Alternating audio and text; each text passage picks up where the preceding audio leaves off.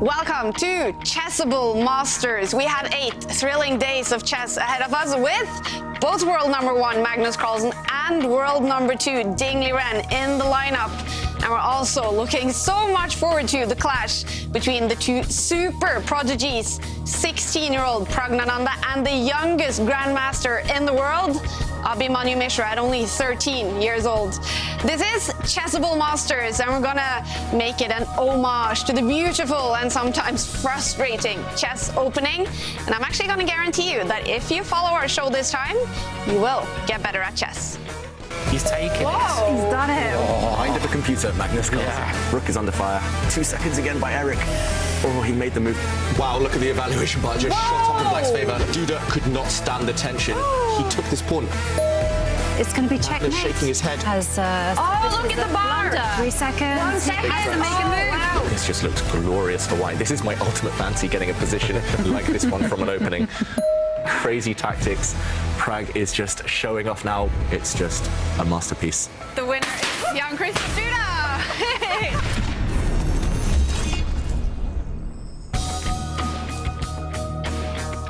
And here to guide us through another tournament in the Meltwater Champions Chess Tour, as always, Grandmaster David Howell. And well, David, we've now made it to the fourth tournament. We're done with the first major, the first 2 regulars. How will you sum up the tour so far? It's been so much fun, Kaja. It's really refreshing as well that we've had a bunch of new names kind of making their way to the top now, breaking through. These youngsters, this next generation, they have shone on this season of the tour, and I'm expecting that to continue. It's been a roller coaster so far, and also I think it was a great thing that Magnus Carlsen didn't win the first major of the season in our last tournament. Duda taking the win there, because now things have opened up. That's very true.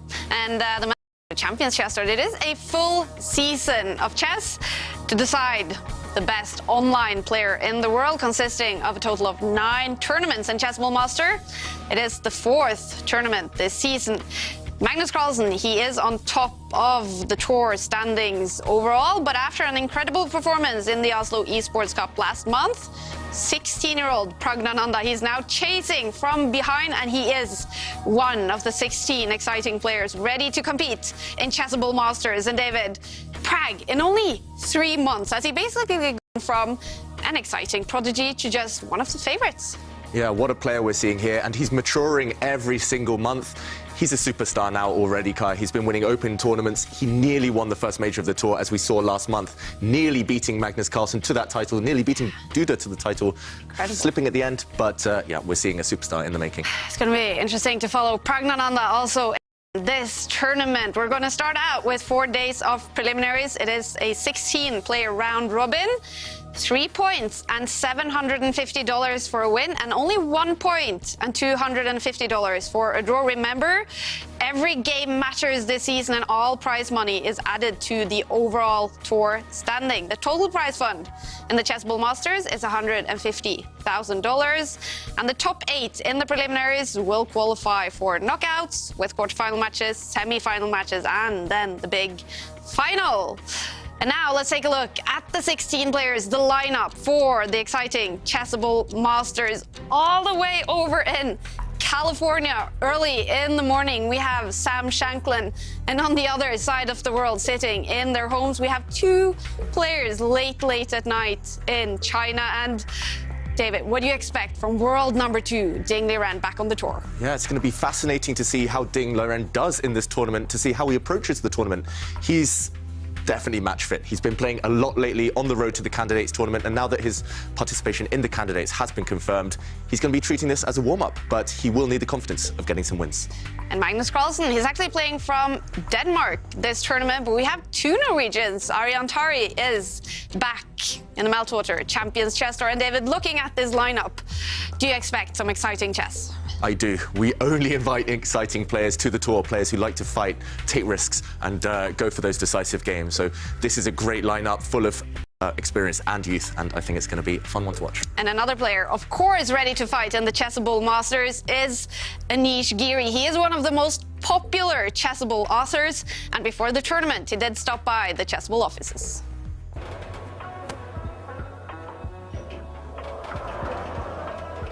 Hi guys, I'm here at the Chessable office, ready to sign some stuff.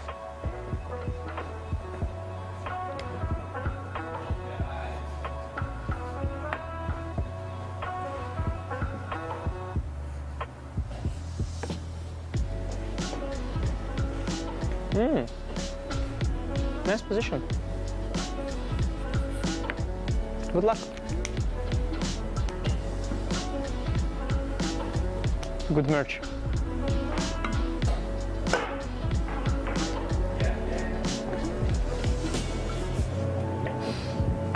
Excellent.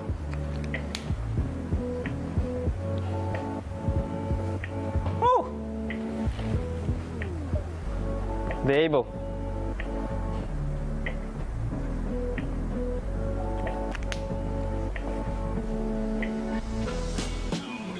Gonzalo. There's actually only one rook endgame in this entire course because we had to tie the rook postulate. You're back welcome. To, you know, the game.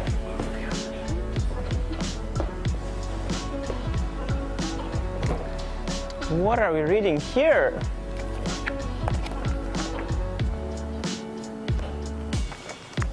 Enjoy. Thank you.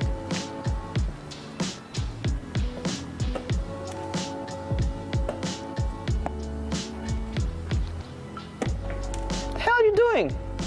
This is chessable, not checkerable. Are you sure? I'm sure.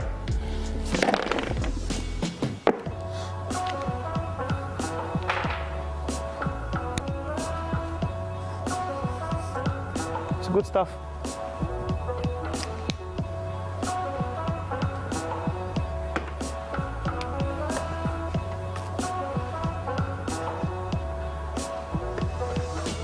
I'm done here.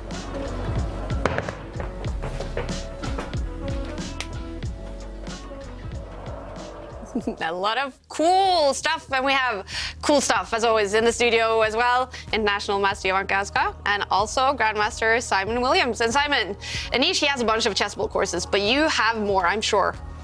I reckon so. Yeah. I don't even know how many Chessable courses I got, which might sound quite bad, but I've been working for Chessable for quite a long time, and it's been a fantastic journey for me. And yeah, it's been a brilliant experience. I mean, they are very fair, which is always good if you're a presenter. And you know, just bringing these courses to the world is a great thing, and their sort of unique technology makes it great for the person who's learning as well. It's totally unique, and this way that you can practice the moves and stuff is just a really cool tool. But I don't know what Nisha's doing there. He's basically vandalising the whole blooming office. So someone should have arrested him there. Came up to me to try to draw on my jacket. He'd get a good slap round the ear. But it's for a good reason, Simon, because all this science stuff, of course, we're gonna give it out to the viewers, Houska. Yeah, we are, and take a look at what's up for grabs. Yeah. And to win this very fantastic prize, well, you have to enter our selfie competition. You have to share with us where you're watching the show from, who you're watching the show with, and the coolest selfie will net this fantastic prize. Yeah. And as always, you can enter using the hashtag #ChessChamps. Yep, and as always, we want them landscape. Yeah, always Preferably. landscape. Yeah, we can also only use Twitter as well, unfortunately, but tweet us using landscape photos. Definitely. Selfies, yeah. And Anish Giri, he is one of the players in the tournament. Let's take a look at who he's going to face in the very round here in the preliminaries. It's going to be Nils Grandelius, the Swede, for Anish Giri. Pragnananda against a tour debutant, Wei Yi. David, what do you expect from him? Wei Yi is actually one of the greatest prodigies of all time. He's well known for being the youngest ever player to break the 2700 barrier, to break into the elite. His career has stalled slightly over the last few years, but Prag now is in the place where Wei Yi was. So really interesting to see these young players face off. Definitely. And we have an all-Indian battle between Hare Krishna and Vidit. Gawain Jones against Sam Shanklin in the first round here. David Anton against the 13-year-old Abhimanyu Mishra. Ding back on the tour to face Jordan van Vries in the first game. Erik Hansen, Mamedyarov, and we're going to follow the first game between the two Norwegians. Kicking it off, Aryan Tari against Magnus Carlsen. And after this first game, you guys, we have something very exciting coming up. We're going to reveal to the whole world which openings have been played the most by these top players on the Meltwater Champions Chess Tour. Then we're going to follow Giri versus 16-year-old Prag, and after that, Jovanka is going to take us through one of the most popular openings, the Queen's Gambit Declined. In the last game today, we're going to follow Magnus Carlsen against Jordan van Vries. Magnus lost to Jordan in their match in the Oslo Esports Cup. And Magnus, in that tournament, well, he was struggling with some sickness. No, motivation is always good. Haven't played a lot of chess, I guess, the last 3 weeks, but it should be okay. I haven't like completely gotten over the cold I had during the last tournament, or I mean, I got over it like a week ago. So I've mainly been, trying to recover from the last tournament and trying not to think too much about chess. Will you check out any Chessable courses in preparation? I don't usually do that, but if it's specific for opponents, then maybe, yeah. And it does seem for the younger players, they are more into maybe actually using Chessable, checking out. A bunch of the players in this tournament have Chessable courses. Yeah, it's a generational thing maybe, but it seems to serve them well, the young players. Not only do they use Chessable to learn, but I think making the courses for them, even at the top level, it's a learning process. They have to go deep, they have to study, they have to commit everything to memory. So yeah, a great tool, and that's why these young players are so good, so young. The technology. Definitely. And we also want to know, Jovanka, how the viewers are dealing with the sometimes frustrating chess openings. Yeah, we want to know everything, and we are asking for our quiz of the day. What do you struggle with the most in chess openings? And the tweet is always to you answer. Sorry, you have to tweet us using the hashtag #ChessChamps. But there is a prize, and Chessable to win a Chessable course with a value of £300.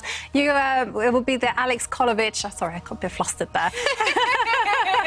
I was looking the wrong way. I'm so sorry. Live TV. And it's a brilliant prize. Alex who was frustrating. It's a brilliant prize up for grabs. It's a lifetime repertoire of The Queen's Gambit declined by Alex Kolovich. Definitely.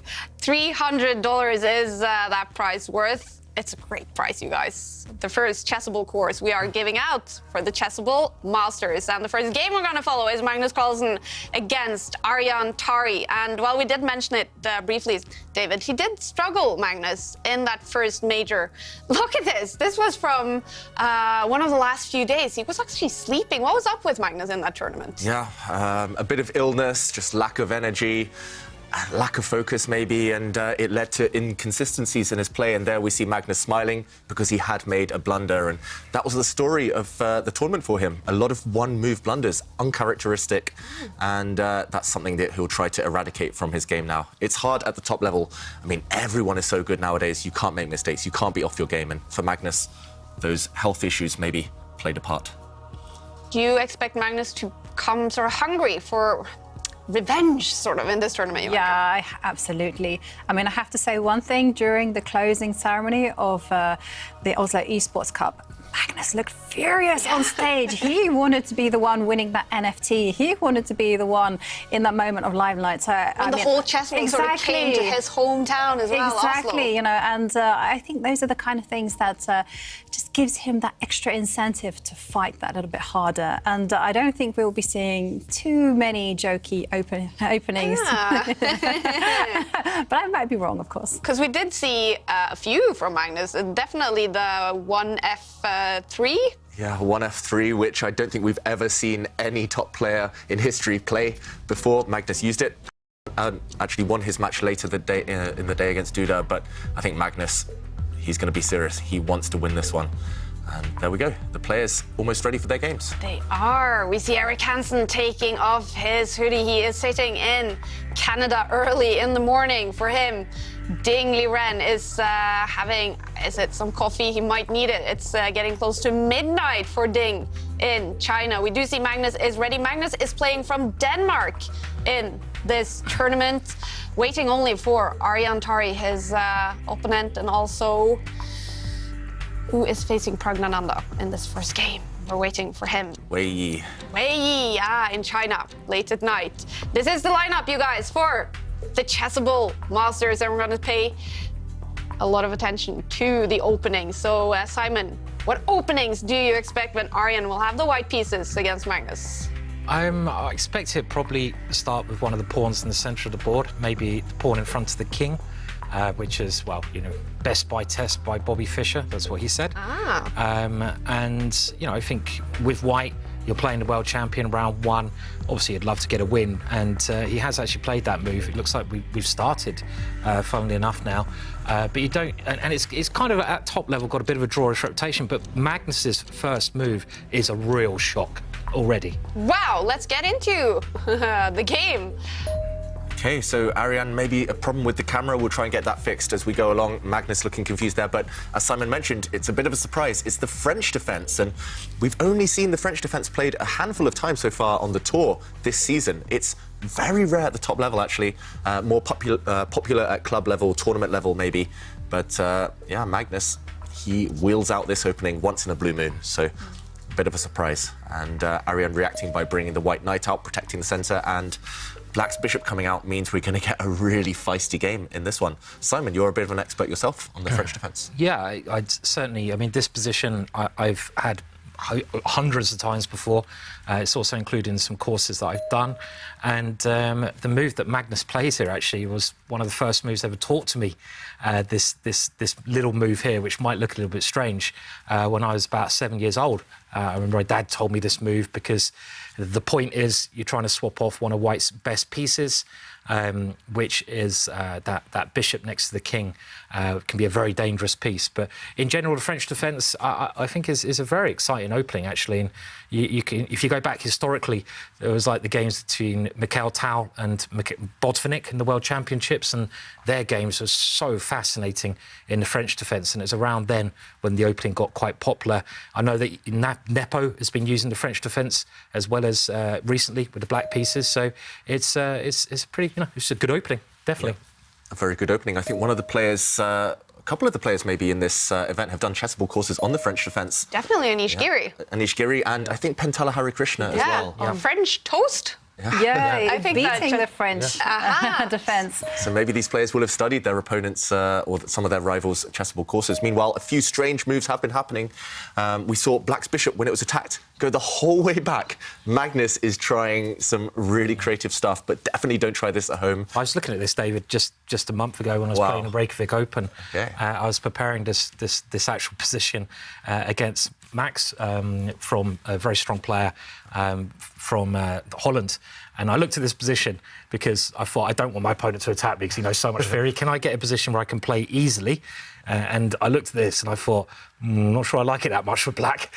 So I actually gave up. And the assessment of this position is supposed to be it's a little bit better for White. But maybe this doesn't bother Magnus. He just wants something solid to play. Yeah, and he is solid for now, Black. Because the centre's closed, it doesn't matter that all of Black's pieces are still asleep on their original squares. So, I mean, I would never, ever do this. Personally, I would never undevelop a piece like Magnus has done. He bringing his black squared bishop back. Maybe we can show this on the board because it is really committal. But yeah, as Simon says, Black is solid enough for now, and it will get Aryan thinking for himself. And it was this move that I found so shocking. Black's bishop has just come to this square 2 moves ago, and now after it got kicked away by this pawn, it stepped the whole way back to its starting square. The whole reason is that you don't want to block in this knight. This knight wants to develop, but undeveloping your pieces like this is not to be recommended in general, unless you're the world champion, of course. And, OK, White gave a check, hitting the black king. This was blocked. White stepped back. And after the white knight also stepped back here in this position, it's all a battle about whether Black can get his pieces out. Are there enough squares? Black is super cramped. How are these pieces ever going to enter the game? I mean, I would have thought here that Black really needs to be able to play bishop to basically try to attack White's bishop, because if White gets one more move in, if White's able to move a pawn to where the white knight came from, it just looks really nice for White. He's managed to ensure his centre. So yeah, this is a nice pawn chain for White. You've locked everything down, and so you think this move, Simon, trading the bishop? Yeah, I think this is a line. This is a main line. Yeah, and I think I was even looking at this kind of stuff before. You've got to try to get rid of this bishop because it might look good, but it's not very good, Black's bishop. Yeah, if the bishops do come off, then at least now the more trades that have happened, the more Black frees up his position, and suddenly the black knight has a good square at least. These doubled pawns aren't such a big weakness. You can push one of them forward later to trade off. Yeah, looks like a good move. Magnus thinking, but we're expecting this bishop move. Jovanka, is this a popular line? You say it's been played before, this bishop move? It's been played on I would say about 30 games. So it's reasonable. But I do think that Simon's move that he suggested, which is the main move, it might not be knowledge for a person that doesn't regularly play the French defence. And, you know, we've just seen that Magnus is kind of like a hobby French player. You know, he plays it once in a while. Why is that? I'm just saying. If he ever heard he's a hobby player. He's a hobby French player. I mean, because you have certain openings that, you know, they're not your bread and butter. So you don't quite know the subtleties, so to speak. So, like, for instance, I didn't even think about this bishop trade that Simon thought about. And he knew instinctively, OK, you've got to stop that bishop from getting to a beautiful diagonal. You've got to stop white from reinforcing the pawn trade. I was thinking, you know, that bishop looks great on that diagonal. Just keep it there. So that's kind of that's the reason why I kind of refer to Magnus being a hobby player. No, I didn't say hobby player. Just a hobby player. I said hobby French player. So this is like a paper, they twist the words, don't they? You just take it out of context and Jovanka called Magnus a hobby player. You know, headlines everywhere. This Magnus is looking, well, to his left a moment ago, and that normally means that he's trying to remember something, but it looks like he was trying to remember something. He couldn't quite recall what the main move was, for example, Simon's bishop move, and OK, when in doubt, push the h-pawn. Oh, but look at the bar with that move. Yeah, and this just... I think computers won't like this because now black can never really castle on that side of the board. The black king, if it ever tries to castle onto the king side, the right side of the board, then that black pawn has actually pushed too far forward. It's a weakness that white can attack later. But Magnus is trying to take control over the dark squares, so... over as much territory as possible. So, OK, it makes some sense pushing forward, but the black king is probably doomed to stay in the centre for a long time. Risky stuff. Risky stuff. And it turns out, Simon, you have 27 published Chessable courses, according to Buddy. 27? Yeah, that's a lot. Really? That many? Can't be that many. I mean, they didn't... Quick search shows that GGDM has published 27 Chessable I mean, courses. I know they locked me in a basement and said, you've got to work for the next 2 months before we feed you. But I didn't realise it went on that long. I'm joking. I wanted to do them. But it can't be 27. 27 published courses. No. Because how many hours of video does many of those courses have? They're all about at least 10 hours. Some of them are 30 hours. So it's a lot. That's a lot of video. I mean, 27, maybe 27 videos, including other companies I work for, but it can't be 27 Chessable. I don't believe it. I believe You've done quite a lot, though. I've done a lot. I've done a lot. But 27, where's my life gone? So we need more of our viewers to verify that fact. So check out Chessable. Yeah. Simon Williams, GGM. No, I do love making the courses, obviously, and it's a pleasure to do so. But 27 is a lot, isn't it? Yeah. It's a lot of courses. It's my age, I wish. And mine. Yeah. It's like that moment when you count up all the shoes you've got in your closet and you're like, oh, how many? I did that the other day, actually. It was catastrophe. Yeah. Yeah. All right, we have another move by Harry. Yeah, talking of catastrophe, this could be bad for black if he's not careful, but Magnus, he needs to get his pieces out. So Aryan there with white just blocking black's h-pawn. So we've got kind of a locked up situation there on the right half of the board, but Magnus taking the time to eventually develop the black knight. But if you look at black's dark squared bishop in front of the black king, that piece has moved 3 times out of black's first 10 moves. And it's not on that great a square anyway, so black's lost a lot of time. White needs to do something quick in order to kind of profit from that. So I still like white's position, but there is a big question what to do next. Often computers misevaluate positions from a human point of view because they think, OK, you have a space advantage, which white does here in the centre. You have more active pieces, better developed pieces, which white kind of does, but still no plan forward for a human player. I assumed white's idea was to, play this move he's playing and just bring the bishop back to that square. And then maybe exchange the bishop for black's knight and have, well, maybe quite a nice strategic position with some bishop g5s and e6 breaks. So it's just this seems like a very natural plan, and I think you're right. The computer is definitely over-evaluating white's position because it's a blocked structure, and computers don't evaluate blocked structures as well as they should do. This is the type of position where if one computer played another computer, white would win, but it would take 100-something moves anyway. So from a human point of view, that's less likely to happen. And we should, of course, say a few words about Aryan Tari, the second highest rated player in Norway after Magnus Carlsen, of course. He's been a second for Anish Giri, at least I know, so he must be quite good with the openings. He's very good with the openings. I remember back in, 2017 now, he knocked me out of the World Cup because he was so well prepared in the openings.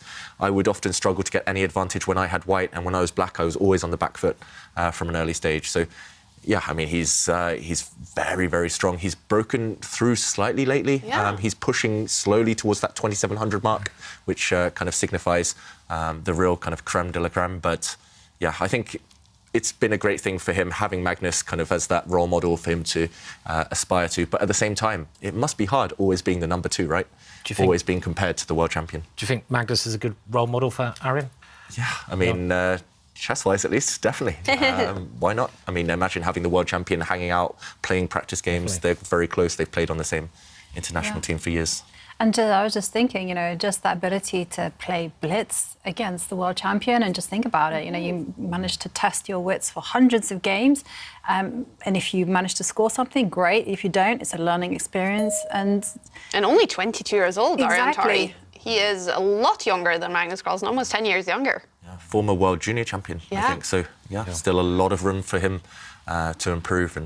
And it's looking good, I guess, in this first game against his fellow Norwegian. He's very good in the opening, Sky. And, yeah, I mean, you don't become a second for someone like Anish Giri without knowing your stuff. So, Aryan, I think that's why maybe Magnus went for something a bit offbeat, a bit rare, unusual. He's just trying to survive the opening and take the game into kind of muddier waters. But this last move by Black, yes, it's locking down the light squares, but look at all of Black's pawns. They're mostly on light squares. That means you don't control the dark squares. And, yeah, some of Simon's ideas might come into play a bit later. Maybe we can jump in, show what Aryan is thinking about right now. Yeah. And it's all to do with maybe the dark squares, this one, maybe this one later on. You could start by thinking about trading bishops. This definitely looks like Black's best piece, and it's moved about a lot, so you might as well say to your opponent, OK, you've moved about, but you've just wasted time. I'm going to trade you off. I don't really see what Black does next move, to be honest. I guess you bring the knight in, but as Simon also mentioned, at some point now, White can drop the bishop back and trade off this strong knight. And that pawn structure is going to favour White. It does feel like that Magnus is probably in wait-and-see mode. He has to just react, and there we see the bishop move on the board. Just make a few no moves, just... Yeah, I mean, I think you're just a little bit worse, aren't you, with Black here, because it's White who's pushing with his ideas, and it's very hard to come up with an active plan for Black. I mean, look at what Black can do. I mean, Black, I was thinking this move might well be worth doing because the knights could become extremely good the more closed the position is. So I think this makes sense, at least getting rid of one of White's knights and swapping that off. But Black would love to do a pawn break here, and the normal pawn break you'd try to play in the French defence is this move here with the pawn to try to put some pressure on White's centre.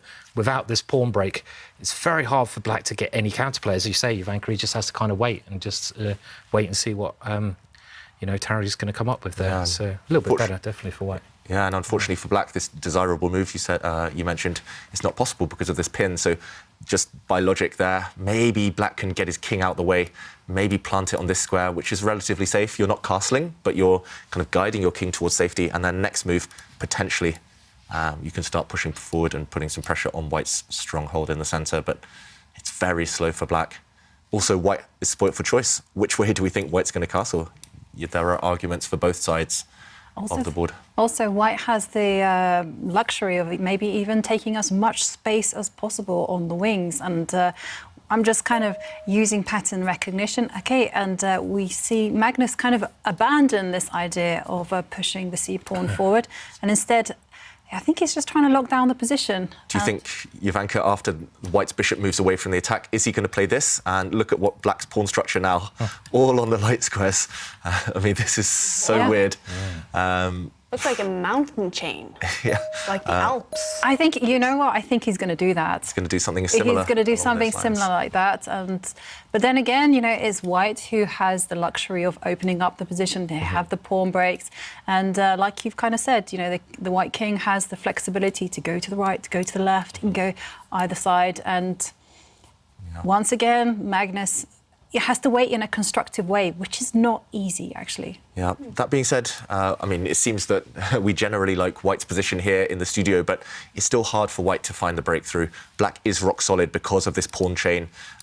This is quite good strategy in general. Once you've kind of traded off your light squared bishop, put your pawns on light squares so you can control the light squares. And OK, here we go. Aryan, because he's got the bishop pair now, because he's got a bit more space, he's trying to accelerate the play. And there we go. We do get that pawn structure. Full All house. the black pawns on light squares. Yeah, definitely. It's strange. You hardly ever see that in a match between two strong players at this level. So is it good? Is it bad? I mean, generally you have to be very careful because, as David said, if you put all your pawns on light squares, as you do here, the opposite colour become very weak because you can't guard any of the dark squares with your pawns. So you can see all the light squares where black's pawns are, they're only attacking light squares. So the dark squares, therefore, are holes. Very hard for White to get in them, but yeah, maybe it's... But so that white dark squared bishop, is that now a very strong piece for Aryan? Potentially, yeah. I mean, we could imagine a situation where actually the dark squared bishops come off because White's dark square bishop potentially strong, but Black's dark squared bishop is the only guardian of the dark squares. So it does make some sense to maybe trade off those dark squared bishops, and then later White's knight will try to creep into the dark squares. Black's knights, their main job will be stopping White's knight getting in. I think the main problem for Aryan potentially is that White's light squared bishop is just kind of hitting against concrete. That's why Black's pawns, they've kind of created this strong, rock-solid formation. White's bishop, the light squared bishop, may be lacking a future. But if things do open up, it's going to favour Aryan. If he can creep into the dark squares, it's going to favour Aryan. I think Magnus just has to hope that he can trade off as many pieces as possible. For example, I think it would be a small mistake here for the pawns on... OK, he castles his king, very logical. I was going to say, to release the tension and trade off a set of pawns on the A file, that would be a mistake, because you don't want to open up lines, trade off rooks, trade off everything, because if you trade things off, you have nothing left for White. You have no advantage. Black has got no weaknesses, and I think you have to keep the tension. And Magnus, look at this, he's bringing his knight to the side of the board. He's trying to force Aryan to block things up even more. If you block things up, that will favour Black's knights. So, key decision now for Aryan. That's certainly a key decision. You know, are you kind of go into the temptation of just blocking up the position by saying, hey, I got all the space? Or are you just going to make another improving move and maybe try to control the knight's circuit? And very tense positions so far. And whilst the players are pausing for thought, I did want to share with you, we have a quiz of the day where we're asking what is the thing you struggle with the most in the openings. And George Charman says, I love nothing more than sacking pawns in the opening. It's a very far cry from this position.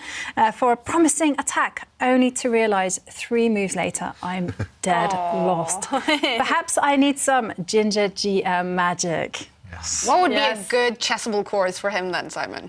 The Tao course. There's a course by Mikhail Tao, or The Art of Attack, which is another course about how to attack and how to sacrifice. So either of those ones are all about attacking in chess. So The Art of Attack, very famous book that did the videos for, or the Tao course, which is just about this crazy attacker. So they will help you, well, maybe a little bit, you know, sack those pawns, but maybe not in a losing way. So, if your instinct is to sacrifice, don't kill that instinct. Just go embrace with it, right? Go with it. Yeah, I mean, you should do. I mean, like, I think in chess you should always play the way you want to play because it's more fun.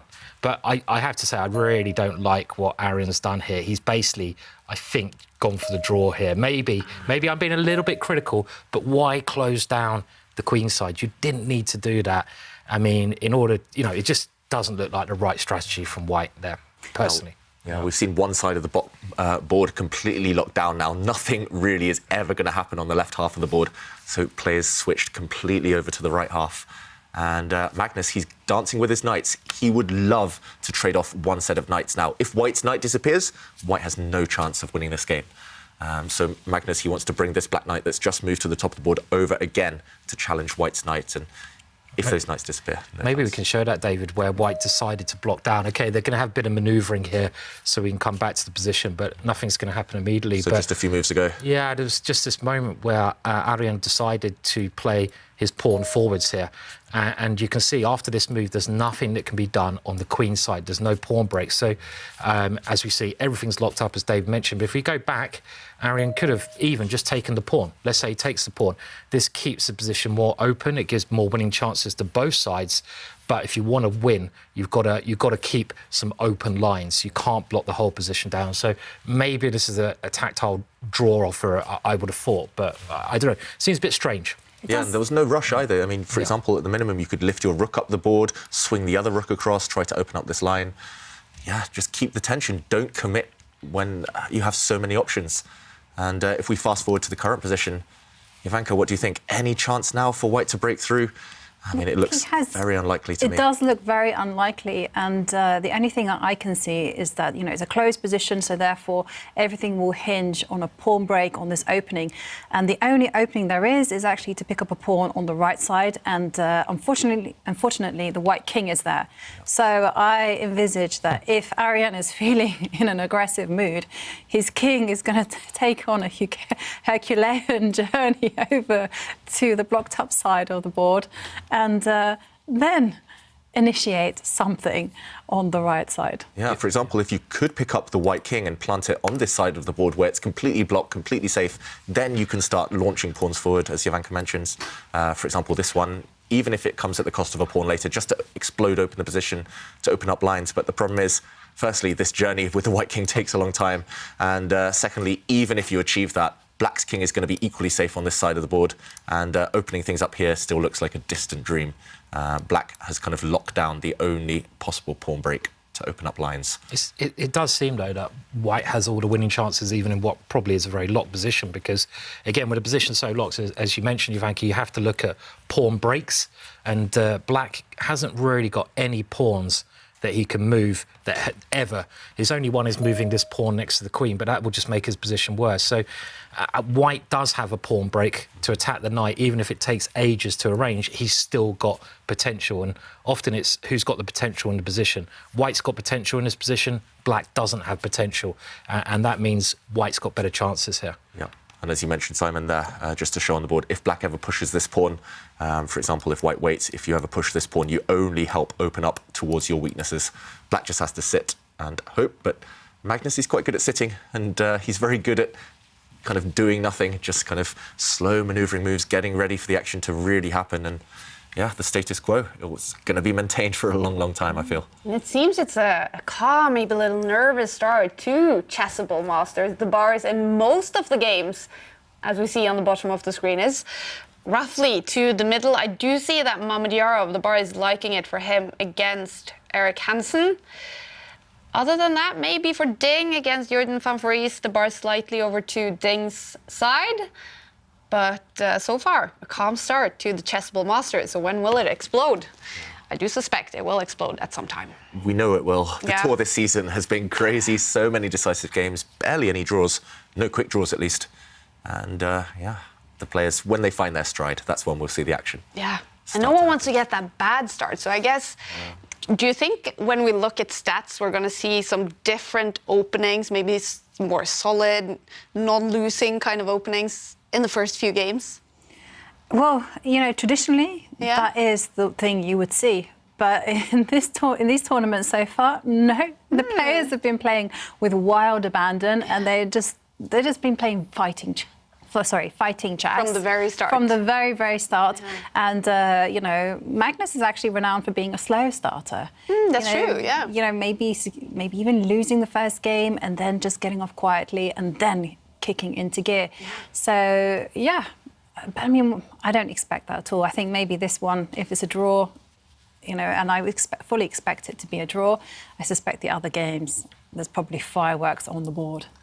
Yeah, there's at least 2 or 3 of those other games which I think are going to produce decisive results, produce some winners. And, OK, a trade, a bishop for knight. Do you know what, David? I was thinking about this and I thought if White really wants to draw, he could bring his knight back to g5 and go f4, and there's nothing there at all. I can see. but he hasn't gone for that. Okay, he's still playing for a win then. Things I are guess. livening up slightly. So there is a semi-open file now towards the white king. And actually, there was a big trick, a big trap. If Aryan had been greedy and grabbed this isolated pawn, it looks like white has won a pawn, then suddenly queen takes pawn would win for black, because this pin means the queen is untouchable, and suddenly the white king too open. So Aryan had to dodge that. He had to get his king out of the way, and the black knight retreating, now defending this pawn, and Aryan just pushing this pawn forward. Simon, you mentioned the complete draw, and I think we're going to see that any moment. If these knights disappear, there's no chance for the major pieces. Yeah, I mean, for example, you could just trade here and then just lock things up, bring your queen to this square, bring your rook across to defend this pawn. Yeah. No weaknesses for either side. This is the thing, if white had an open line on the queen side, which she could have had, white could still try to win this position, because the old saying is you've got to play against two weaknesses. Yeah. Black's kind of got a weakness with the Harry pawn, I would say. But you need another weakness to win this game. Let's go back to the players. We're going to see a draw any moment. Look at this pawn structure as well. So strange. This is the most locked pawn structure you will ever see. Yeah. Simply nothing to do. Neither side can push forward without losing a pawn. And look how kind of irrelevant the rooks are here. No open lines for them, and we're going to see the kings do a bit of dancing.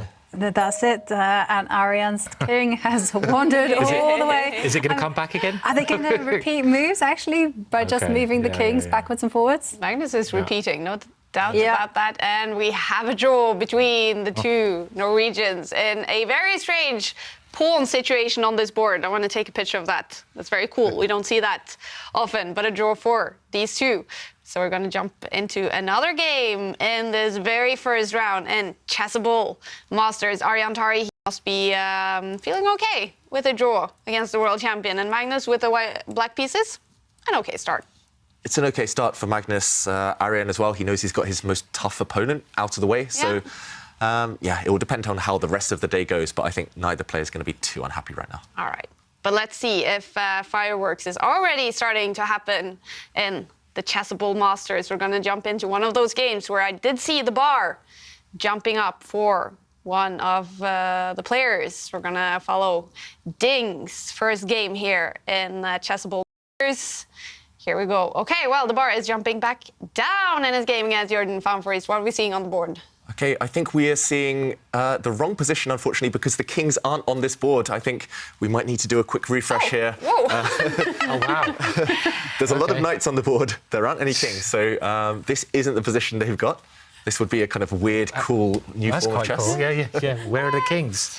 Where are the kings gone? So white's king is actually where the knight sits at the bottom of the board, and the black king is in the corner where the black rook sits. But we'll try and get that one sorted as quickly as possible. Oh, that's kind of fun. Are there any? I know there's a bunch of chess variants. Is there any variants without kings? Ooh, there's one called Horde Chess, where one side only has pawns for the first 5 ranks. There's, what is that, 20, 30 pawns, and they're fighting against a whole army. But, yeah, OK, we have the position. We have the kings They back. are the soul of the chess game. Pawns the are kings. the soul of... Well, OK, I know, the kings pawns as well. are. But you kind of need the kings there. Yes. Kind of need something to fight for. And the kings are back. They're back. And we do see a bit of an imbalanced position with 2 knights against 2 bishops. And the 2 white knights protecting each other, they do look quite menacing towards the black king, but no real threats. And the black bishops have long-term potential. White is also 1 pawn up for now. So maybe that's why the evaluation bar prefers white's position, giving white a 1-point advantage. But, yeah, everything to play for. Simon, what do you think here? Yeah, I mean, I like white's last move because it does seem like black's king is a little bit weak. That's the first thing I'd be homing in on here, the opponent's king. And it seems like, the black king has lost a bit of pawn protection. But when you're trying to attack your opponent's king in such a situation, you look at your pieces near the king. White's knights can't do anything. White's queen can't really do anything. So you try to bring in reinforcements. So I think white is going to do this rook swinger. But now black is aiming to swap queens off. And I think this is also a very sensible move from black. Wow. And if he wants to, he can exchange queens. But yeah, very, very strange position again here, actually, over the last couple of moves. Yeah, this last move by Ding is really committal, because now if we do see a queen trade, if black takes the white queen, white is going to have to ruin his own pawn structure in the process. Interesting. Yeah, also, I don't like what's kind of happened here after the trade of queens. I'm also worried about those 2 white knights that are kind of not anchored by any pawn. I mean, especially, I mean, I love the move that Jordan has played. You know, it's very thematic. You know, you have the bishop pair. That's their long-range pieces. Open up the position. But something that did spring to mind was also the black king suddenly mobilizing itself and trying to attack those knights. Yeah, if the black king can ever get out of the corner, it's caged for now, but if the black king can ever enter the game later, yeah, the white knights might feel a bit uncomfortable. So, yeah, things are turning slightly in Jordan's favour, but the white knights for now have some kind of stability. I mean, it's hard to even find a move here for Ding, to be honest. The clock situation as well, not in his favour. Playing late at night, he's lost control. He's up against it. I think Ding would actually love to escape this game with a draw. Jordan looking very confident, leaning back. I mean, you'd like to push the pawn forwards as white, I think, the one that's attacked, but is that possible to do that? Maybe we can jump into the position and show. So black's last move was to push this pawn, trying to explode open lines. For example, I think it would be a bit of a mistake to trade here. For example, if you get greedy and grab a pawn, then suddenly you'll feel the wrath of this bishop.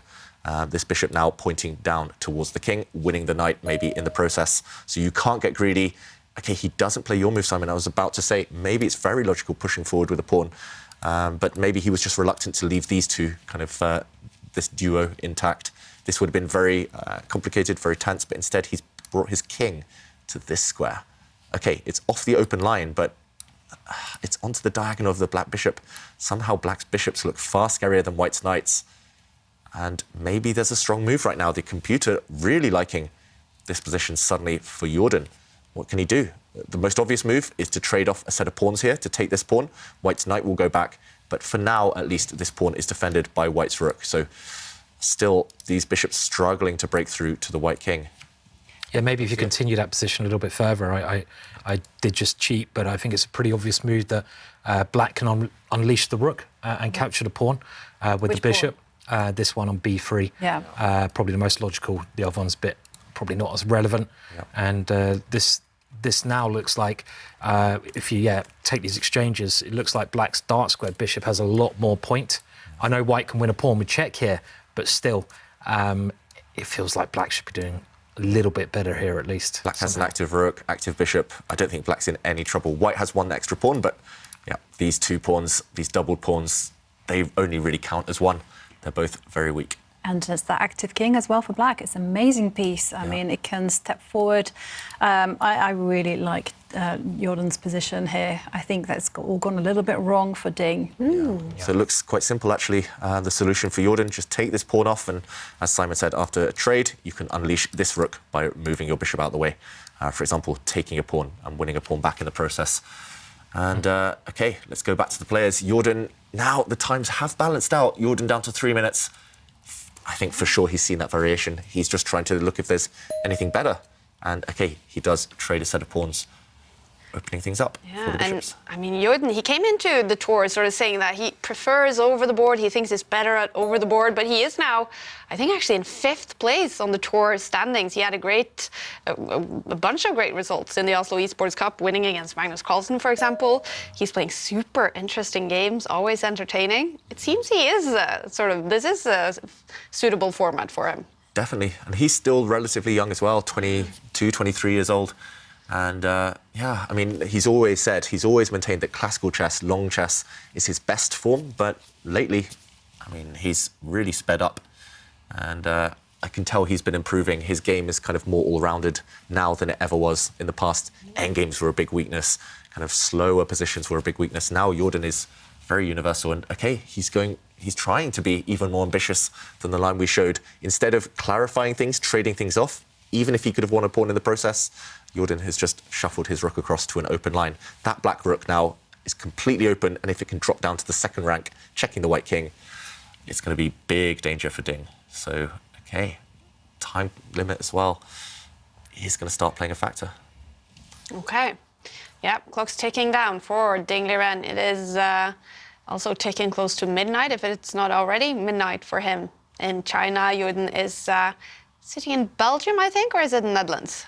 I'm not sure. I know he was living in Belgium for a long time, but he travels a lot. He's very busy with tournaments. So, I know he was in Spain a few days ago playing in the Spanish league. He's a busy man, Jordan. Yeah. And Dingliran, he has been a busy man. Oh my world. He is now world number 2. That means he is ready for the candidates because Karjakin has been pulled out because of his comments on the war in Ukraine. But Dingliran, he had to play 30 games and he had only played 4. So he had an incredible streak playing, what was it, 28 games. Yeah. He did that in a month. In a month. 28 classical games. Yes. How insane is that, you guys? That's a lot of chess. Yeah. Imagine each game, maybe the average is 4 hours against grandmaster opposition every single time. It's intense. And he did well. He gained rating points. He moved back up to world number 2. And yeah, I mean, he definitely can't say he's rusty now going into next month's candidates tournaments. I think just on the back of his recent results, Ding has to be one of the favourites to qualify and challenge Magnus for the title. But do you think it's, you know, playing 28 games in a month, that's very tiring. Yeah. And now he's playing the Chessable Masters again, which is it's a difficult time zone for him and also an awful lot of games. Is it maybe too much? I'm impressed he's playing here. I'm grateful he's playing here because he's such a good player and we want to see his games. But yeah, I mean, his coaches have to make sure that he's got time for rest at some point and time to kind of make sure his body clock is all correct. The candidates in June, that will be in Madrid. So yeah, he'll start having to shift his kind of sleeping pattern anyway. And that's part of being a sportsman, but he can do it. And if he does, then I think he's got all the tools to win that event. I did make an interview with him yesterday, actually. We're going to show you that in a few days. So I'm not going to reveal everything he said, but he did say that he was now in the process of getting a visa because it's going to be played in Madrid, is it, in Spain, the candidates. And he did struggle with that visa, didn't he, for, was it the Grand Prix series? Yeah, I think it was the Grand Prix series. Yeah. So that's a little bit worrying. Let's hope he gets a visa so he can actually play the candidates, where he is now qualified. World number 2. One of the players that we know Magnus Carlsen respects the most in top chess. Yeah, and meanwhile, he does have a difficult position. Ding's last move, bringing the white king towards the centre. That is full of risk. I think it's a good move because white's king actually protects a very important pawn. If you look at that black dart squared bishop, it's hitting against a pawn now that's well defended, but you are kind of walking out into enemy territory, out into the open, into no man's land. So you're playing with fire. Jordan here has a few tempting moves. That's why he stopped for so long. Actually, Jordan spent half his remaining time on this one move. Most likely, he'll bring the black rook at the top of the board. We mentioned it's on an open line down to the 3rd rank to try and break through to that white king, hitting the white knight in the process. Alternatively, he could play the move that Simon mentioned earlier, bringing black's light squared bishop out the way. But, OK, he brings it down to the 2nd rank, his rook. A bit mysterious. That rook, does it really want to get greedy and take white's pawn, the kind of irrelevant pawn in the corner? It felt like he should go for the attack, Jordan, and one of his own pawns was dropped. Both sides giving away pawns here, but it's still that knight versus bishop dynamic. I always prefer bishops, but here, who knows, the white knights still have some targets for them. Yeah, I mean, the time situation is very important now as well. I mean, if you check out both sides' times, I mean, Ding is under a minute and Jordan is under 2 minutes, so they got to speed up. And whose position do you think is easier to play? Because that's what it's all about when you're low on time. Definitely, yeah. I mean, it's, yeah, I guess black's, I mean, but, you know, saying that, white's knights are very tricky, aren't they? And you can see the last move, he's trying to bring that knight into a good central position where it's defended by a pawn.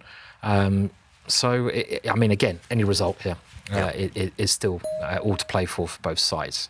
And Jordan bringing his rook to an open line, very sensible again. Maybe threatening to bring that rook down to give a check to the white king. Yeah, I would take black here every time, I've got to say, just because there are, I mean, white's king is a bit open, bishops, it's easier to trade off bishops for knights than it is to try and force a knight for bishop trade. It's easier to do it that way round. But then again, Ding's doing a great job of keeping his king protected.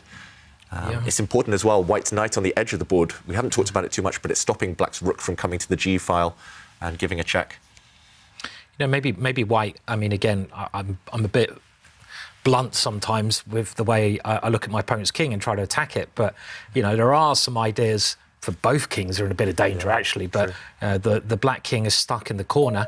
And often when your opponent's king is stuck in the corner, and, you know, for example, here, White can bring the rook over, can't he? To potentially, this is one idea, to threaten checkmate. Immediately. You were shocked by that last move. I was very Future shocked by hates that. it.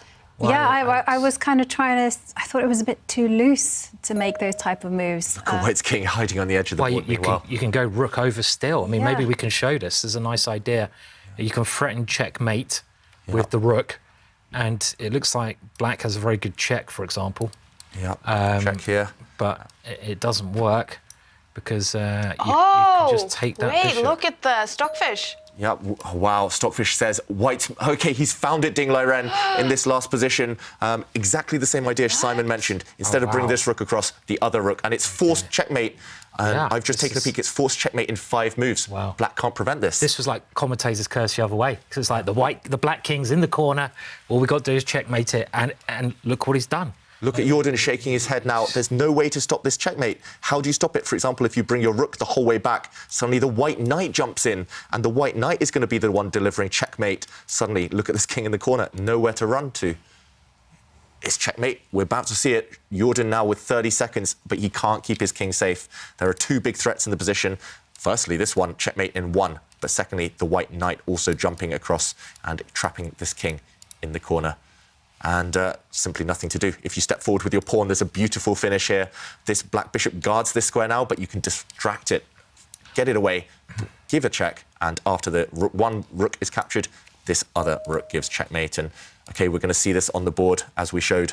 This black rook steps back to defend this square, but now the white knight jumps in, and checkmate inevitable. Very nice. Oh, Very, very nice mating pattern there. Yeah. It's the 2 white knights. We talked about them. They're tricky. Yeah, very tricky. Yeah, They are very tricky, and king in the corner. That's always a sign that you should be careful. And oh, look at Jordan. yeah, he knows Big it's over. sigh. There's nothing he can do. And he's going to show the checkmate to us. Wow. And, OK, it was checkmate in 1 here after Black's bishop takes 1 knight. The knight replaces it. And what a finish. Out of nothing. Checkmate. Yeah. Wow, what a start for Ding Liren playing late at night in China. He wins the first game. It was swinging back and forth, this one, but a win for Ding Liren against Jordan van Vliet. There's drama going on against Erik Hansen and Shakhriyar Mamdiyarov. Clocks are ticking down for especially Erik Hansen. What's happening? Wow, a crazy position. I'm just trying to do a quick count. Temporarily, Black has an extra bishop and 3 pawns, but now his rook has dropped. So White has a rook in exchange for a black bishop and 3 pawns. That being said, Black's pawns do look quite good. If Black can kind of deal with the mess, the huddle of his pieces at the top of the board, then he should be doing well. He's ahead of material. And here I'm expecting Shakhriyar to move his bishop out the way. If black bishop moves, then the black rook as well is staring down at some enemy pieces. That being said, there are some crazy checks in the position. White's queen is getting ready to jump in to the top rank and check the black king. It's just chaos right now. What do you guys think? It's hard to predict, to be honest. I was trying to work it out while you were talking. I was like, well, you know, if the bishop moves, the queen checks, and then the king has stepped forward, and there's another discovered check. What's happening?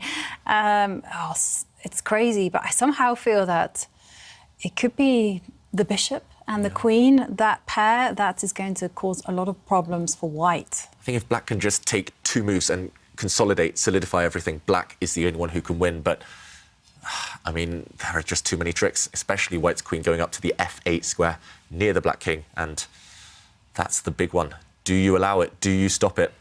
That's why Mamdiyarov is thinking head in his hands now. But, yeah, Erik fighting. We've seen before, Erik, sometimes under time pressure, he has made a few slip-ups here and there, but he's so resourceful. Mamdiyarov, how will he keep control? He needs to move under 1 minute now, and Mamdiyarov is not good under time pressure, especially relative to some of the other players in this field. Mamdiyarov needs a bit of time on his clock just to calculate. He's very good at calculation. Yeah, I mean, the natural move, as you say, is just to move the bishop to attack the knight. But does this fall into something nasty, do we think? Yeah. I mean, we're probably going to see him move very quickly. But I thought we'd see him move a minute ago, but Shakhriyar has completely frozen, and he does move his bishop. Okay. Oh, and an instantaneous response from Erik. You know, he just doubled his rook. I was expecting the queen to come and give a check.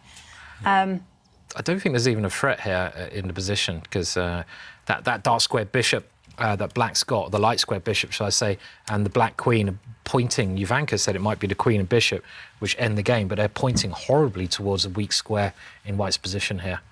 So this is a nice calm move. Just get out of that check. I like it. It's practical, Very especially practical. when you've only got 19 seconds on the clock. Be practical. Don't necessarily go for the perfect move. And we just to show what Simon was talking about, it's all about this square. If black can break through to it, there's a checkmate idea constantly that white has to watch out for. So it's all about this knight. If this knight moves out the way, then there might be trouble. It has to continue blockading, and that's why the queen has shuffled across. This knight is attacked twice, but also defended twice. So taking it would only lead to a bunch of trades. Nothing spectacular. It's all about now whether black can activate this knight, and he does so.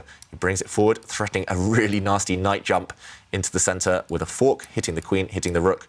Maybe that's not a winning threat, but it's definitely a scary one for Eric to deal with. And OK, he gives a check, and this is just blocked. So this queen's diagonal, not too effective. Yeah, it's all about the white king, I think. Suddenly the black king is super safe, and this white king is never comfortable while the black bishop lives. So, yeah, let's go back to the players. It's really scary times now for Eric Hansen. It's drama on the clocks for these players. This is the first round in Chessable Masters, and I'm just going to remind you that after this game, before the next round of games, we will reveal the most popular openings among these top players in the Meltwater Champions Chess Tour. So I do urge you to stay with us in the break after this game. Will we have a winner? I mean, the bar is definitely alive, shifting from side to side. Now it's down to middle. What do you think? What is the most likely result here? It's impossible to call. All three results are possible, you know, and especially when the players only have 30 seconds on the clock. You know, both sides can make a mistake, and both sides have the problem that their position isn't that safe and that the margin of error is quite high. The price for a mistake is going to be quite significant here, unfortunately. And, well, it makes for entertainment. Yeah, that being said, I would choose black here every time because you could maybe just lose a pawn with black and still be OK. You could trade queens with black and still be OK. But for white, the margin is higher because if you lose a pawn or if you lose a piece or allow black's pieces to coordinate, then black is the one breaking forward. And that's why the momentum's just shifted to black, at least on the evaluation bar. White's last move does feel a bit superficial. That white knight is protected, but it's hanging by a thread. And it needs the black knight to come forward. OK, black's queen. I think the clock's going to play such an important role now. And as you mentioned, Eric's so used to being short of time, a bit more experienced than Mamedyarov in these, these situations where you're playing on the internet, basically. I mean, Eric's the better player there. 8 seconds, 7 seconds. You can tell Mamedyarov is nervous. OK, he does trade off. Suddenly his winning chances are lessened by this trade. And this is actually a common error. When you're under stress, you tend to release the tension and make trades. And Mamedyarov developing his knight. Still, there's a lot of pawns and a knight in return for the rook. Yeah, so the material imbalance is white having a rook that's worth 5. Black has a knight plus 3 pawns. In total, that's 6, so black is 1 point up. But the white queen and white rook are going to start teaming up now against the black king. And you've got to be careful. Mamedyarov's king has been abandoned slightly. OK, he defends a pawn with his king now, but the white rook going up. This is threatening checkmate in 2 moves. Ooh. If white's queen can go up and capture the pawn next to the black king, teaming up with her rook, that's going to end the game. Black's knight is also attacked by the white queen. You have to move your knight and defend. I'm not sure how you defend here. I can't see it. You have to move, retreat the knight. Yeah, but then retreat and block maybe the white rook on the 7th rank. This is the only way. Yeah, I think that was the only move, as you say, Simon. Yeah, only move. Definitely, because otherwise the white queen would come right into the centre. Yeah. And it seems like the energy is going with Eric at the moment, definitely, the way he's keeping the pressure on here. 20 seconds. Problem is, maybe you can't increase the pressure. Yeah. OK, he does try and increase the pressure on the 7th rank. And now, how do you keep that knight intact? If you move that knight out the way, white's rook will go and capture a pawn. Can you simply play for a draw? And I'm thinking of repeating the position with perpetual. This one is very so. I would never want to give up a pawn next to my king with check. Nerves of steel. I mean, this is incredible. Can you really do this? If there's no win for white right now, it's a miracle because black's king is so open. Phenomenal. I can't see it, though. No. I mean, you just assume here that the black king's going to get checkmated because you've got 2 heavy pieces around the black king. But the knight does such a good job of just stopping that important check. And black is threatening a draw here, a perpetual. So... And we're going to see it happen. White is threatening checkmate. If white's queen goes up to the top rank, the black king is trapped, but the white king is helpless and can't defend from these checks. The black queen and knight just in time. to save the draw, and we're going to see the position repeat itself. Oh. Ooh, miraculous save at the end there from Mamedyarov. Drama in the first game for Erik Hansen and Shakhriyar Mamedyarov, but eventually it is a draw. We did follow the first game for Ding Liren in this tournament in Chessable Masters against Jordan van Voorhees. That was almost a checkmate on the board. We did see 100 on the bar, and it was a very quick finish, David. So could you just show us what happened in the ending there? Yeah, so if we can jump in, and we were talking about the white being the most vulnerable of the two. The white king has gone on a real adventure, a real journey on the side of the board, but we didn't talk about the black king. And Jordan here had forgotten about his own king, Ding, delivering the killer blow by just shuffling across this rook. And suddenly the king is trapped in the corner. There's nowhere for it to run. This is a killer threat. Bring the rook to the top of the board, teaming up with this key knight, the rook and knight combining to deliver checkmate. And OK, the black rook had to step back to cover this square to stop the check. But now the other white knight, which has been sitting on the other side of the board, joined the party. It joined the fun. The white knight stepped forward, and there was nothing else to do. Black is powerless, and in this position, after the knight check, he resigned. Because after the black bishop takes this one white knight, the other knight replaces it. The king is checked in the corner, and it's cut off by the white rook. A really beautiful checkmate to end the game.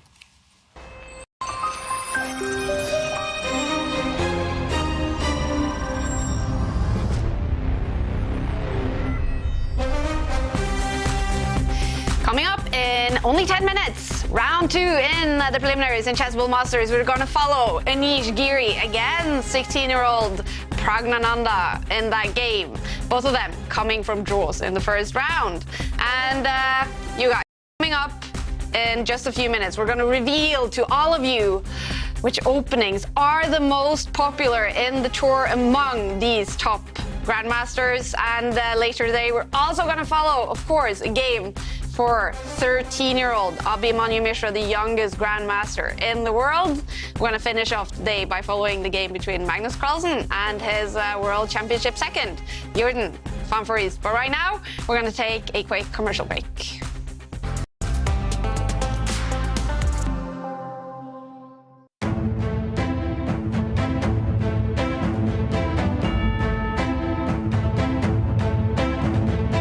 Gains that confidence, plays a few good events, stops looking inwards into his own insecurities. I like the no expectation part, so like that's something that has gotten better because sure, it's like not my full-time job. It's definitely good for chess in India, and now there is Olympiad also, so there'll be more people following and taking up chess as professional sport. Yeah.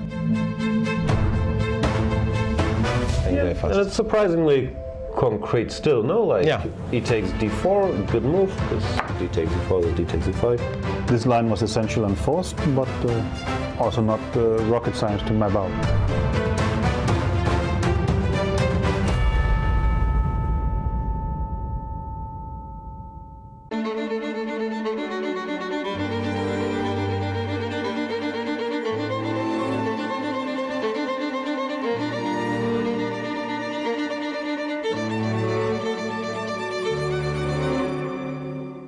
Chess is an exercise in awareness.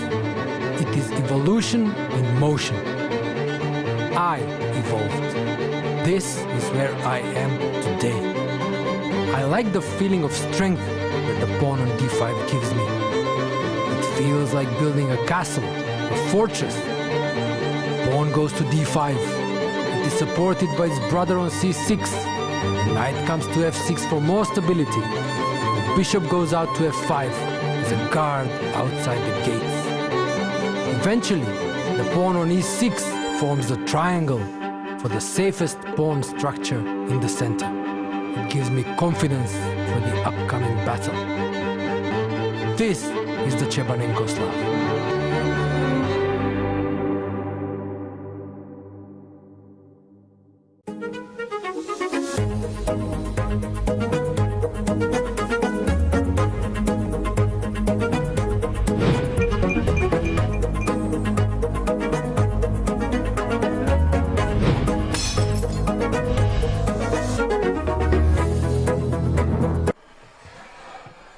Seriously?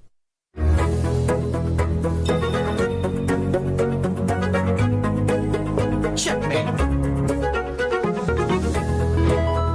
Chess is an intelligent system that analyzes your game, prevents mistakes, and develops recommendations for improving your skill. Phew.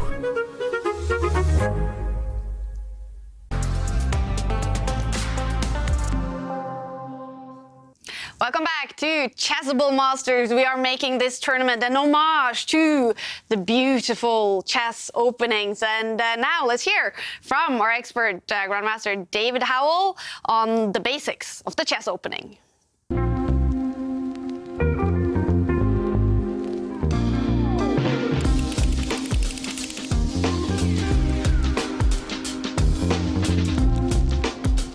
When White starts the game, White has 20 possible options on the first move. Likewise, Black has 20 possible replies. By the end of Black's second move, there are almost 200,000 different possible positions that could arise on the board. By the end of the game, there are more possible positions than there are atoms in the universe. This means that it's impossible to memorize everything. We need to understand what we should aim for at the beginning of the game. At the beginning of the game, the most important thing to try and do is to control the center. You can control the center in two ways. You can occupy the center with pawns, or you can try and control the center from afar with your pieces. When we talk about the center, we mean these 4 squares in the middle of the board.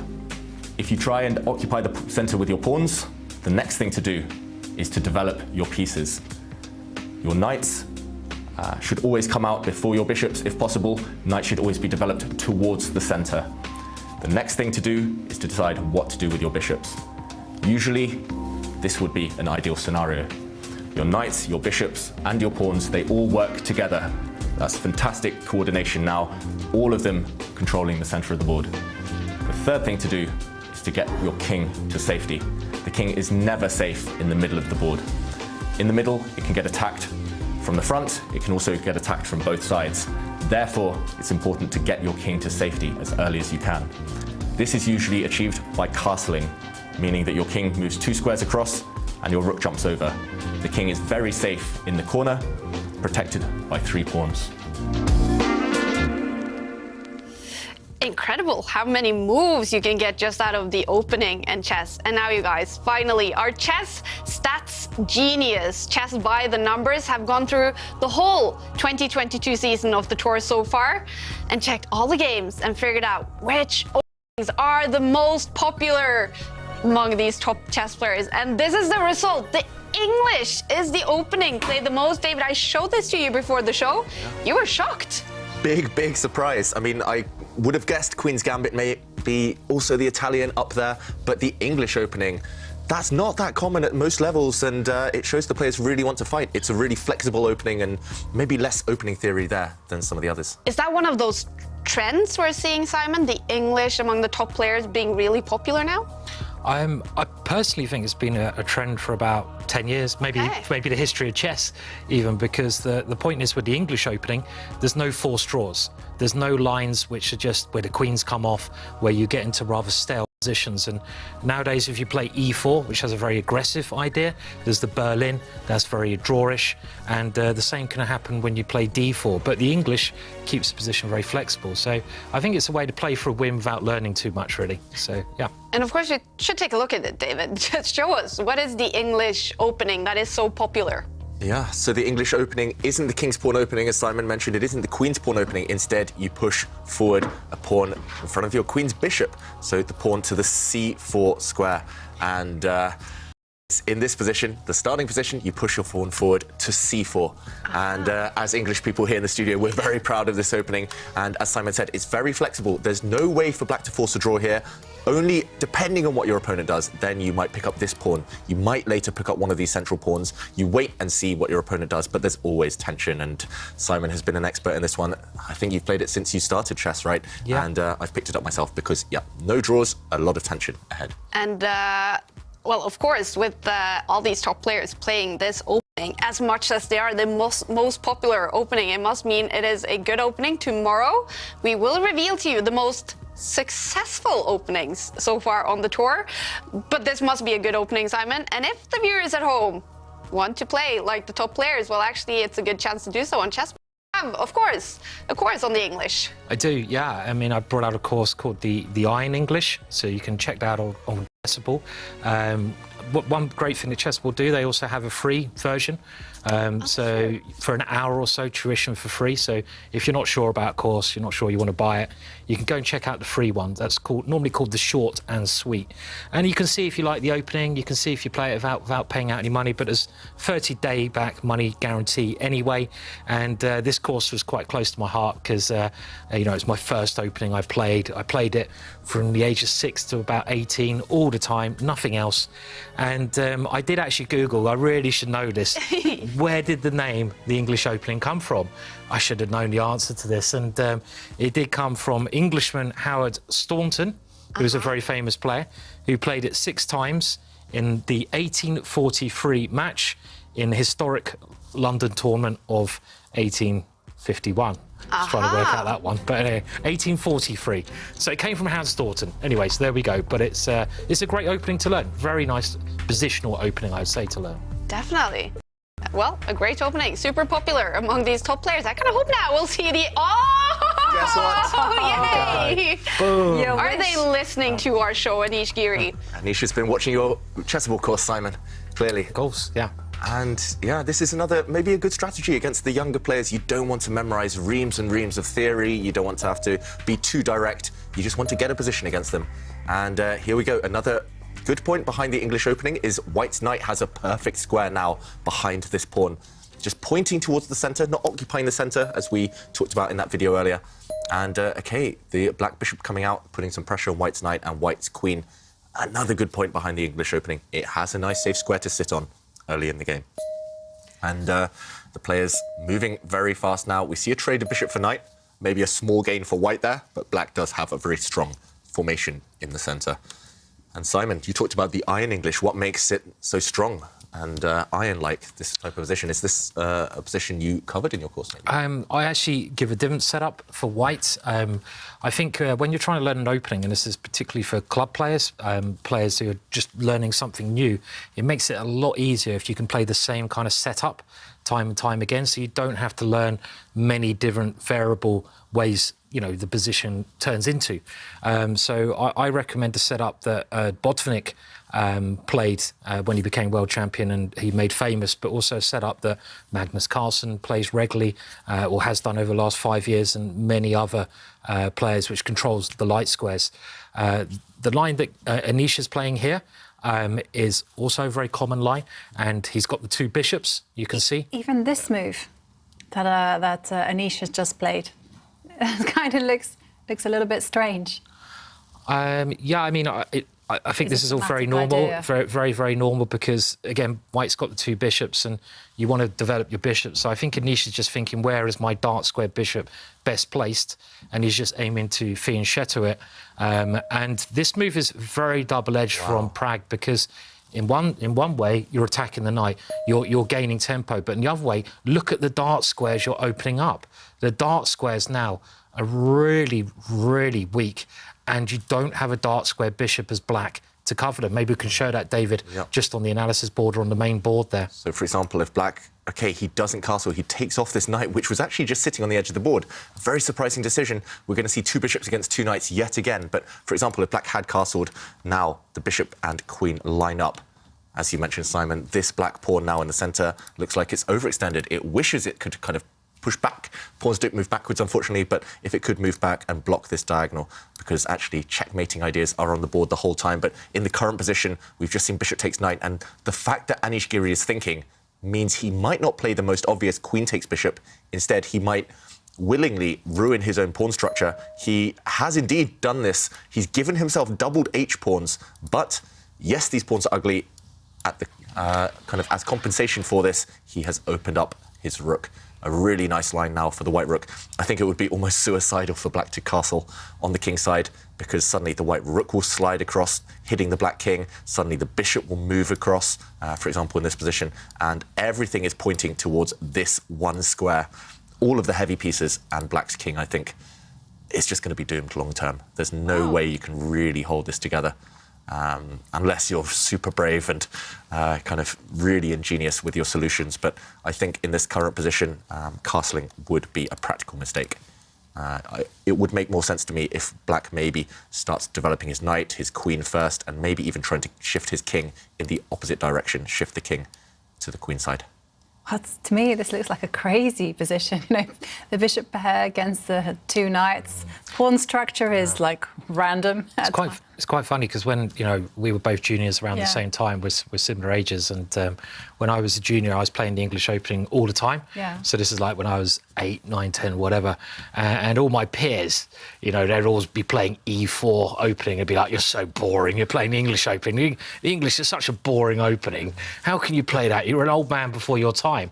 And it is actually, as we can see from this position here, a very fascinating opening. And E4, in some respects, is much more boring, especially at top level, because you have many drawish lines there. In the English, you don't have those lines. So don't listen to what other people say. No. Just do it anyway. Don't listen to them. Yeah. Where Simon and I both played each other when we were very young, like maybe 8 or 9 years old. Yeah. And when he played the English against me, that was the very first time I faced that opening. Oh. I was like, what is this? No one picks up that pawn. And so I was like, OK. And I just made up something there. Lost my queen. Me, probably. No. It was the game where I lost my queen. And then I thought to myself, he was like, I'm going to win, and I was like, I don't want to lose. So I had a rook in return for the queen. Baby. And I won one pawn, and then I won another pawn. And then you offered me a draw, and I was like, yeah, I'll have that. So the first time you guys played the English, it was a draw. It was a draw. Yeah. Solid. Okay. Yeah. Is it, these games, how would you describe the English games? Are they fighting? Are they solid? That's the beauty of it, I think, the English Opening. It suits all kinds of styles. If you want to be solid with white, you can be. But, I mean, if you're in a fighting mood like Anish Giri right here, you can completely imbalance the position. You can open up lines. White's queens and bishops can fly out. The English Opening has a lot of potential. And likewise for black, as Jovanka says, you can kind of freestyle in a way. You can pretty much do anything as black, and you will be okay-ish. But, here, I mean, this position, it's actually quite funny because we looked at the game between Ding and Jordan van Vreest, and that game was 2 bishops against 2 knights, and white also had doubled H-pawns. And we've got the same again. But meanwhile, big moment for Pragnananda. Again, don't castle towards the king side. It's also interesting to see the evaluation bar. I know it's not maybe a very strong evaluation bar, but it does seem to favour Prag's position, which I find a little bit surprising. I just love this dark square bishop. You can never exchange that bishop off as black, and it's on a beautiful diagonal. But maybe I'm relying too much on just one piece. If one piece is going to win the game, I could see that bishop certainly being that piece. But I think I'd still take white here personally. I mean, just the one with the attacking chances. Yeah, for now at least. Yeah. And the only issue is, what's white going to do with the king? I mean, it can move to the left side of the board, but, it's not especially safe there. But, because of the dark square bishop, it's like both a good defensive and attacking piece. And, you'll be relieved to see that Pragnananda listened to David, although they can't really hear us commentating. But there was some kind of subliminal messaging going on, and he listened and he understood. There's no way do you ever have that, talking about subliminal messages? Sometimes when I'm playing, I think you can actually, now this might sound a bit weird, but when you're sitting there for 7 hours, you can kind of get into your opponent's mind and then get into yours. Yeah. And sometimes, even if they play a really odd move, you kind of expect that move, and it's weird. It's like this move, you just think they're going to play this move, even though it's a weird move, and then they play it, and it's like, how did that work out? It's like some kind of mind power going on. I don't know. Was that just me being a bit weird? No. Psychic, maybe. Well, I don't know. Maybe psychically weird. Yeah, but I don't know. Do you ever have that? No, I have that quite often. I mean, one of the things that I get with, especially we're asking for our quiz of the day about opening struggles, is that I've analysed this position, I've thought about everything, and then when I get to the board, I'm like, what happens if they play this move? Yeah. And sure and then enough, they play it. Yeah, they're homing in on your thoughts, and they're exactly. they can out of somehow. All the 10 moves that you've analysed, they've kind of honed in on that one that you're like. Does that happen to you, David? Or all the time. All the time. Yeah. There you go. So it's not just me. Good. Chess players are psychic. You heard it here first. Aha. But meanwhile, we have had a couple of moves, and maybe these two players are psychic as well, because they've both copied each other. They've both castled their kings over to the queen side. So no big attacks yet. Both kings are maybe targets long term, but for now, it's all about mobilising white's bishops or mobilising the black knights. And I've got to say, the more I look at it, the more I think, yes, the bishops have potential, but black's knights for now have the clearer path towards good squares. OK, very good strategy, first of all, from Giri. If you castle on what we call the long side, on the queen side, always take another move to shuffle your king towards the corner. It's just safer in the corner, and Prag copycat again. The psychic bond has not been broken. They're both copying each other's moves. Yeah, always shuffle your king towards the corner because you protect more squares. That way, it's easier to hide, simply. And, yeah, still very kind of weird, imbalanced position, but the computer thinks level chances for now. And both of these players played a draw in the first round in Chessable Masters. We can take a look at the results from round 1. We did have 3 players who were able to win their games. Sam Shanklin won against Gawain Jones. David Anton, he won the first game against 13-year-old Abhimanyu Mishra. And as we saw, Ding Liren winning game 1 against Jordan Van Forest, a crazy game. Right there, all the other games ended with draws. Anish Giri, he played a draw against Nils Grandelius, and Pragnananda, a draw against Bai. So in this one, will we have a winner? The bar just went over to Prag's side in an exciting game with the English opening. Yeah, I mean, I like White's last move, shuffling the king right into the corner, but the evaluation bar hates it, so it's one of those positions. It's just so imbalanced, right? I would be surprised if we do see a draw in this one somehow. It feels like either the white bishops are going to take over and dominate later on, or the black knights will just be tricky.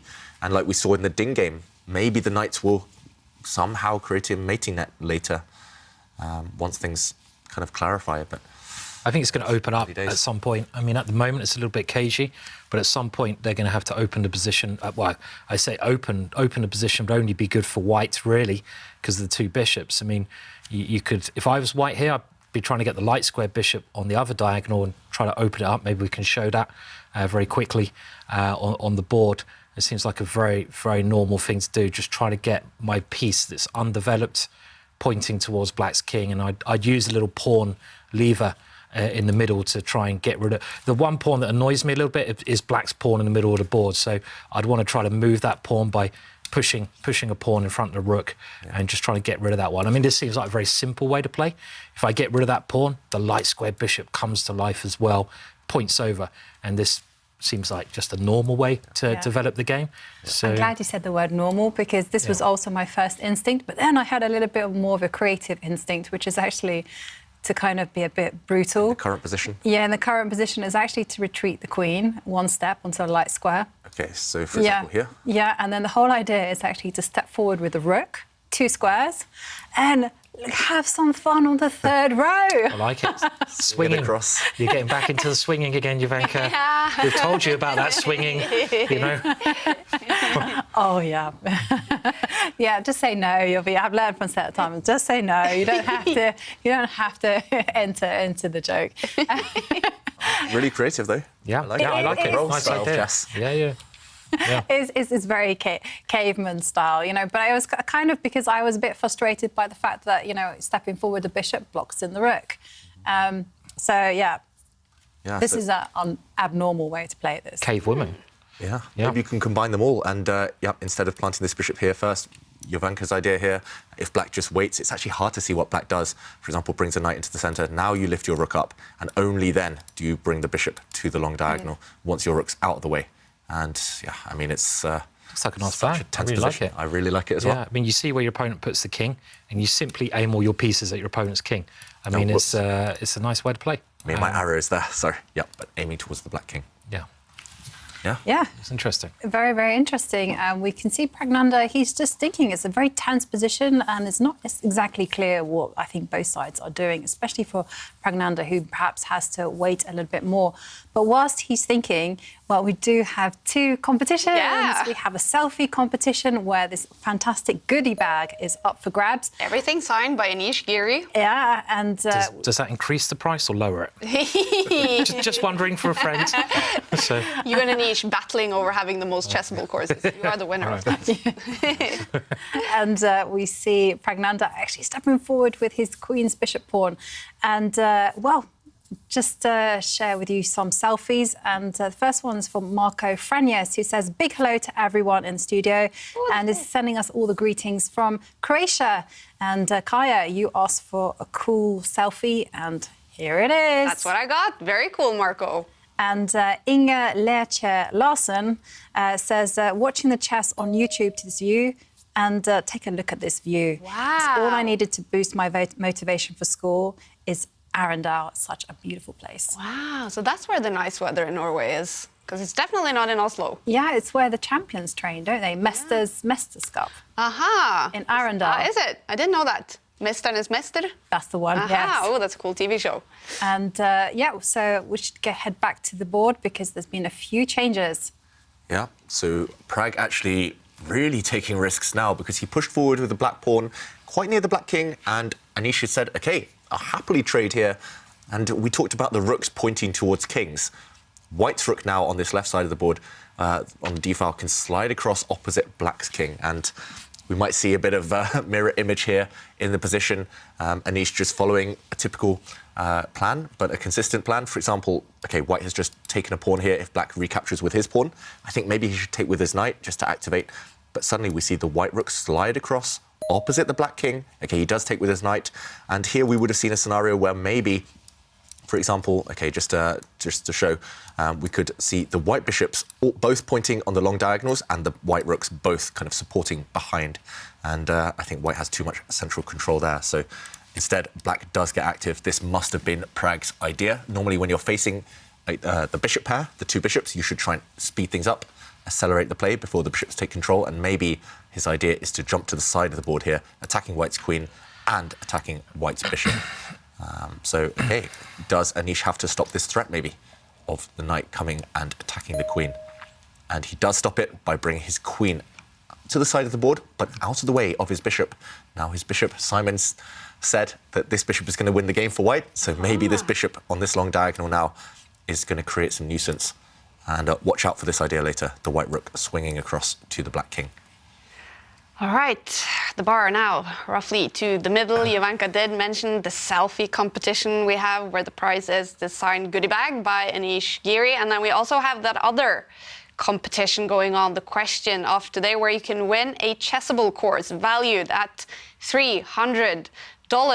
And the question is, what you struggle with the most in the opening. That's what we want to know. That's what we want to know, and it's a fantastic prize up for grabs. A course on the Queen's Gambit Declined by Alex Kolovitz. And so we do have a move from Pragnanda. He's retreated his knight, getting ready to centralise it, or maybe even to move it to the left side of the board, just to protect the king. After all, knight is the king's best friend, as we've learnt from David. And, well, a lot of people being very honest with their struggles. Ooh. Yeah, and I have to say, I feel a lot of empathy for these struggles.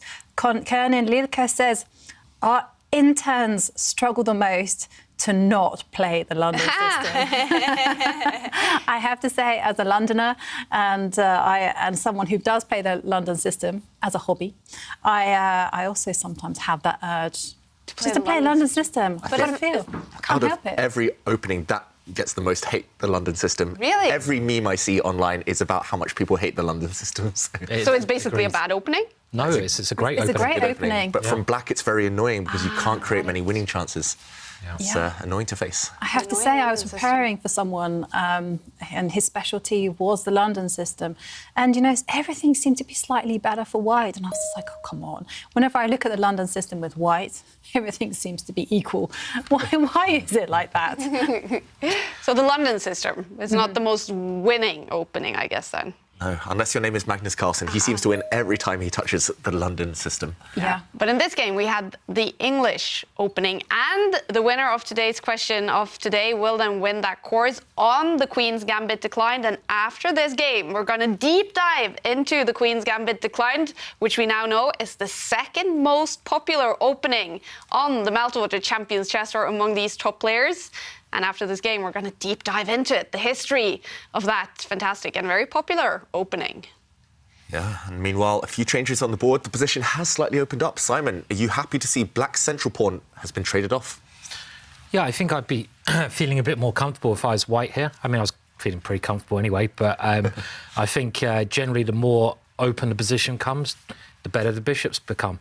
On the positive side, Black's... I mean, another danger you got when you're playing with knights, as Black is here, Prague, they can often be pushed back, pushed away by your opponent's pawns. It's quite hard to stabilise them, and this is just a real problem, knights against bishops. It's not always the bishops are better, it's that the pawns come forwards and they just push those knights back. And in the long run, this seems to be a problem with the black knights. They're not stable. Both of those black knights are not on squares where they can remain for the rest of the game. I don't think white should push the pawn in the middle quite yet, but at some point, it just seems like they're going to get pushed around. And you combine this with the bishops, the rooks, the open lines. It just seems very pleasant for white. And I certainly think Anish is doing very well at the moment. Yeah, also white's king is nicely tucked away. The black king potentially a bit vulnerable. And I guess the question, my next question just before we go back to the players is, does white take this pawn? Can you get away with taking it with your bishop or with your rook? I don't think you should take with the bishop, because if you do get greedy and capture, then suddenly this pawn push will release another attack against this bishop, and look, it's suddenly pinned. This is a pin. If the bishop moves, the rook behind it will fall. But it's slightly tempting to go and grab this pawn with your rook. And after this trade, you don't have the same problem of this bishop getting trapped, because if black does push forward with this pawn, you can maybe just grab. You just get greedy, and I never considered even taking the pawn. I didn't even think about it. I thought, no, other side of the board. Yeah, I just didn't even look at it. I thought, no, we just get on with it on the, against the king. David noticed it straight away. Grab that pawn. I've been looking at it for a few moves already, Simon. Yeah. But, what if you can grab the pawn? Why not? It's a pawn is a pawn. He doesn't. Goes for your idea, but very quickly. So the only reason I didn't like this straight away is I thought black could temporarily put the knight on the side of the board, but I guess white's idea is to retreat that bishop, which I've only just seen could be a very good option. But it's black's knights, they just seem very unstable, don't they? And I mean, maybe black's fine, but I wouldn't like to be in his shoes at the moment. Yeah, they could be very, very bad, but they could also be decent and tricky pieces later. So, yeah, let's go back to the players. It's still really in the balance right now. And can I just bring your attention to something else? Look at the bar in the game between the youngest grandmaster in the world, Abhimanyu Mishra, and world number 2, Dingley Ren. The bar is all the way over to Abhimanyu Mishra's side. OK, it's very tense, but it does look good for him. So, OK, early days in that one. He's got a big advantage after the opening. It's just about whether he can convert it. Will nerves get in the way? Will Ding be able to fight back? Wait, how big of a shock would that be? So last season, Mishra won one game in that one tournament he played against Pentala Hare Krishna. It was a huge shock. It was just an amazing performance. Now he's playing world number 2. That would be a step up.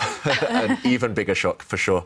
He's just got to beat Magnus next, doesn't he? And it'd be, all done. So. All right, he'll break the record of Pragnanda. He'll be the youngest player ever to defeat a world champion. Yeah. If he beats Magnus, which is and it would be an incredible achievement. I mean, he'd beat the record by 3.5 years or something at this point, Mishra. Yeah. Incredible. Wow. So still early days in that game. Just keep an eye on it, please. And we will definitely jump over if Mishra is about to win that game. A lot of hard work to be done, though, in the meantime. And do remember, if you are watching us on Twitch, you can, in the control center, actually design your own screen, and you can have up as many games as you want. You can follow both this, and you can follow the studio. You can follow, for example, that game between Mishra and Ding, if you are following us on Twitch. All right, and on the move, the bar is swinging from side to side. Yeah, and it's similar to what Simon pointed out. It's all about whether those 2 black knights on the side of the board, are they a strength, or are they just kind of locked down to each other, immobilized? Are they just kind of bystanders while the real action happens? Pragnananda now, meanwhile, trying to improve his rook. He's eyeing up white's central pawns, which are slightly loose. I guess that's why you hesitated earlier, Simon, from pushing those white pawns, because it does feel a bit loose for white, but no direct threat for black yet. Black's knights can't move, even to go and grab pawns, because they have to protect each other. It's just about how Anish Giri improves his pieces. Maybe it's time to move one of the bishops, move one of the white rooks. Still so tense. And, I mean, this is the type of position which could swing all the way in black's favour, could swing all the way in white's favour. Clock times, it's still in the balance as well. Yeah. I feel the decisive result in this game. I would be, I would bet, well, okay, I'm not a gambling man, but I would be very surprised if it wasn't a draw. Yeah, I have to... If it was a draw, sorry. Yeah, I have to say, I really do like Anish's position, but it comes with a caveat. I do think that he has to consolidate. So, you know, there's a pawn under fire. I think he has to take it on a move-by-move basis, defend the pawn. That's well, maybe it's not under fire. What am I talking about? There's two knights that you were mentioning. Well, they're kind of tangled up with each other. So, yeah. I wonder if White can try to put the rook next to the... Oh, what's this move? No, not this one. I thought... Pride frowns. I thought about putting the rook there and trying to, you know, push those knights away, not the king. Yeah. I mean, it kind of makes some sense to get it off the diagonal of the queen, but I don't know. It's very strange. This is like styles, where all our styles come into question. I was just thinking of overprotecting all those pawns. Right, yeah. Going into defensive mode and maybe winning on the counter-attack. Simon was thinking of the attack, and Anish was moving his king, but I don't understand what the plan is. And here, okay, we do see the Stockfish suggestions in terms of moves right now, and 2 moves keep the balance for black. The first move is just incredible, and if Prag sees it, I'm just going to applaud him, because it's an amazing move, bringing black's knight into the centre. We'll show that in a moment. But if black doesn't find the top 2 moves, he might be in trouble. Everything else gives white a big advantage over +1. So, OK, let's jump in to show these moves on the board. The second best move, which is also fine, is to just move the rook, improving a piece. This one is possible to find. Maybe you want to stack up your other rook behind it. But the top move for black is to actually give up a knight, plant the knight in the centre of the board, where it looks like it can just be taken for free. White's pawn can just grab this knight. But if you take it, suddenly white loses on the spot because of this knight fork. This is a check, hitting white's rook, and white will lose material. For example, if you move towards your rook to try and defend it, then black's knight actually jumps out the way, discovered check, and hitting the queen. You win the queen on the next go. So this is a deep tactic. You have to see 2 or 3 moves ahead. But the whole idea is to open up this line for the black rook. And to do that, you bring your knight into the centre. The secondary trick is that white's queen can't go and take this knight, because suddenly another knight fork. This is why we say knights are so tricky. This is what we call a royal fork, hitting the king, hitting the queen, and hitting the rook. That's just greedy. And actually here, suddenly the momentum might well change if black finds this move, jumping into the centre. Will he find it, David? I think so. I absolutely think so. You think he's going to do it? Okay. Yeah, because, you know, it's a forward move. You know, backward moves or the knight moves are really difficult to spot. Here, it's about going forward. You're naturally looking towards those checks. Oh, he doesn't find it. And, yeah, well... It's difficult. Yeah. It was difficult. It was tricky. But, I mean, this move is probably just as good, according to Stockfish. Just bring the rook up.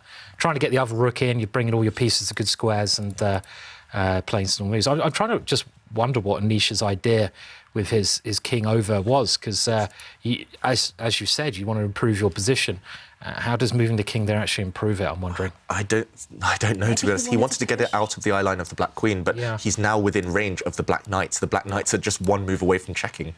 So, OK, despite the evaluation bar going up in white's favour slightly there, I don't trust it. White's position feels so shaky, and OK, both players, they're getting lower on the clock. This is the type of position which could just fall apart suddenly for white in 1 move if he's not careful. As we showed there, this idea as well is still in the position of the black knight jumping into the centre. Maybe it's even more powerful now. For example, if you do get time to jump into the centre, you still have this idea with a check, and you also have some checks with the black rook. So really scary now for Anish Giri. He needs to improve his pieces. These guys need to join the battle. I would have thought Anish should maybe just over-defend, as Juvanka said now, with the rook. Just swing the rook to behind the pawn. Defend this one. And try to get your last piece out, the bishop. Maybe get the other rook in the game. I'm just trying to coordinate all my pieces. Very important to do so. Get that coordination with your bits and bobs. And at some point, I'd love to attack that black knight on the side of the board. I mean, that could be black's weakness. You know, that Achilles heel, black's knight. Right on the side, so yeah. But these knights are forced to protect each other, so maybe, as you mentioned there, Simon, if the rook does slide across, maybe you do kind of create this threat. For example, if black moves the rook, of kicking this knight, the kind of protector, kick away the protector, and then once it moves, now you can win the piece it defended. Because suddenly there's no more knight check, you have guarded that square with your rook. So maybe a bit of a threat there. Maybe that's why black missed his opportunity to jump in, but we'll see. Anish, if he doesn't play this move, I think there's going to be tricks against the white king. Let's go back to the players. It's getting really, really complex now. Really rich position, though. This is kind of an advert for the English opening. If you just want to enjoy your chess and not memorize loads of moves. OK, he brings his bishop forward. Maybe a similar idea, trying to coordinate if he brings the rook over next move. I mean, it makes some sense to develop, I feel. I was worried about this black knight jumping into the centre again, but it doesn't work this time. I think it doesn't work because white's rooks protect each other. White can just start grabbing pieces. So maybe Prag has missed a small opportunity, and you're right, Simon. If the black rook comes across, everything's at least defended now for white. The black knight's stuck. We call these superfluous knights, where one is kind of irrelevant. They're both fighting for the same square, and where they're just stuck protecting each other, the two knights. So Prag, I'm worried for his chances now. He's missed that one shot, and he's down to 3 minutes. Anish up on 5. Still not, it's not easy. And somehow you feel that, because of white's open king, that black should be looking at maybe giving up a rook in exchange for a bishop, just to kind of get at white's king. And I think the idea is on the board, but Anish has gone into safety mode and overprotected his one vulnerable spot, the c4 pawn. And how to continue with the black piece is not easy at all. Yes. Maybe white can even double up on the c file with the rooks before doing anything, because, just try to bring everything around the white king. Then you've got this pawn break, haven't you? That David pointed out, this pawn break to unstabilize black's knight at the right moment. So, this is a little bit strange. I mean, that looks very slow. I mean, that's really calm, isn't it? I mean, really, really calm, that move. But he's such a good positional player, Pragnananda. That's the very positional move, but this is a tactical position. So taking a timeout to just improve a pawn feels a bit slow, and that's why the evaluation bars have reacted all the way on white side. Well, can you play the move straight away? Yeah, I was going to ask. I mean, push the pawn forward, attack the knight. Is this a big blunder from Pragnananda, potentially? We talked about these knights stuck defending each other, and maybe now white can push forward and kick away, as we called it, the defender, the guardian of the other knight. And after a trade of pawns, for example, we see that this pawn is protected 3 times, so black can't really go and take it. If you take it, you just lose a piece. After the white rook recaptures, it's defended sufficiently. White has an extra piece here. And if you can't take it in this position, what do? Is the idea to jump into the centre with the knight again? But now, for example, queen takes knight. This is the same tactic, remember, hitting the king, hitting the queen that we saw earlier. But after the rook recaptures this knight now, we see a position where wherever white puts this bishop, for example, we see 2 bishops against just 1 rook. And that's a decisive and material advantage for white. So we could well see Anish Giri in charge, in control of this game, if he plays this move. And it's not difficult, is it? No, everything he's played before has been building up to this moment, moving that king off the long diagonal. Well, he obviously had this pawn move planned. So it's just now about calculation and just to work out there's no tricks and we don't see anything. White's king seems to be pretty safe.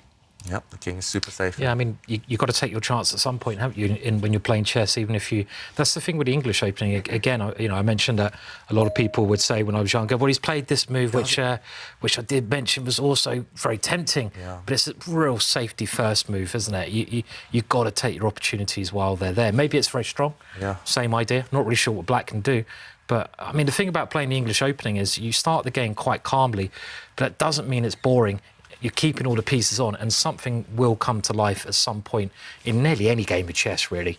You don't have to always force the fireworks. They will always happen at some point. Yeah.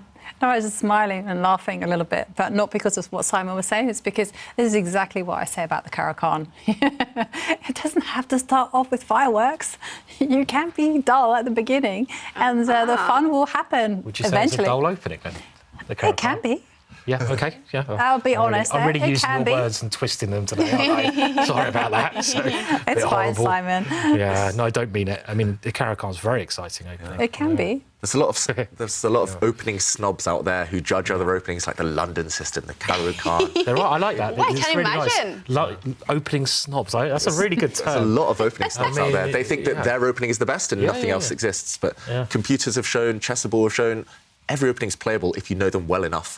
You need to work on them, you need to know your kind of ins and outs, all the little details, but... 100% agree, and I think opening snobs, you can't play that opening, it's rubbish. My opening's better because, I've played it all my life.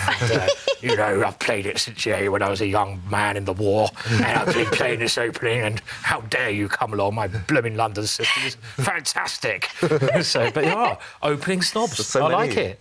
Yeah, there are. You're totally right, though. You've got to have an open mind, haven't you? At the top level, they're all very open-minded. That's why you see Magnus. He plays so many openings which are considered dodgy, and some of them are dodgy, but he's open-minded, and that's the only way you learn about chess. And obviously, because it's the psychological thing as well, right? Surprising in the opening can be a good idea. Yeah. But do the computers, and maybe now especially with AI being a big part of chess openings, do they have favorite openings? Openings they consider much better? Well, they've been trained because, if they play the mainstream openings, it probably will just fizzle out into a draw. So they've kind of been trained to play these dubious openings, and you see them just breathing new life into the variation. I'd have to go through the board because things are going crazy. This is crazy. Here. Absolute madness. OK, we just missed a couple of moves there, but Black has given up a knight. I don't know whether this is out of desperation or necessity, but Pragnananda has given up a knight, and now he's gone to attack the white queen. And Stockfish here, the computer, we can see the 3 top moves. 3 moves give white an advantage, but the best move gives up the white queen. And sacrificing the white queen, OK, he does it, but in a different way. That's the 3rd best move, according to Stockfish. And here we see a crazy position still. After this rook is captured, white is going to have a rook and 2 bishops in exchange for the black queen. A rook and 2 bishops are definitely better than 1 queen alone if they can coordinate. But the white king is a bit open, so it's not game over yet. Oh, what do you think, Simon? Yeah, I really like it, but I am surprised that Anish didn't take the other rook. Maybe we can show that quickly, because you can see here the black king has 2 pawns guarding it. And if we dive into the other option, which was quite critical, Anish had 3-4 minutes. He could have taken the other piece, and let's just show that on the board. And the difference of this, well, you get a very similar exchange of pieces, but now look at the black king. The black king is much more naked there. It's much barer. I mean, it needs, it's like Prince William without any clothes on. He's the king. Put some clothes on, Prince William. You're naked there. So this would have been a better option, clearly, I think, to go for this. But 2 bishops and a rook. Rook works very well with the bishop, so it must be Anish who's still well in charge. Yep, so he's in control as long as he takes kind of care of his own king. So now his rook is attacked. I'm expecting him to just move it forward, and he would love to combine the 2 rooks and kind of go up to the top of the board and checkmate this black king. The fact that the kind of rook and 2 bishops are kind of numerically worth more than the black queen, that's one thing, but also 3 potential attackers. Black only has a queen to defend, only 1 potential defender. And, for example, if Black gives a check himself, the white king is very, very safe, actually, in the corner of the board. And there's no way for the black queen to kind of creep in and check it. Everything's protected, and I'm expecting Anish to just kind of line up his 2 rooks and go for the attack himself. As Simon said, he had a better option, a much better option, actually, I think, aesthetically, objectively, but right now he's still in control, and he has indeed put his rook on this square, maybe eyeing up this pawn in the centre as well. It's Giri's position to lose right now. A couple results have come in. Wei Yi has won his game against Hare Krishna. A good result for the Chinese in his very first tournament on the tour. It's a draw between Vidit and Gawain Jones. We are keeping an eye on Mishra against Ding Liren because the bar is still liking it for the 13-year-old. The bar is also liking it for Erik Hansen in his fight against one of the top players in the world, Jordan van Foreest. With the black pieces, that can be an incredible result for the Canadian. But in this one, Anish Giri with a lot more time on the clock as well. Do you think he's going to win this? I would be very surprised if he doesn't, to be honest. Still needs a lot of hard work. And against the queen, there's always a chance you'll lose control. But Anish, OK, he's going on the attack now, lifting his rook up the board. That's not to bring his rook anywhere, but it's to support White's dark squared bishop. If White's dark squared bishop can line itself on the same diagonal as the black queen and black king, it's game over. And he can do that here as well. Look at the two players. They both leaned back at the same time. And that's because of this move. What a move. What a finish. Giving up the white bishop, but if the black pawn takes this bishop now, then the white rook on the g-file is free to go up to the top of the board and trap the black king. And Pragg is shaking his head. Game over. Yeah, he knows it's over. There's nothing to do. He has to give up his queen. Very nice game from Anish, I have to say, because, I mean, even though the computer said that Pragg's position was always OK, I think we all agreed that Anish's position was better throughout, and he just kept the pressure on. 2 bishops, won the game. And it's over. 3 points and $750 for Anish Giri, winning against that super prodigy, Praggnanandhaa, who are now naming a big favourite in any tournament he plays. But Anish, of course, an incredible player, and what a game from him, playing the English opening, which we now know is the most popular opening on the Meltwater Chess Tour. We're definitely jumping into this game. 13-year-old Abhimanyu Mishra is the youngest grandmaster in the world. He's playing world number 2, Ding Liren, and is he winning? He is doing very, very well in this position, Mishra. It's actually level material on the board and still a lot of hard work to be done, but a quick comparison of the pieces shows he's winning. Also, look at the kings. White's king, safe as houses, protected by White's pieces. Black's king, very airy. And even if we see a trade of rooks right now, which did just happen, then we could see White's pawns push forward. White's queen can kind of go and grab some pawns a bit later. You do have to be a bit careful of Black's queen coming in, but it's full control right now. Look at the clock. We're talking about full control. It's 5 seconds, and but very, very difficult to keep cool-headed, and he's traded pieces. When in doubt, when low on time, get rid of your opponent's knights. Good move, I think. But OK, after this, he has to push his pawn forward to block this black bishop. There we go. Ooh, good decision, but heart attack for his fans out there, Mishra. 19 seconds so low on the clock. Oh. And now, how is Ding going to handle these 2 pawns? Not an easy task. Not easy at all. He has to go back. OK, so now there is a threat on the board. Black is threatening to pick up the queen and give a check to the king and pick up the pawn on g5. And this is why Abhimanyu steps forward with his queen. That looks like a very nice move to me, controlling all the dark squares. Threatening maybe to jump in to check the black king, just controlling, covering everything. And yes, black's queen can come down to the g1 square and check the white king, but the white king just moves. The white king steps up the board and, wow, offer of a queen trade. Mishra really reacted there. What do we think? Can he just take the queens and win this game? Yes. Yes, you think so, Simon? Put the knight on g3 and win, probably. Very good. And he's doing this. He's going for this. He's going to reroute his knight now to block this black pawn. OK, he has to move. He has to bring his knight back. And look at the energy bopping up and down. Mishra is sensing that this could be a huge moment in his career.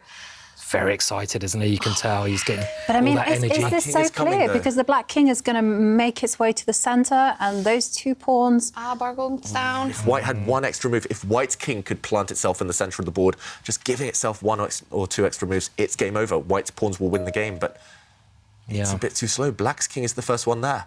Yeah, Black's king is coming. It's always worrying when a player picks the idea that I had, which he's done here, moving the knight back. But you're right, it's the black king is going to come and centralise. It's not as clear. Not as clear at all. Not that clear, no. I agree with you, Simon. My first instinct was trade the queens, win the game with those 2 white pawns, but Abhimanyu clearly thought the same, but just he had no time to calculate. And now Black's king is the first to enter those 4 central squares in the middle.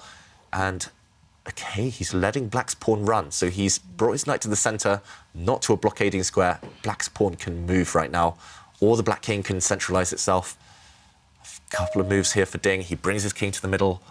If White's pawns fall, it's one-way traffic. Only Black can win. 10 seconds for the youngster. You could even lose this position as well, couldn't you? I think so too. I mean, because somehow Black's king is just so good now. And I don't really see where those pawns are going, so maybe Black does have one move here to save his own pawn. Black's pawn on this right side, there we go. It's a passer, it's 2 moves away from promotion. If White's pawns push, they'll be stopped on the light squares by Black's bishop. OK, under 10 seconds again. It's just the clock. He completely outplayed Ding. This whole game he was in charge, but it's falling apart. And now the king is going to come forward, and let's not forget that black actually has a pawn majority on the left side of the board, and they are going to start mobilizing eventually. Ding's the favourite now, for sure. I think Mishra just needs to switch focus and try and hold this game, try and draw it now. Okay, a solid move there, just protecting pawns, but his pawns are on light squares on that side of the board. That's not a good long-term factor with the opponent's bishop on light squares. Ding, just waiting, so patient. Great endgame player, Ding. And, okay, Mishra, it's hard to even find a move for white, to be honest. You can push some pawns, but they'll be blockaded. Okay, is it kind of a bit of a standoff here? Neither side really wants to touch their pawns. You just want to keep everything intact. What does black play? Does black's king have to give way now?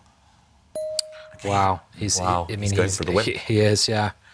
He's getting well. I mean, it's very strange because black's now probably going to have two passed pawns on two different parts of the board. Okay, this doesn't change things.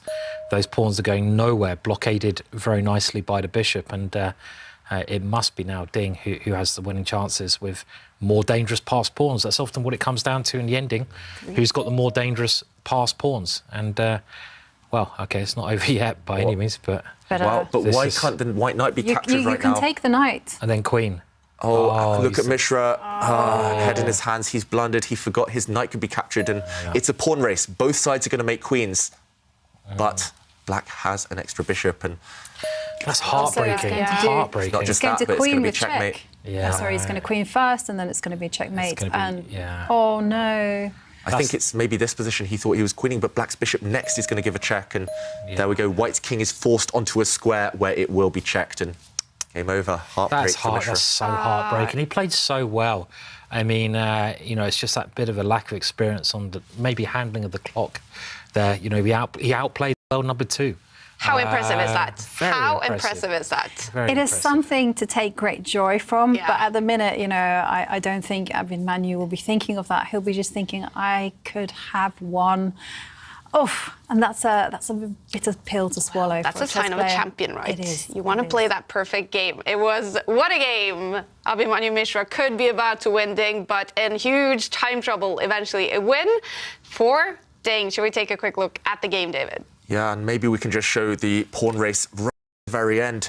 This was the final position. If we just rewind a few moves, it was this moment where Mishra let it slip. His knight was under fire, and instead of, for example, giving a check with the white knight, just gaining a bit of time, and then going for his idea of trading off a set of pawns, he first captured black's pawn, and he had just forgotten a simple check at the end of the variation.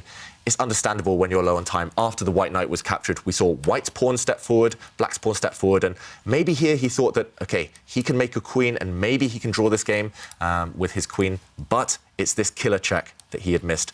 Bishop checking the king, forcing it onto the back rank, and no matter where it goes now, black makes a queen with check. White doesn't have time to make a queen of his own, and that is why he lost in the end. Heartbreak, miscalculation by one move, but he was so close.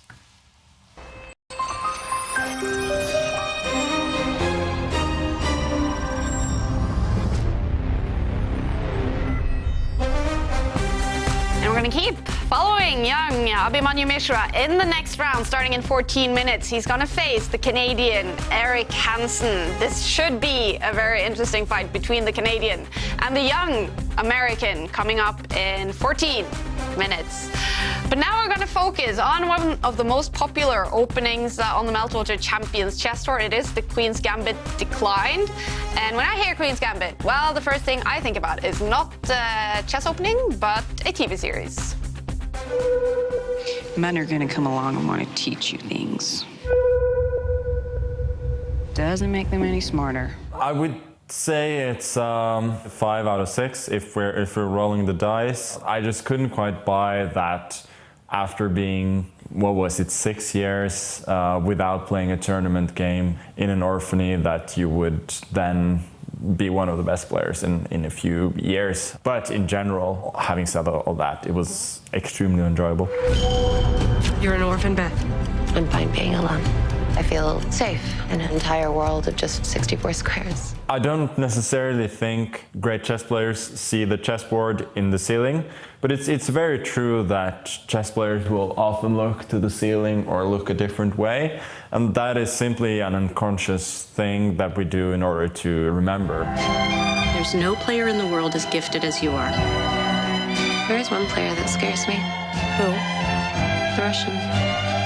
I and a lot of others can certainly recognize not just the obsession, just the fact that she is a really, really good student of the game, studying the games in her head, reading as many books as possible, analyzing with the best players. And I think, especially when I was little, that's one of the things that I did well. Like even very, very strong kids who were extremely talented. They played tournaments, they did well, they studied some, but it wasn't like something they were thinking about all the time, which it was with me. I mean, I was constantly thinking about chess, reading chess books, often for hours every day, and I think that in that sense, I can definitely recognize myself in her with that obsession and the passion and desire to be better. Chess isn't always competitive. Chess can also be beautiful.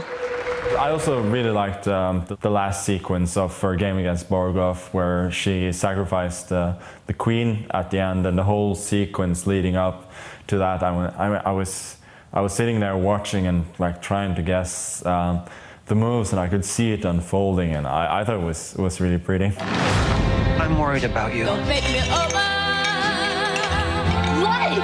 What on earth for? I think with her, she also obviously had a very, very difficult childhood. It's not necessarily down to her being a brilliant chess player that she experienced these difficulties. From my own personal experience, I wouldn't say that I've suffered at all. I've had a fine, balanced life, and apart from that, I've been able to do what I love. So I think it's at least not an automatic that being brilliant at something takes away from something else. Tell the readers of life how it feels to be a girl among all those men. I would love to see women do better in chess, feel more included. Then you go on ahead and do just what and how you feel like. The Queen's Gambit, one of the most popular TV series ever on Netflix and on the Meltwater Champions Chess Tour. Queen's Gambit declined, one of the most popular openings. Yeah, it was number 2 on the table that you showed, but the Queen's Gambit itself has a lot of pedigree. It's actually one of the oldest openings. Really? It was featured in a Göttingen manuscript, which comes from the 15th century. Now, I have to be honest here. In the 15th century, the Queen's Gambit was not at all popular. It did not fit in with the whole romantic concept of chess. In fact, the Queen's Gambit and the Queen's Gambit Decline had their heyday in the 1920s, when, guess what? Everybody played it. And there's a very famous World Championship match in 1927 between Capablanca and Alekhine, where they played all bar one games in the Queen's Gambit declined. And that kind of must be a record somewhere. Yeah. It was that popular. And it's popular for good reason, you know, because it's a stable game. And it starts off by White offering a pawn. Yeah, because now I want to see this opening now, because I can't imagine it in my head. David, if you can put it up on the board, what is the Queen's Gambit declined? Well, it starts off with White pushing the Queen's pawn forward, and Black returns the favour and pushes the same pawn. And here is when things try to get a little bit spicy, because White gives up a pawn, pushes the Queen's bishop pawn 2 squares forward and says, hey, how about I give you a pawn and give you in return, give me the centre. And this is where, well, the clue is in the name. The Queen's Gambit declined. Black says, we are not going for such fun. Instead, Black pushes the King's pawn forward 1 square on the light squares and releases the dark square bishop and says, no, we are going to go for a stable, slow game. Mm-hmm. And you mentioned that after the 1920s, I guess, it became more popular. But have we seen it become even more popular with the TV series Queen's Gambit may be more on the lower-rated player side? Well, I have to say it's always been incredibly popular. But now, because of the Queen's Gambit, everyone's like, well, hang on a second. What is this exciting, adventurous opening? And everyone definitely at the lower levels is interested and intrigued to play this opening. Ooh. And to be honest with you, they have good reason to, because it's a stable opening. It's very simple to play, which basically means you can make it up as you go along without taking too much risks. And it's also very flexible. You can play many, many types of positions. And white has their choice, black has their choice. And it's definitely a good opening to have. And among the top players, though, I mean, what kind of players among the top players is playing this opening? Well, Magnus Carlsen has played it many times. Vladimir Kramnik, also another former world champion, has also played it. And guess what? Jan Nepomniachtchi, he changed his style for the World Championship match in 2021 to incorporate it into his repertoire. Now, we're seeing kind of footage here from Game 6, which is the infamous Game 6, because this is the one where Jan Nepomniachtchi lost in a mammoth game. But there he was employing the Queen's Gambit declined. And it went all wrong for him. It did go all wrong, but it wasn't because of the opening. The opening was pretty successful, I would say. Black has achieved a stable position. And the kind of key characteristics is basically that you put your pawns on light squares. And you have a lot of flexibility. I play it myself. I quite like it. And one of the big things about the Queen's Gambit declined is that because it's a very safe position, it's not about the moves, it's more about the plans. And there is, our quiz of the day is all about what openings you struggle the most with. And when it comes to the Queen's Gambit declined, it's the light squared bishop that is the problem. And if you know how to let that bishop out, then it's a great opening for you. Yeah, and we did see on the stats for the Champions Chess Tour 2022, it's super popular among the top players. Second place, played 48 times this season by these top players. And we do also have some stats on the success of the Queen's Gambit declined. Yeah, so I've been raving a lot about the success of this opening, how I play it myself. I think this looks successful. For white pieces, perhaps. But actual fact, it's quite an impressive statistic based on the fact that it's 48 games and these are players who play this very extensively. And I think a win rate of 43% is not that bad. Definitely. Queen's Gambit declined. What a great opening. And remember, we do have the quiz of today, and we will pick a winner who will win a Chessable course on the Queen's Gambit declined by Alex Kolovich. And, the top players enjoy this opening, so it must be a great one to learn. And we do also have our selfie competition, where you can win one of those items signed by Anish Giri.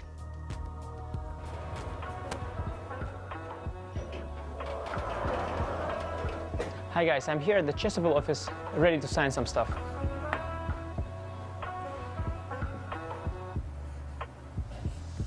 Nice position. Good luck. Good merch.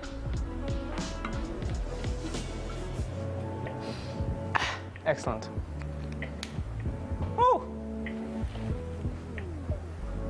The able. There's actually only one rook endgame in this entire course, because we had to tie the rook postulate You're back welcome. to, What are we reading here?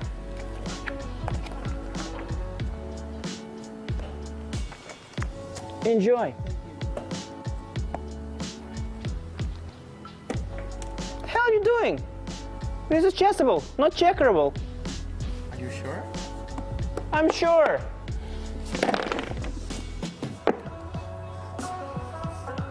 It's good stuff.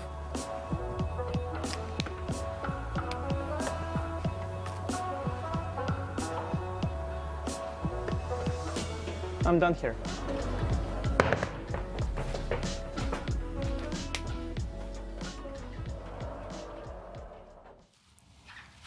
And remember, join our selfie competition. Tweet your selfie using the hashtag ChessChamps for a chance to win a Chessable goodie bag. This one. All this stuff signed by Grandmaster Anish Giri. And in just a few minutes, we're going to follow the next game coming up between Erik Hansen and Abhimanyu Mishra.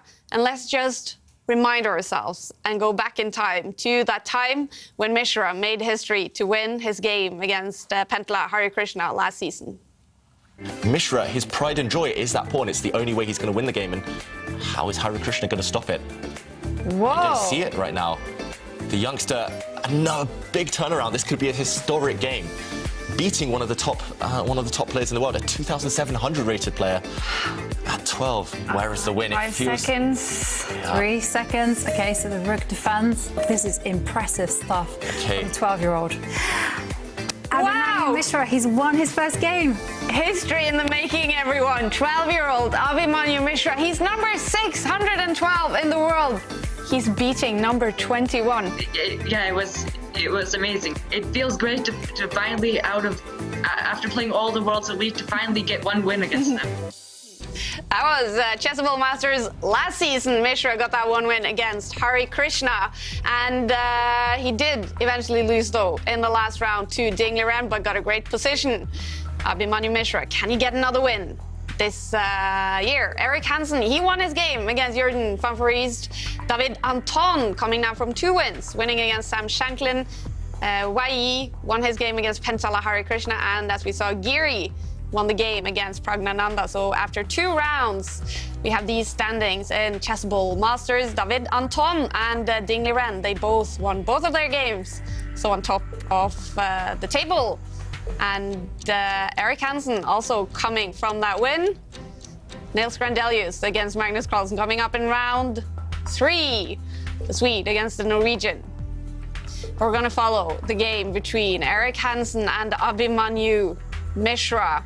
Canada against the US. Is that prestigious? Is Canada, US, is that a big fight? I think there'll be some pride there. And also, any time as a more experienced player, you play a youngster, there's pride on the line. You want to win. You want to show that age does count. And I'm sure Erik Hansen, who's been in decent form so far this year, I'm sure he'll be extra motivated for this one.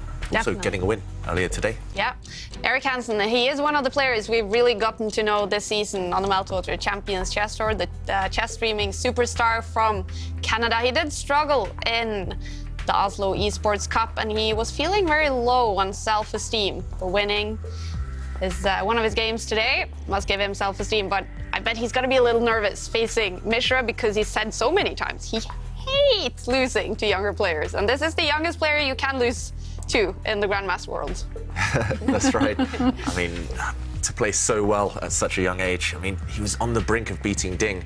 It's just about whether he can bounce back. Yeah. Often when you're young, you do get a bit more fragile, maybe a bit more emotional, but yeah, I mean, he seems like such a mature player at this young age. And if he can put that away, put those thoughts away, play just like he did in that game against Ding, just with a few extra finishing touches, then he's got a great chance in this tournament.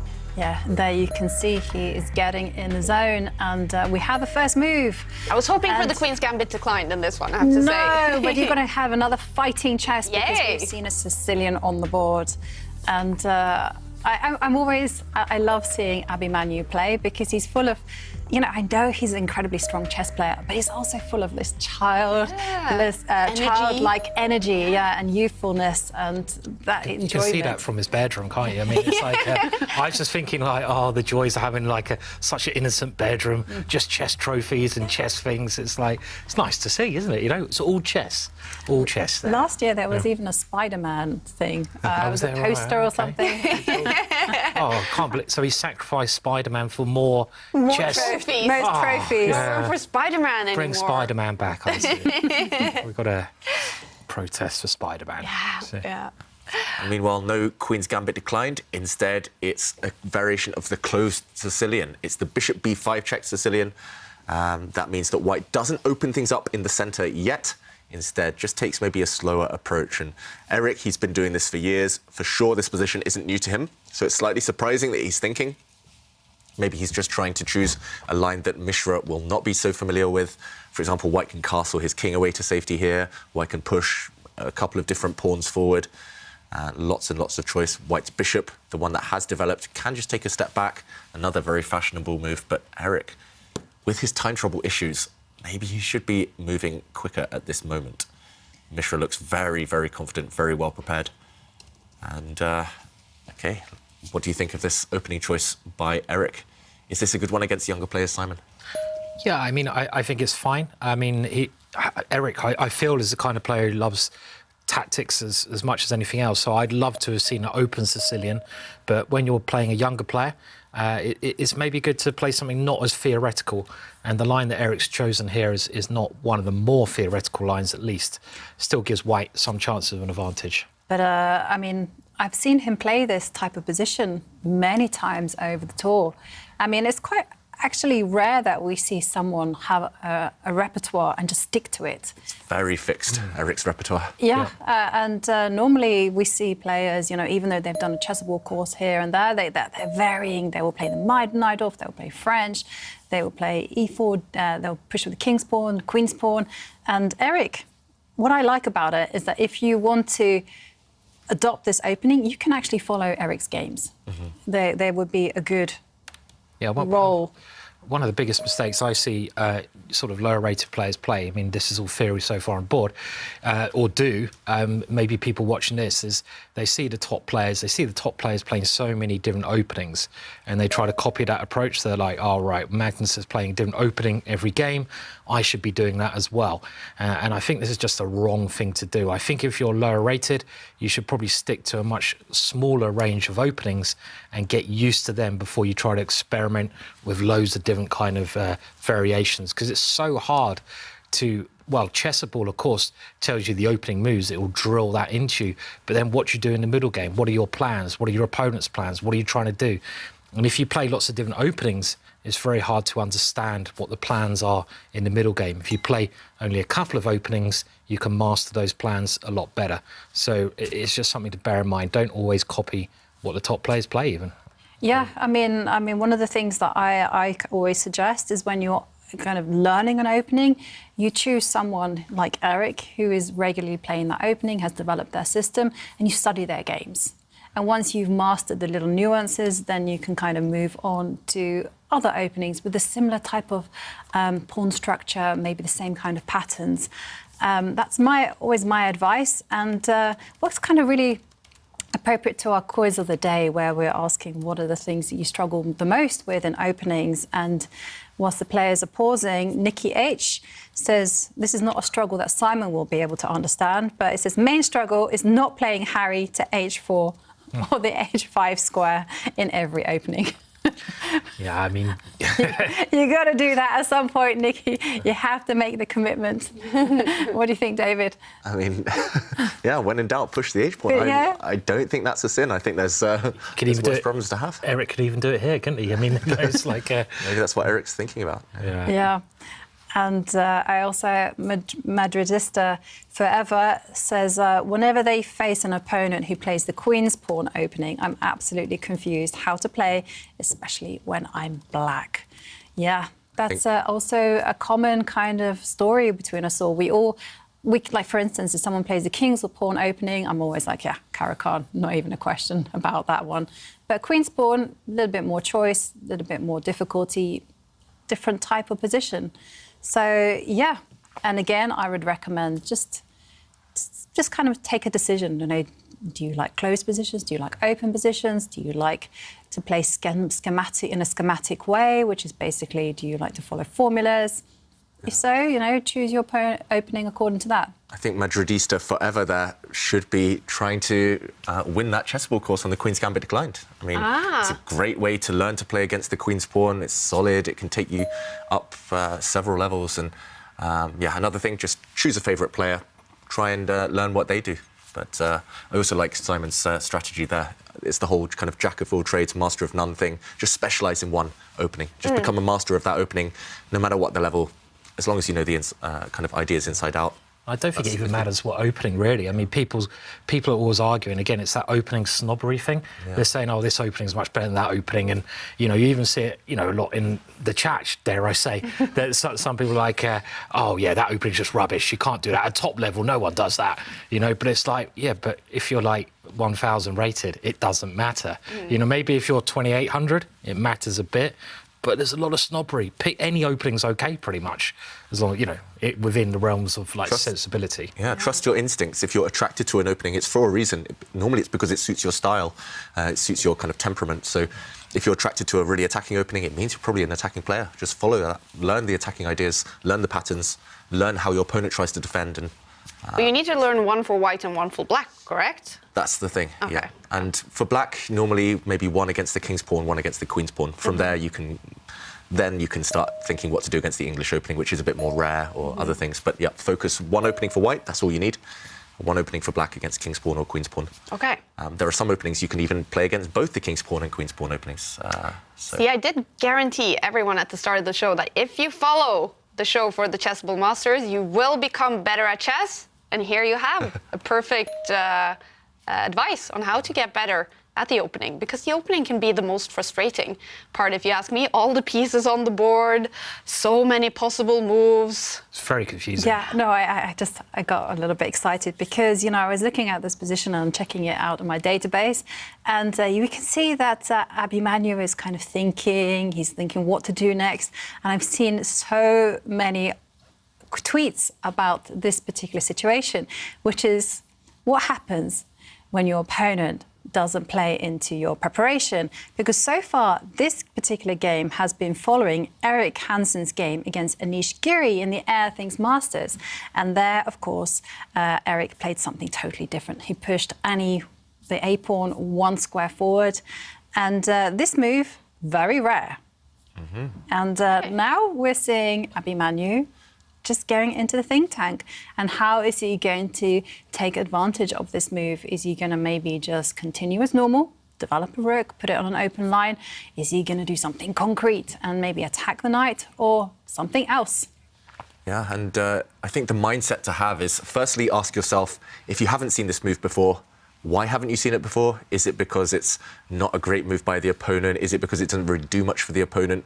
But if there's a specific idea you think your opponent is going for, then you can look for the solution. And maybe if we jump into this exact position, we can talk about what's been happening over the first 12 or so moves. White has established a really nice pawn center. We saw a video earlier, the Howell's how-to, of occupying the center with pawns and then kind of supporting those pawns with pieces. Here, Erik has done everything right according to traditional opening wisdom, but black has decent bishops too. Black's bishops are kind of indirectly pointing at the center.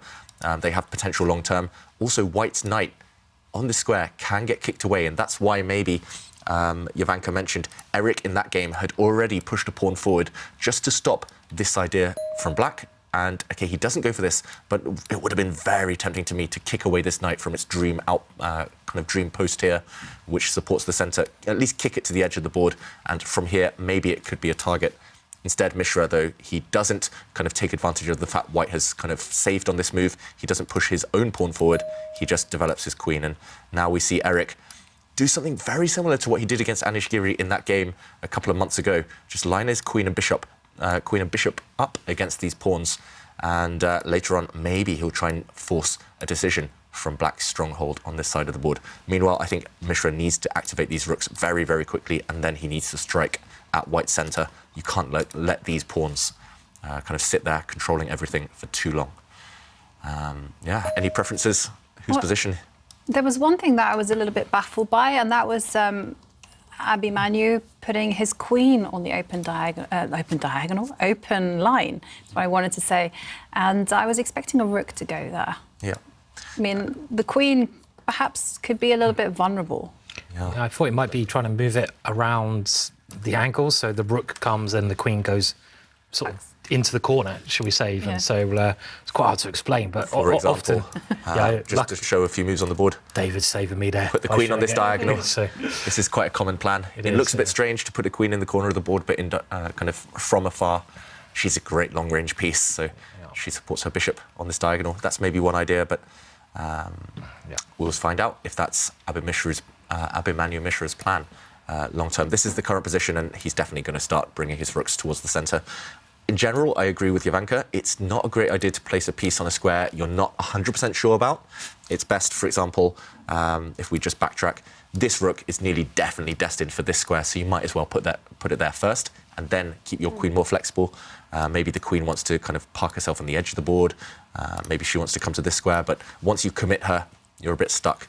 And OK, if we fast forward to the current position, as Jovanka mentions, once the white bishop moves out the way, she will become a bit of a target. So, yeah, still in the balance. I'm expecting Eric in the current position either to move his bishop out the way or to make a decision with these pawns, with this pawn, maybe to step it one square forward, or if he's feeling extra brave, to push it 2 squares. Ooh.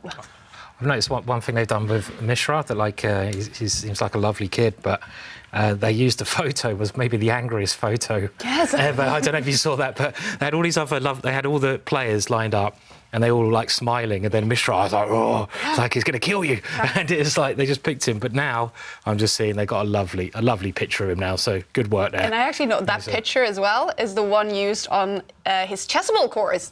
Right. It's a young kid. He actually has a Chessable course. I'm not sure. Is it following sort of his games towards becoming his a grandmaster? progress and how he became a grandmaster? Yeah. And of course, Abhimanyu Mishra is actually like a huge adherent of Chessable. You know, in his run-up and his journey to break those records, he was training on Chessable for a ridiculous amount of hours. Craziest I think he had the What is a Chessable streak, first of all, to anyone new to Chessable? It's basically when you practice the openings, what Chessable does, which is kind of unique, it allows you to train it and it scores you. So you have to repeat the moves that it shows you. You have to get the moves right. It's all about move repetition. It's about getting the move repetition correct and just logging in and practicing in that interactive way, something which they've done, which no other company has really done. So just that interactive thing. The streak is you just have to keep practicing, keep repeating. You've also been very into that, Jovanka, right? Yeah, I For was... a period, I know you were very good at keeping your streak up. Yeah, I had 100 days. And then one day there was like some problem with the internet and then I couldn't get onto Chessable. Oh, it's the streak then, so you just have to log in for 100 days on a row? Yeah, you have to log in and you have... Well, I was actually like memorising everything, so I was working super hard. You know, every day I would do 1 hour on Chessable. I was doing this for 100 days. And then one day I logged on and I was like, what's happening? What's happening? And I didn't have because you can buy little rubies that and one of them is like to preserve your streak, and I didn't have that one, and I knew I didn't have it, and every time I tried to log on it wouldn't let me, and I was like, no, and then that happened, and I was like, oh dear, I have to start again. And then I built it up to another maybe 30 days, but then I had some tournaments and life got very busy and I lost it. What a great way to motivate yourself to do the work. And it's so interesting to hear these young players actually using Chessable for their work to become grandmasters, to stay at the top level, like we know Abhimanyu Mishra is doing. And what has he been up to over the last year? So he became the youngest grandmaster ever last summer. What has happened since then? He's been playing a lot and doing very, very well. Really, yeah? There was one tournament, for example, in St. Louis that he played in. I think most of the players were grandmasters, and he stormed to victory. I think he won 7 out of his 9 games there. Wow. Yeah, he was crushing grandmasters. It wasn't just winning, but it was just destroying them in style. And I know he's been doing other things, school and life gets in the way. And I mean, he's still so young that he's got so many things going on, but he's been playing and it's been going, very steadily upward for him. So, of course, we know his name now. We'll be hearing it for years to come, but I think in maybe 3 or 4 years, he'll be in the same position maybe that Prag is in, where he's breaking into the elite slowly and whatever he's doing it right. And he seems to have a good support network around him. Yeah. And an interesting fact about Pragnanda is during our chess talks, he told me that he had to dash off. He couldn't do any sightseeing in Oslo because he was doing school and he was taking school exams. And I think I read somewhere that he's actually taking school exams right now. During this tournament? As well as playing in this tournament. Pragnanda? Yeah, he said he couldn't miss the opportunity of testing himself against the best. So around the chess, he's taking exams. Yeah, impressive. Oh, wow. Impressive guys, these chess players. Oh, wow. Yeah, at 16, I had more than enough to just get to school and then maybe playing some football on the side. I was not competing with the best in the world. These guys are so impressive. And here he is, Mishra, playing against Erik Hansen. Bar slightly, roughly to the middle, and Magnus played fast in this game. Is he learning from losing on time, basically, in that previous game? I think so, and also this is very much still in the realms of opening preparation. I mean, he would have seen that Eric has played this system many times, and so you can just see by the speed at which he's now played that he feels a lot more comfortable with the position, and it's back to business. And Eric is just, he knows what he has to do, but he's just trying to think of ways that he can psychologically outwit his young opponent. I mean, I don't want to be harsh to Eric Hansen, and I just love the way he approaches openings. I like his style, especially with white pieces, but what has he been thinking about? I mean, I do this quite a lot myself, but it's in positions that I'm trying to calculate. No, but I'm trying to figure out new ideas. He's had basically this exact position before, and it's cost him half his time. That's like, I remember when someone goes, I don't mean to insult you, but... Yeah. You know, it's like, it's always the way, but you're totally right. Yeah. It's like, whenever, he's got to move quicker. Yeah. What's he doing? It's really strange. And also, White's last two moves have just been to push pawns at the edge of the board, not really improving the position, and that has allowed Mishra the time to jump into White's half of the board now with one of the black knights. And now Eric is finally starting to answer serious questions, but he's lost half his time in the process. I mean, as Ivanka mentioned, he had that position against Anish Giri. It was almost identical to this position, maybe just one small difference. And I feel, speaking to Eric after the last major tour, where he was a little bit disappointed, but he was playing the world's best players. It was played here live. It wasn't that long ago. And he said, well, you know, we were having just informal chat, and he was like, well, you know, I think I'm playing well, except it's the openings, and I need to go away and practice my openings. This is like, I need to, the only way I'm going to compete with these players is to improve and work just on my openings, because I'm getting worse positions. You're playing these guys. I can't get back into the game.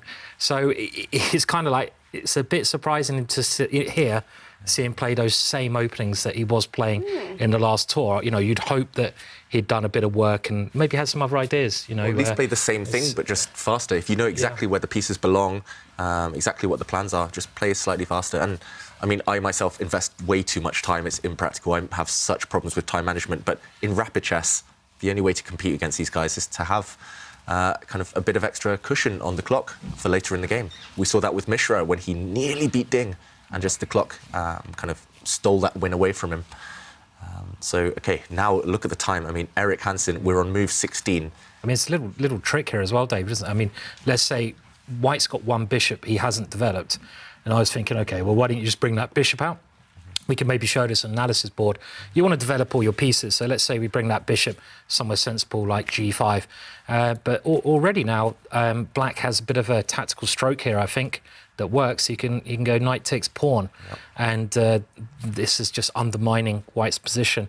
And, you know, if you take that knight of your queen, Black's queen comes down, and now you can see the Black queen is very useful, and you've won a very safe pawn and maybe the game. So it's like already there's some slight problems that Eric's got to solve here, because he's got one piece less developed. So this is a weird move, but he has to do something to get out of this. Well, OK, I'm trying to understand it, but I'm trying to understand. I'm not sure about it actually. No, I don't know. I was thinking maybe he wants to attack the knight. Maybe he wants to push this pawn forward and attack this knight. But then it doesn't quite work either, because the black knight can just simply retreat and too many pieces are hanging. Mystery. If Black just makes a move, I mean, one that's very common when I've studied this type of opening is just to push a pawn forward, just to kind of sit and wait. And yeah, what's White's next turn? Yeah, because you still can't really kick the knight away, because knight takes pawn even. I would have thought some opening up an attack again against this knight. You know, and it's the same thing. If you move your rook across to try and defend this pawn, then Black can take the other pawn again, distract away this guy, and once that pawn's distracted, the defense of the white knight is dropped. The white queen is not necessarily on a great square. It's only ready to trade, nothing more. He played, like as you say, David, these two moves on the side of the board. I understand the one on the left-hand side, A3, but the move on the other side near the king, this H3 move, to me, is completely irrelevant to the position, and it lost a very... Actually, you know, it was just a lazy move. It's one of those moves which, OK, probably helps your position, but... It's a luxury that you can't really afford. Yeah, it's like a luxurious pawn move, which doesn't have a great deal of point. Maybe, you know, I'm not saying it's a terrible move, but surely there's something a bit more point that could have been played there. And I don't know why the queen's gone back now. Struggling to understand this move. Struggling too, Simon. Yeah. And I think here Mishra, a sign of maturity here would be just to wait and sit and play on Eric's clock, first of all, but also just ask Eric what is his next move, because here in the studio, we're struggling to find an idea for white. So I would just suggest maybe pushing this pawn forward, maybe moving the black rook, various ideas. Also, at some point, Simon's other idea of kind of putting the queen in the corner on that really nice diagonal, but just a waiting move. And I think it's really already worrying times for Eric Hansen and the Chess Bra fans out there. Yeah. Well, it's a battle between the neighboring countries, Canada and the US. Hansen against Mishra. Also a battle between neighboring countries, Sweden and Norway. Grandelius against Magnus Carlsen. I mean, the bar is roughly to the middle, but apparently Magnus is frustrated in that game, giving away a lot of emotions. Yeah. Is he struggling? I don't think Magnus is struggling, but I looked over, and after only 12 or 13 moves, Magnus was completely winning. And I thought we'd see a result within a move or two, but now I look back at the position, I have no idea what's happening. It's chaos. So Magnus has lost control. Maybe just relaxing too soon. Yeah, and do remember, if you are following us on Twitch, you can design your own show using the control center, and you can have up several games if you want to. And for example, also then follow Grandelius against Magnus Carlsen, where apparently Magnus is a little frustrated, showing some emotions. Pragnananda, the bar is all the way over to his side in that game against Aryan Tari. Giri, all right, the bar is liking it again for him. A good day maybe for Anish Giri against Hari Krishna here in round 3. And also for Shanklin, the bar all the way over to his side against world number 2, Ding Liren. That would be an amazing win for the American. But we are following Hansen, Mishra. Can the 13-year-old win this game? That would be an incredible performance, and it seems you're liking it for him, David. Yeah, I mean, maybe there were more active moves available, maybe more accurate moves available, but I think it's a very mature decision. Just wait, your opponent's doing nothing, and this rook move does hint at black starting to push pawns forward in the centre. The tension is still massive right now. It's going to be about who cracks first, and just the clock situation says to me that maybe Eric is going to be the first to crack. White's pawn centre looks great, but a lot of responsibility comes with that white pawn centre, and sooner or later there will be threats against it. With a great centre comes great responsibility. Exactly. Spider-Man, just like Mishra's poster. And he knows all about Spider-Man, so like, yeah. Maybe he moved Spider-Man in front of him so he can see it. Yeah. To get that inspiration. Are you allowed to dress up as Spider-Man? That would be I mean, that would be a lot of fun. If I was playing in this tournament, I'd probably dress up as... I don't know, actually, that's a good question. What would we all dress up as? If we have a tournament on Halloween, for example. That would be... Well, there is the Crypt tournament that we're doing, so where it was fancy we still have the Tinky Winky costume for David, so that's I mean, you're quite simple. You'll be like the Viking, Game of Thrones. I suppose so, yeah. And could do that, yeah. David could be Superman. I don't know what I would be. I'd that's probably true. Clark Kent. You could be the Riddler in green.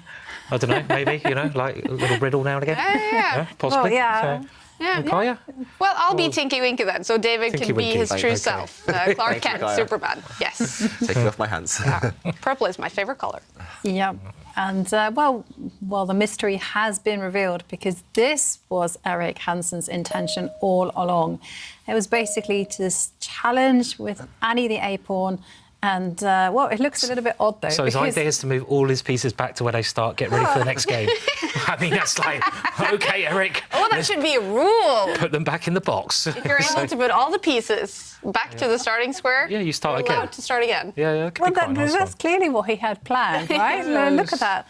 How many pieces of his are on the first row? Quite a few. Yeah, I mean, 2 of Eric's last 3 moves have been putting his pieces back where they came from. This knight is now back on its starting square. This white queen is back on the first rank. Imagine, for example, if black just makes a move and white parks his bishop back on the first rank. And then he goes king H1. Yeah. If he does this, knight back. Oh, this would be...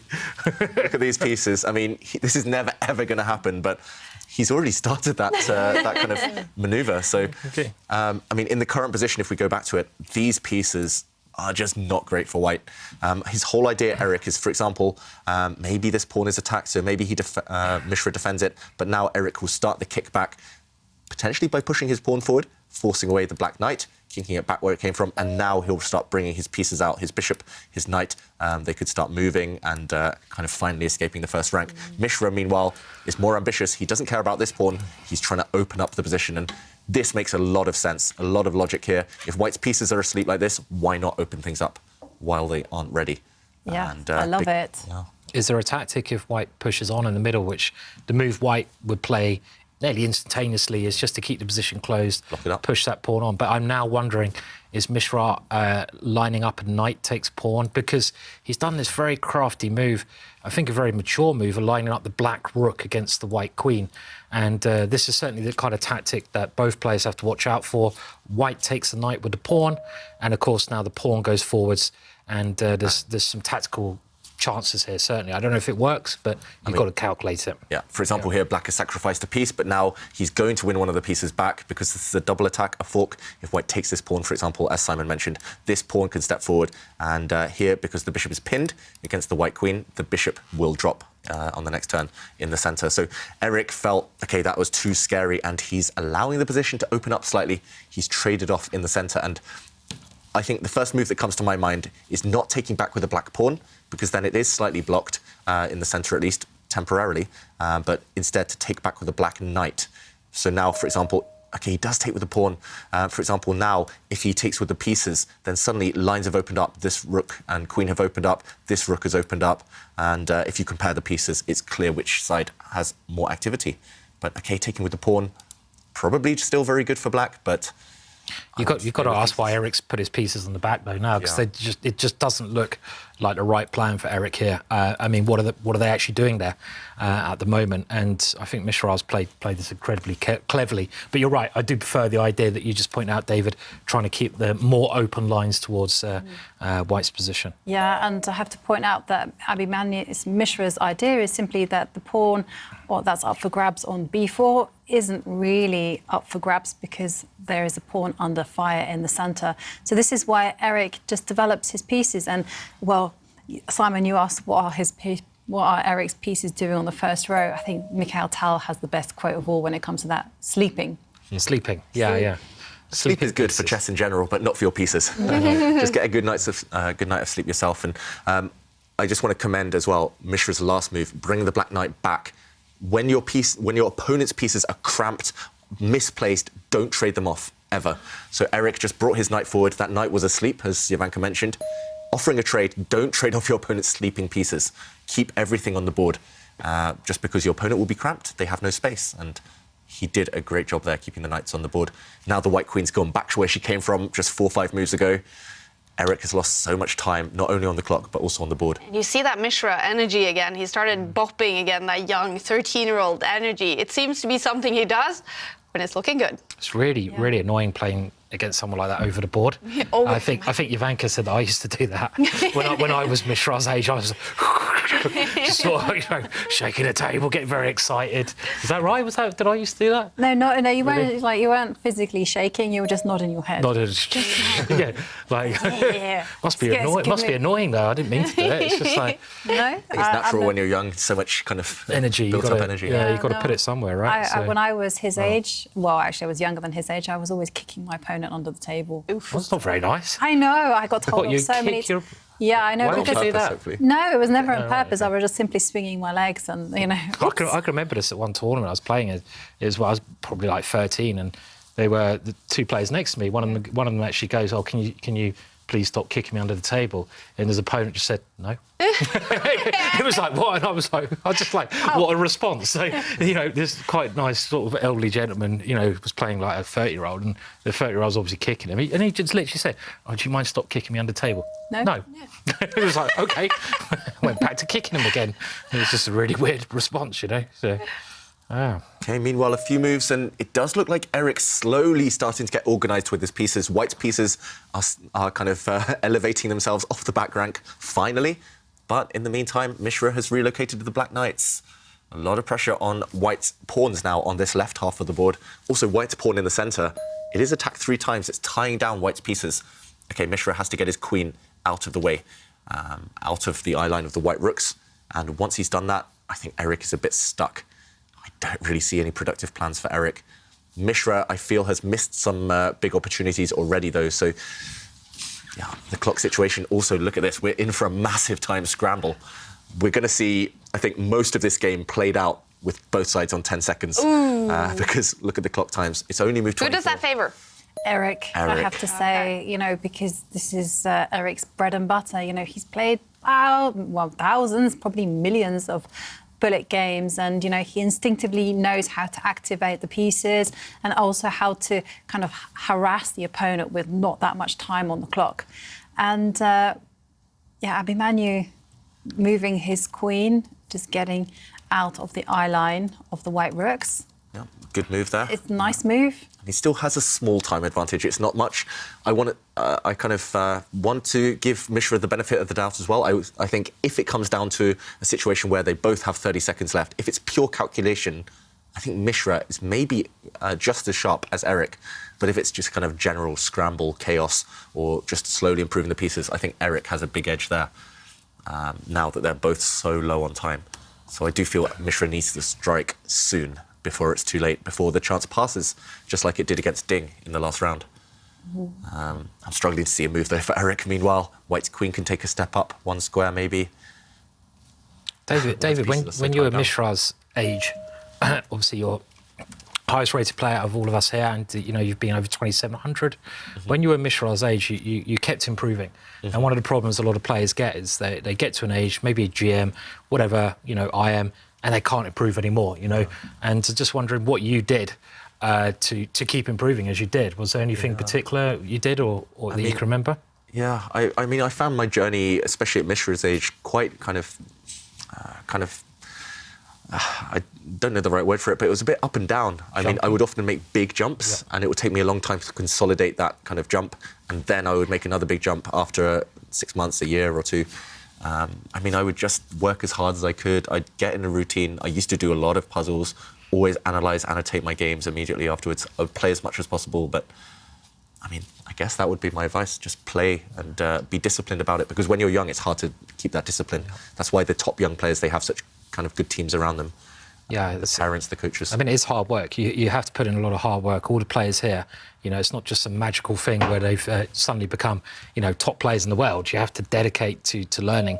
They say, I think, to get good at anything, is it 10,000 hours? Yeah. So, you know, anything. I wonder whether that number was kind of plucked out of thin air. Maybe round just 10,000 like hours. 10,000 steps. Apparently, that's just a totally random number. You know, they just came up with it. Someone should start monitoring.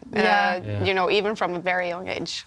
Yeah. I mean, I know Mishra, he's spent thousands of hours, I think, on Chessable alone. So imagine that's just Chessable playing as well. Yeah. I think I've spent tens of thousands of hours playing bullet chess, which is a waste of it. I think one of the problems nowadays is having that balance between playing online and working. You know, because so many people just love playing online, but they're never really improving. So you've got to have the balance between both. You know, it's fun to play a little bit, but don't forget, if you really want to get better, it's much more fun when you're beating everyone as well. So you might as well do a bit of work anyway. So it's getting a good balance between, you know, the sort of work side and play. Yeah. And how should you balance between working on openings, middle game, and the end game? Is it equal time, basically? Well, it's interesting you say that, because during my chess talks with Shakriyar Mamajarov, you know, which will be released quite soon, he actually gives some advice. He goes, focus on the beginning and focus on the end. Yeah, I mean, I think so many people, their openings, I think, are overdone. Yeah. You know, 90% of all chess books, I think, plus, are all on the openings. Yeah. So it's some ridiculous number, and everyone, they're just like, oh, you know, they love their openings. I mean, you go around, a lot of people I've taught in the past, you go around to their house, and they have like 100 opening books there, and like, oh, great, you've got so many open books, and they're like, yeah, I haven't really opened many of them, you know, they're just there, you know. But it's like, there are other areas of the game which are more important, maybe even the ending. I think in Russia, they always did it the other way around. They learnt the end game first to give them a good foundation. So I think it's so important not just to concentrate on the openings, but remember endings are really important, you know, middle games as well. Yeah. So, yeah. No, talking about the chess books things, we always had a running joke when I was studying law at university. It was like, yeah, we would just buy all these law books and we'd learn it by osmosis, just by their presence. They would transmit the information. But I mean, there's some nice developments happening in Abhimanyu Mishra's favour in the position, because take a look at that rook on the third row. it looks very impressive. Yeah, and now all he needs to do, I think, to get a big advantage is to back up his rook, black's rook in the white camp, support it with the other one. He's done it. Very logical, very strong. White's knight now jumping towards some pawns, but it feels like the white pawns are equally weak. White, we did kind of skip over. White did have to trade off his light squared bishop for one of black's knights. So now black has the bishop pair as well, and black's light squared bishop is unchallenged. So white's pawns, if you look at them, a lot of them are sitting on light squares, and those pawns are all going to drop off. Can black take one right now? There we go. He does go one pawn up, Mishra, and if everything else gets traded off, black has two pawns ready to march forward and win the game. And, OK, Eric wins a pawn in the centre, but this pawn is much less relevant right now. Under a minute, though, Mishra. So this is, you know, we saw the game ding. I mean, he got a very nice position, played very well, but then when he got short time, he got tricked. Is it going to be the same formula in this one? He's done everything right so far, we should say. No kind of complaints about his moves, and these two pawns are marching. They are connected after all. The good thing about this position, maybe compared to that ding endgame, is here you can kind of play by hand. You can kind of just play by instinct. There's not, at least right now, any calculation to be done. Ding, that endgame was very sharp. Mishra just kind of miscalculated one move. And, yeah, it's just the clock. The clock's the only thing that can stop him. I think he's winning on the board right now, Mishra.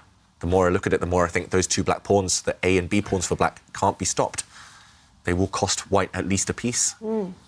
And Magnus Carlsen, he has won his first game of the Chessable Masters, gaining 3 points against Nils Grandelius, the Swede, and Pragnananda striking back after that loss to Anish Giri in round 2, winning game 3 against Aryan Tari. And the question, will Abhimanyu Mishra win his first game of the tournament against Eric Hansen here?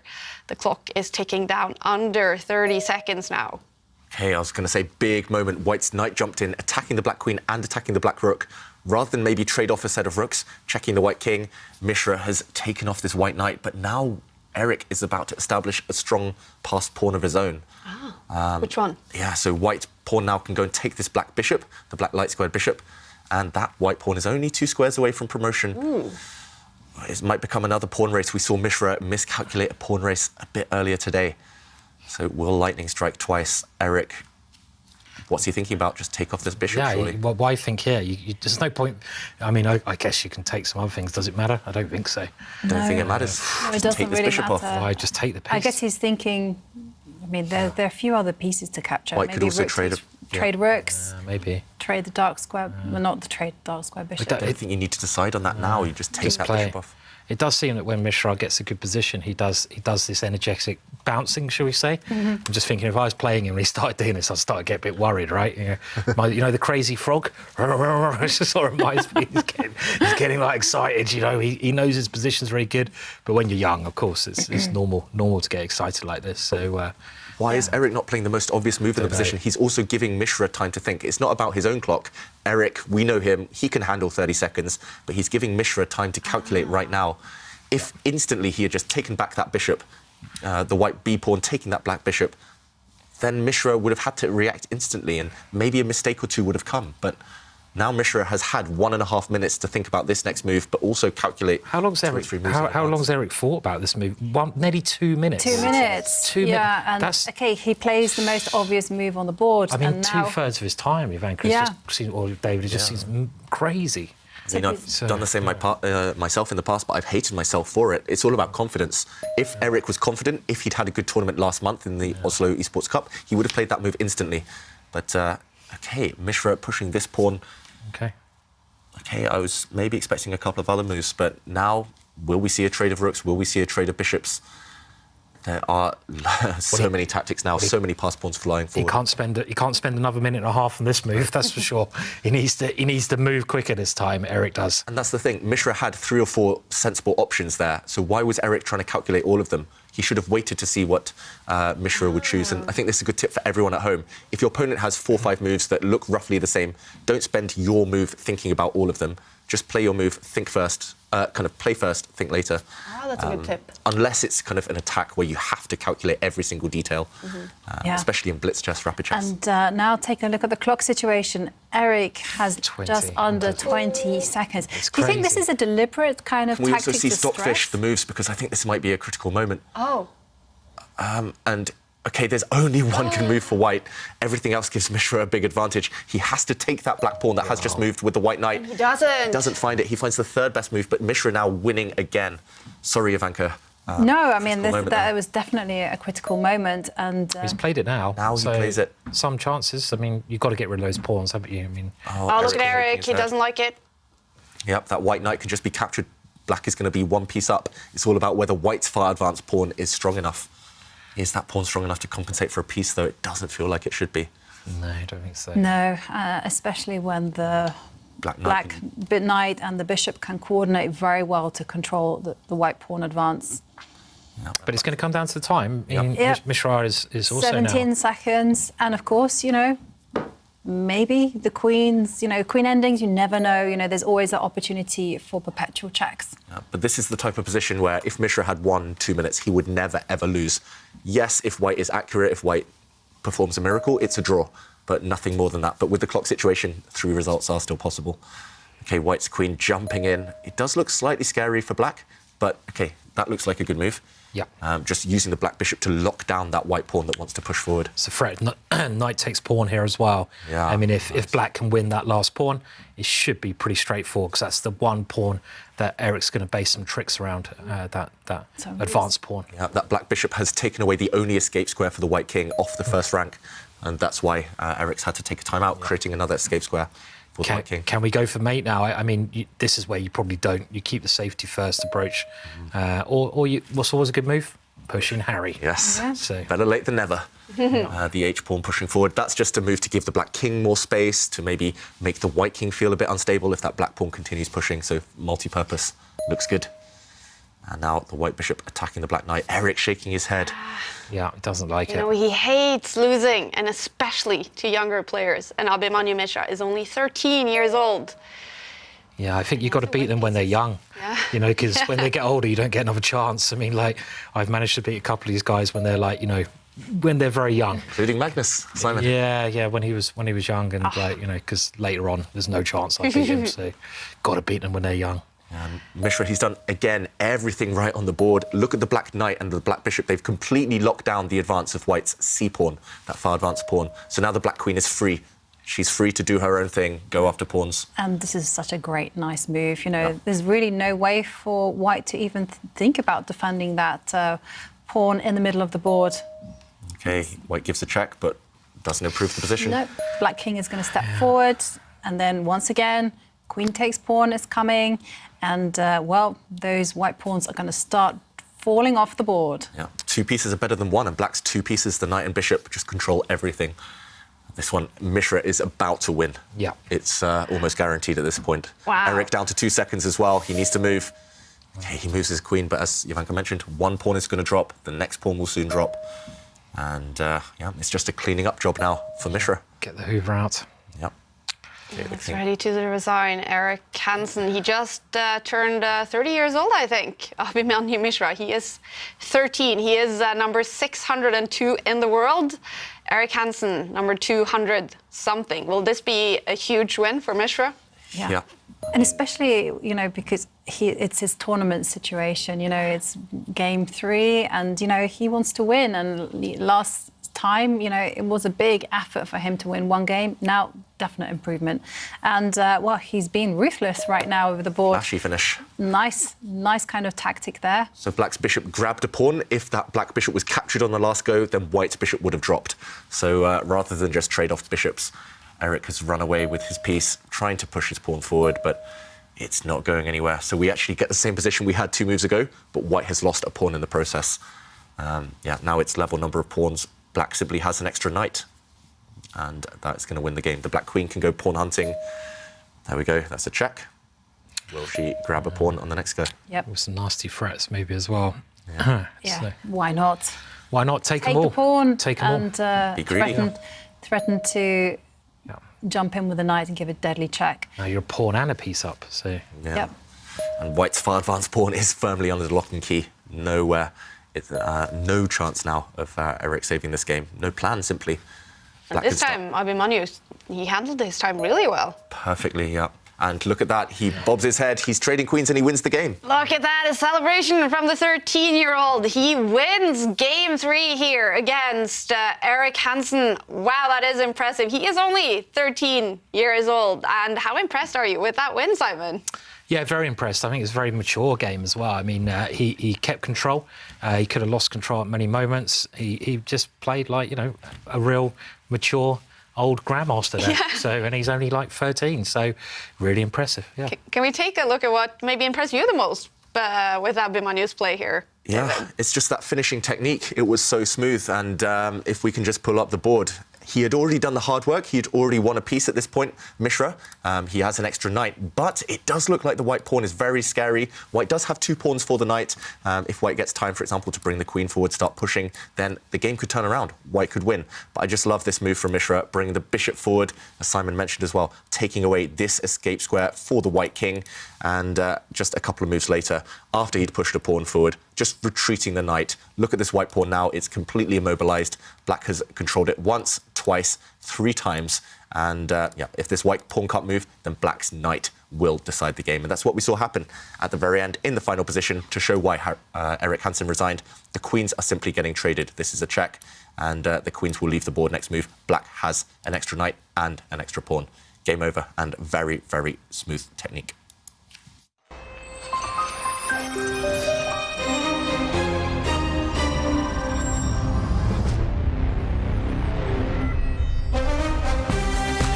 Coming up in 12 minutes, the last round of today, and we're going to follow the game between world champion Magnus Carlsen and his world championship second, Jurgen van Vliet, who actually beat Magnus Carlsen in their match in the Oslo Esports Cup 3 weeks ago. So Magnus will be looking for revenge against Jurgen.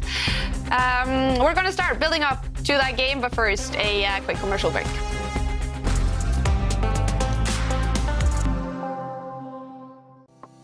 Welcome to the new Chess24 playing experience.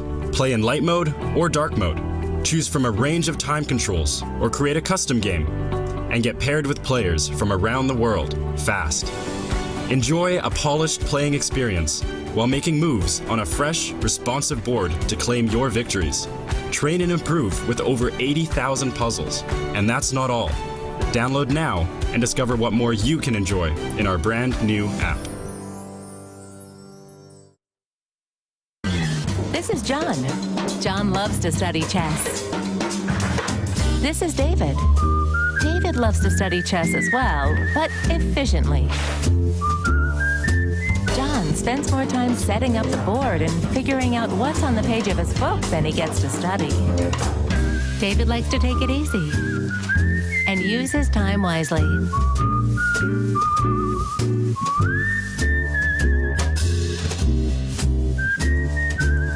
David has finished his exercise for today. John should try the same.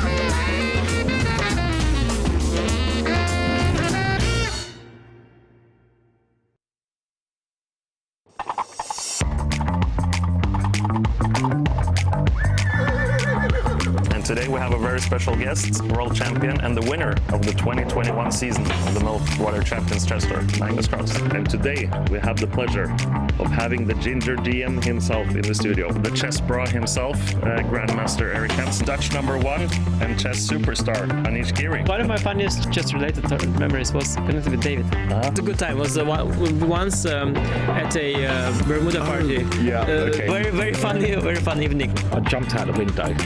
I landed on the porch, fell off.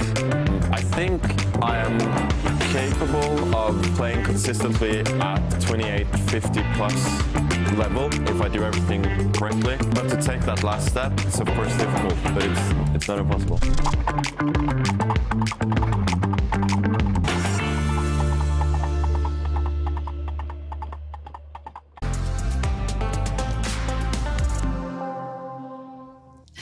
Welcome back to the Chessable Masters. We're waiting for round 4, final round of today. And we've seen some fantastic chess so far today. A lot of fighting chess, a lot of entertainment, and also some exchanges. So here is the FTX exchange of today.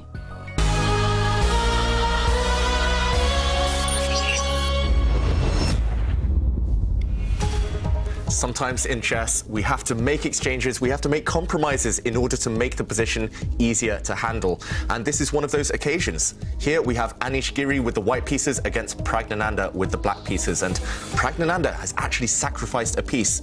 But in return, we see quite a dangerous attack. The white queen is under fire, the white king also very, very open. One of the best attacking pieces for black is this knight. So rather than keep his extra piece, Anish Giri exchanged that advantage, the material advantage, for a more manageable position. Here he gave away his queen happily. He actually played queen takes knight, removing an attacking piece. And despite the queen dropping, after this trade here, this exchange, we see that white has a rook and 2 bishops in exchange for black's queen. That is ample material, and not only that, you've got rid of your opponent's attacking pieces. The white king can hide in the corner. Just to show the end of this great exchange, to show how Anish Giri won the position, he made a final blow, really nice tactic. He brought his bishop to a square it looks like it cannot use, skewering the queen and king, and after this bishop is captured, a nice checkmate to end the game. Sometimes you have to make exchanges, just make sure they make your position easier to play. All right, taking notes. And Anish Giri playing that game, he has also signed all this cool stuff, Anish Giri, and we're giving it away to our favorite selfie. So let's take a look at a few of your selfies.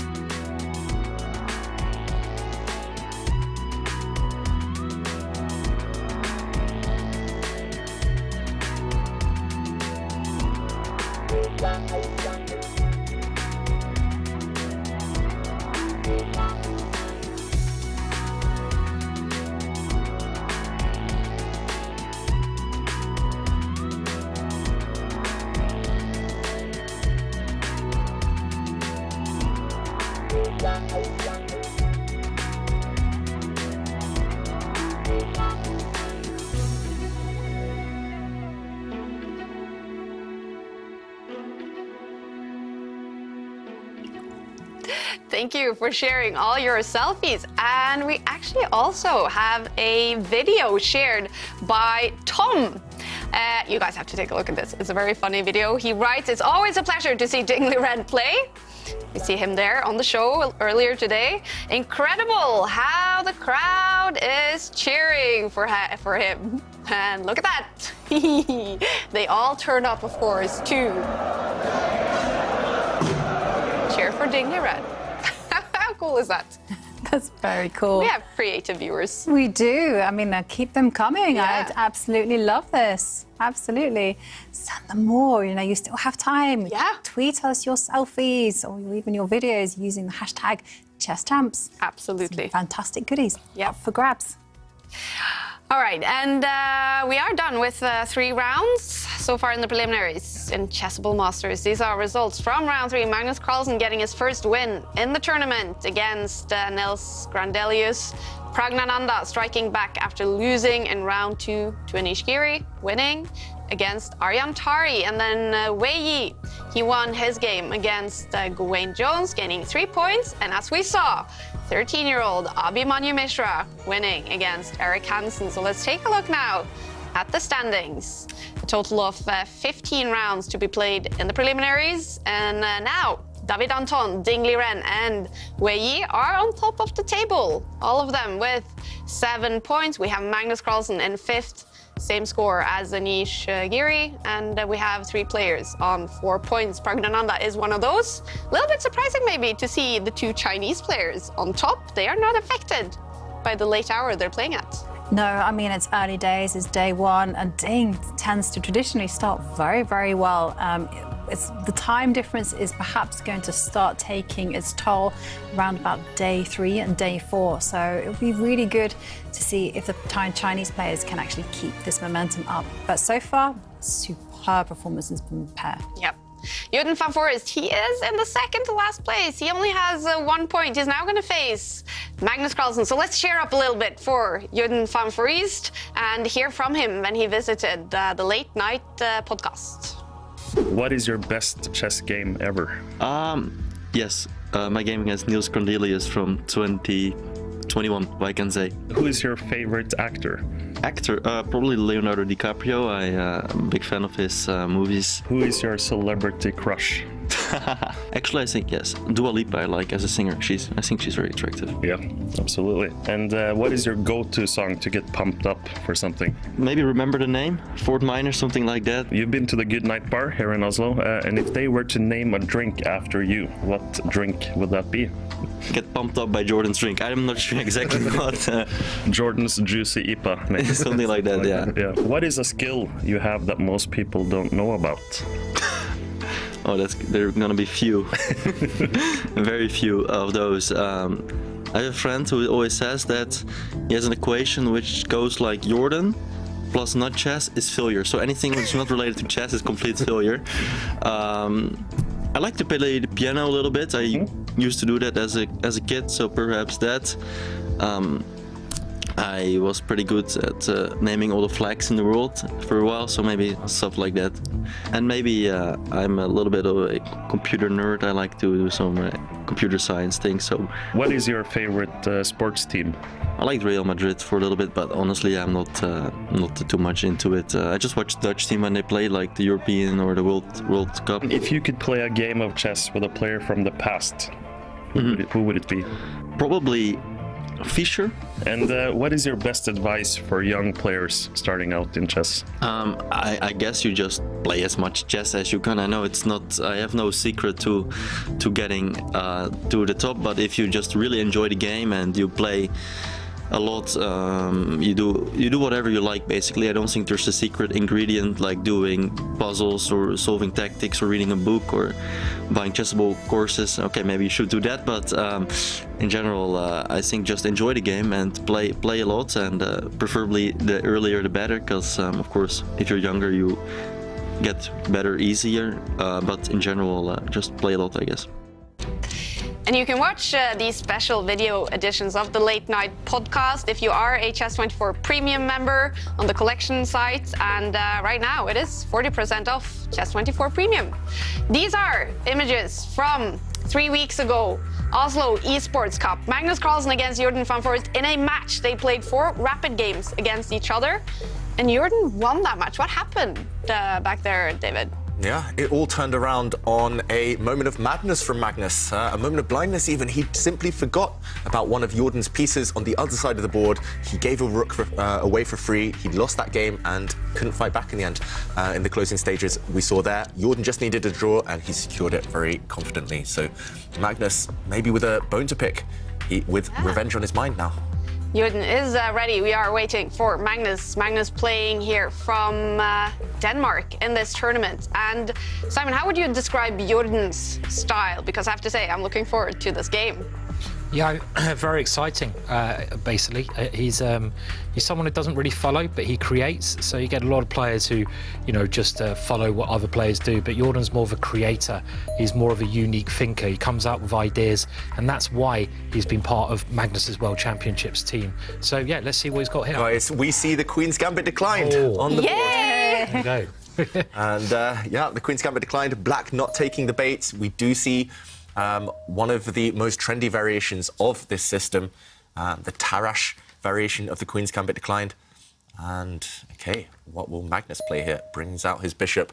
This opening has been very popular by Team Magnus players. That means Magnus Carlsen himself, Daniel Dubov, Jordan van Foreest, people that Magnus has worked together with in World Championship training camps. And, okay, we see maybe a rarer line, not the most common over the last few turns, but the kind of whole nature of the position revolves around Black's pawn in the middle of the board, which is an isolated pawn. If that's a strength, then Black is doing great. If it's a weakness, a target for White, then Magnus will be happy. Mm-hmm. And remember, if you yourself want to become an expert on the Queen's Gambit decline, this super popular opening on the tour, then we do have that Chessable course by Alex Kolovic. And if you do join in our question of today, We're asking what you struggle with the most in the opening. You can win this course valued at $300. So please join in and tweet your answers using the hashtag #ChessChamps. Well, they're playing fast. Obviously, they're well known in this opening. Yeah, they've probably discussed either this line or at least something very similar before. They are good friends. They've worked together many times now over the last 6 months, 1 year. So nothing new for them, maybe. But who do you think this position will favour in terms of style, Simon? I mean, I'd say white in general. It depends if black can get any activity, but it's really about the centre of the board and that pawn, the isolated pawn. And Magnus loves slowly manoeuvring around a slight weakness, and I would have thought here that you know, the question is, you know, he can do that. I don't know if black can get enough activity. I mean, he might even be able to take the knight, take the pawn now, but that it looks a bit risky, and I don't think he'll do that. But I would have thought Magnus would be comfortable in this position. Yeah, I think so too. Magnus slightly frowning. Just to show, you mentioned a couple of captures there, Simon. Big decision, this bishop under threat. And the natural move would be to step back, just kind of maintain this pin, maintain this tension, not commit. But you also mentioned, Simon, taking this knight and then taking the pawn. Looks greedy, especially while white's king is in the centre. But if you can get away with it, it's just going to be a clear pawn up. What does black do? If you take this pawn with black, then you have to really be careful of knight checks at some point. And he's going for it. Real tension already. If the queen doesn't go and take this pawn, if you remove the knight from the board, then suddenly, I mean, this bishop is under attack. And white's just a clear pawn up, no? Well, I was thinking bishop b4 check here. Might be some way to at least stop white from castling, because black needs to get some kind of compensation. And we know that Jordan does quite a lot of rather speculative or aggressive ideas just to stop his opponent castling. He's done this before to Magnus to hold the draw, I think, in the last one when he needed to get a draw. So maybe there's some compensation here. For example, if black castles, yes, black's a pawn down, but white's king is kind of getting in the way of the two rooks. They can't connect anytime soon. Yeah, and the black rooks can centralise, so put them on the open lines. But the fact that Jordan is paused after this last move, bishop takes knight, the fact that he's even considering wrecking his own pawn structure. No, you can't do that. Not against anyone. Yeah. I mean, these are too ugly, these isolated pawns here. Gives me the shivers. But what did Jordan think? He spent nearly a minute on that move. And normally Jordan, he's the type of guy, yes, he's full of opening ideas, but if he knows an idea, he'll play it instantly. He doesn't want to sit around and bluff and kind of play mind games. And big question, does Magnus take or does he not? It would also be viable to just castle the king away to safety first. Well, I mean, one thing I've seen Magnus do a lot more in the last tour, even though the tour maybe wasn't that successful, was take some of these risky-looking pawns. He was very brave capturing a pawn, which I hadn't really seen him do as much before. So I don't know. I mean, Jovanka, is he gonna grab that one in the middle here, or is he gonna? You know? It kind of feels like he should, having... Yeah, I don't think I would. I think I'd be too scared. I think I'd just castle here. I mean, like, you know... Fortune favours the brave, Simon. It does, and if you can calculate your way out of trouble, which, you know, these strong players love to do... Yeah, they do. I'd just be too scared. I'd just be like, no, I see a check. I've got to move my king. Don't like it. Castle. You know, so that's... You want to be the one sacrificing pawns and attacking. You don't want to be the one grabbing and defending, right? Yeah, that's maybe a personal thing, which is a bit of a mistake. But I think you're probably right, and he has. He's taken it. Right, OK. There we go. He's calculated that there's absolutely no trouble. And I think this is maybe the correct kind of continuation after capturing the knight. You know, you kind of go all in at the minute. And whilst Jordan is thinking about what to do, well, I do feel I love this quiz of the day that we have where we're asking what are the things you most struggle with in the opening, because it really feels like, you know, it's kind of a problem clinic that we can help with, like almost like an agony column. And Shreyas Bangar says that they struggle to keep patience in openings, which is... something Grandmaster David Howell is incredibly patient. Well, not just in the opening, I feel, as well. So incredibly boring, I am. No. More patient. Be patient is a virtue, as they say. I mean, you don't always need to be patient in openings. I think if you're feeling that you're impatient in openings, then maybe you're just playing the wrong openings. Maybe you should be choosing openings where you can be a bit more direct. So that's one to check out. Yeah. Just make sure you choose openings where it does suit your instincts. good advice, David. And Bonaventure James says that they start to feel flustered by aggressive openings that they are not familiar with.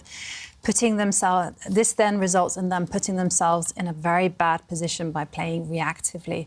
And that's something that I can relate to, actually, especially when I'm faced with outright aggression and with someone who I know is famous for playing in a creative, aggressive style and has a higher rating than me. Those are the two kind of conditions where I feel flustered. If it's someone lower rated than me, I tend to go, well, come on. I've studied the Caracan for years. Come and get me if you think you're hard enough. I actually honestly come and have think a go that. if you think you're hard enough. I know. Is that what you? I do. You know, football chant. Yeah, so. Totally. I know it's totally inappropriate. But anyway, that's what I think. But I can definitely relate to that feeling of feeling flustered and maybe feeling out-prepared. I think the kind of key is just to have a belief in your openings and belief in your ability to resolve those problems. And I think a good kind of thing is to always think back to the times that you did solve those problems before and you reacted in a positive way, and just take inspiration from that. And also I would kind of suggest taking a look at the concrete problems on the board. I mean, if the position is dangerous, then okay, look after your king. And here we go. It's getting very sharp. It is getting sharp, crazy stuff on the board. Yeah. I mean, White. Oof, I don't know. Both. I mean, White castling me. This looks so logical. And you know, whose king is weaker now? Black's king, surely. Black's king's in the centre. White's king is safely tucked away. I don't like this of Black. Just instinctively, it just looks something wrong for Black here. Yeah. I mean, unless you can somehow trade the queens off where Black maybe will be fine, I think Magnus is going to win a miniature. I just have a feeling he's going to win quite a quick game here. Just Jordan, we mentioned the pawn sacrifice. He's known for those. He's carefree, he's creative, he's ambitious, but the fact that he paused for 2 or 3 minutes, that's very unlike him. It's very uncharacteristic, but also, I mean, he normally loves having the safer king.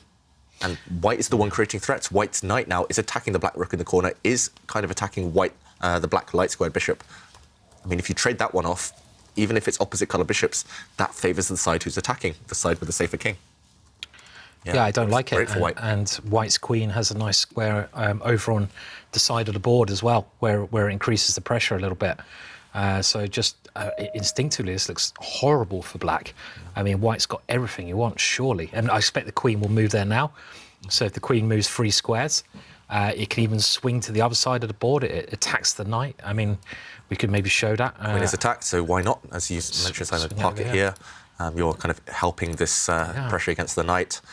And the swinging you mentioned happens from this angle. You can swing the whole way over and start checking the black king. I mean, you've got a choice of squares, maybe this one on the edge of the board. I mean, I dread to think how Black is going to survive this one with his king in the middle. Black isn't even a pawn up, so you're suffering for nothing, really. At least if you're suffering or defending, you want to have an extra pawn or want to have some long-term positional compensation, but... Yeah, I mean, I don't see it. It's just, I don't know the way my brain works somehow, but I was just thinking about that football chant, which you were saying, like, come and have a go if you think you're hard enough. Yeah. There must be some good chess chants that people think of, you know, so maybe we can ask that to the audience. What is the best sort of chant, like mantra you can get into your head when, is it come and have a go if you think you're hard enough? I'll take you down. You gambit, I'll take everything. Or is there something... It's your motto. Yeah, what's your motto, David? Oh. Is it like patience is a virtue, my friend? Or is it I'm going to make them suffer a little bit? I'm enjoying myself. Something about the suffering. Give me 100 moves and I'll be all... I can remember one you have, Simon, because we went to the Good Night during the Oslo Esports Cup, and you played with the great Aryan in the Chess24 company. You played, it must have been a blitz or maybe even a bullet game. Oh, right, a bullet game, I think, and you guys were bantering back and forth so much, and then you were winning the game and you were yelling out, what is this? What is this? What is this? It's checkmate on the board! Simon! It was fantastic. I may have been a little bit drunk, shall we say? But and there is a video. Oh, dear. Oh, dear. But I think I was getting given as good as I got, I think. You know, I think it was mutual. Game. So it was fun. I vaguely remember that. On the board. Yeah. I remember that. You played a great game. Checkmated the king on the G file. Just on the, Simon. Yeah, it's on the. I'm sure it's all right. Damn the good night. After the last round of the major cup. So I think that's the key with trash talk. You only give trash talk to people who give it back. Yep. Oh, and Ireland, he was trash talking. Yeah. Oh, yeah. Yeah, I was getting a lot myself. So I mean, you wouldn't just pick on an 8-year-old kid and start doing that, would you? No. So come on, what on earth is that? Like, No. So, but what's Magnus doing here? I'm sorry, but talking of what is that? You know, keep the queens on the board. I mean, the general rule is if your king is safer than your opponent's king, white's king is safer than the black king, keep the queens on the board. I mean, this can't be a bad move, but it's safety first, right? Yeah, it's definitely not a bad move. We should clarify, so we can't be too critical. Magnus still has the advantage. If queens come off, for example, OK, Magnus frowning there, but if black's queen takes the white queen, then one of the white rooks will recapture and white gains time. We're going to see it happen on the board. White's rook now will attack the black bishop in front of it. Black's knight as well, a bit unstable. We're going to see a lot of trades, and Magnus is going to grind away in the endgame. Maybe Magnus will even win one pawn in the process. So he's chosen a safety-first approach, as you mentioned, Simon, but why win one pawn when you can go for checkmate? And I guess it's more his style, and maybe he's thinking about Jordan's style, and he's thinking, well, Jordan's a very creative player. He likes complex positions, so he's playing with his style and against his opponent's style. So it does actually make some sense. You know, safe advantage rather than a complicated one. This is a type of move that approach that I would take against a great attacker like yourself, even like Jordan. But also, if I was playing someone I was a bit scared of. Do you get scared? I can't believe you get scared. More than you think. I try and keep a poker face. Oh, right. Who do you get scared about then? Apart from you. You don't get scared when you play me. I know that. But, I mean, higher-rated players. I think it's natural. Human play. It's kind of human nature. I mean, if I play Magnus, boy, it's terrifying. Even if I know I'm winning. We actually played a blitz game down at the Good Night recently. Kyle was watching, and I actually had checkmate in 3 moves on the board, but he was trash-talking me, and I was like, oh, no, and I just assumed I wasn't winning, and of course I didn't. But too much confidence in him. So, yeah, exactly. So, that's why I'm slightly surprised, because Magnus is normally the one full of confidence, and to play the safety-first approach, like you say, there's some logic behind it. There's a lot of... it's kind of nice to take all the risk out, trading all the queens, but less possible reward comes along with the less risk. So, OK, Jordan, can he defend this endgame? Black's bishop needs to move. But where to? The black dark squared bishop. That is the question. And whilst Jordan is pausing for thought, well, we also have a selfie competition where we have a fantastic prize of Chessable goodies up for grabs, all signed by the great Anish Giri. And GoldenEye 187 is saying they are a student of the game and they're watching Chessable Masters, and cheers to everyone. Also, cheers to you back. Absolutely. There you go. And Gaurav Mukherjee is supporting the whole event and enjoying the games, and is giving us a big thank you from India. I love it when everyone tells us where they're watching the show from, because it just shows how global everything is. And Lanadan is sending us greetings from the Swiss Alps to the Chess Champs studio, and is rooting for Anish. And of course, we get a picture of the beautiful Swiss landscape. And well, we have to go back to the board, because we were kind of talking about the king, the bishop defending, retreating, but we never thought about the king. And look at Magnus's face. He's just, a moment ago, he was just frowning. I don't understand. I mean, I vaguely saw this, but I just assumed white was winning a piece. What is Jordan's idea? After this capture, black simply has to take back this knight now with his pawn. Now white is going to give a check. With his rook, the black king is going to get forced away from the defence of his bishop. I think he's got a sneaky idea in mind of double attacking a couple of things later, but should we jump in? We're about to see this on the board. We have to see this. Maybe we can keep an eye on the players, because we might see some big reactions on their faces. And let's just show what happened. Black's king came forward. We were expecting, due to this attack, the bishop to move. For example, to retreat, a couple of safe squares there, maybe go to the edge of the board. But instead, Black's king came forward as a defender, defending this bishop. Now, after a trade, we can see Magnus potentially checking the black king. And when the king retreats, we can see a simple trade of rooks, and now taking this black bishop off the board. And black's idea must be surely to bring the king to this square, attacking the white rook and attacking the bishop. At first, I thought maybe you just give up the rook. You take this knight off, and then you retreat your bishop to a safe square to stop the black rook coming in with any checks. Maybe this one isn't so clear, because black does have a passed pawn. And black has a very active king, so maybe this is what Jordan wants, but I did take a peek, and actually there is a winning move. Oh. You not swing the rook all the way to the h5 square. You called it. This is maybe what Jordan has missed. You can break the white rook across and defend from afar. And actually, this is the only safe square on this rank, on the 5th rank, to defend the bishop. And the thing is... If the pawn attacks the rook... Sorry, David, I was just there. The thing is, if there's a check, the bishop can actually block and run away to safety, so this is completely fine for white. White has an extra bishop, and as Simon mentions, the pawn can step forward, attacking the white rook, but I guess you just move out the way. You just take this pawn, and after your bishop falls, you just push, create a safe square for your king, and you're just a pawn up with white, and more to come. This is the position on the board. We're expecting Magnus to just swing his rook across and most likely win the game. And yeah, we did look at those stats for the Queen's Gambit decline, the opening they played in this game, and it was, you know, it was nice for white. The score was, what, like 59% score? 56 point something. 56% and 43.8% for black. Yeah. But there were a lot of games played, and I don't think they're too bad statistics. For black? For black, but here, you know, can we blame the opening in this particular example? I'm not sure. I think in chess in general, I think most openings have roughly 55% for white. That's just because you start with the first move, and that's if you look at the whole kind of sample size, where maybe at the lower levels, having white is more of an advantage.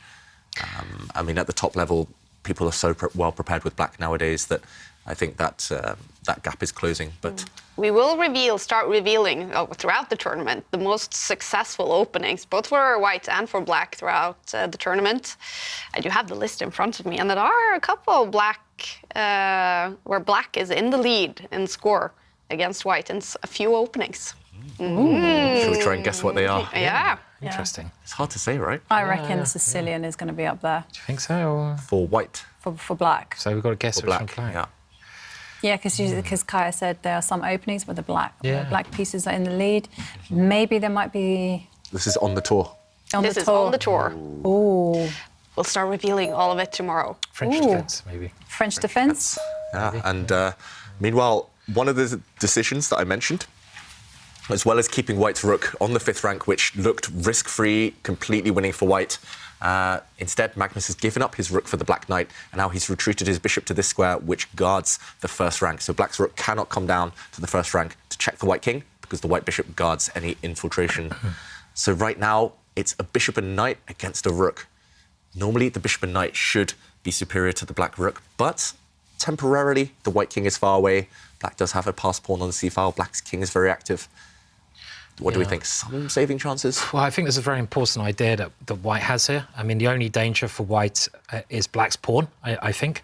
The c-pawn, the pass pawn, we call it, because when you're in an ending, you've got to try to throw that down the board. And I think white has a very just simple way of guarding that. He can drop his... Yeah, we can put it on the board, drop his bishop back to stop that going forwards.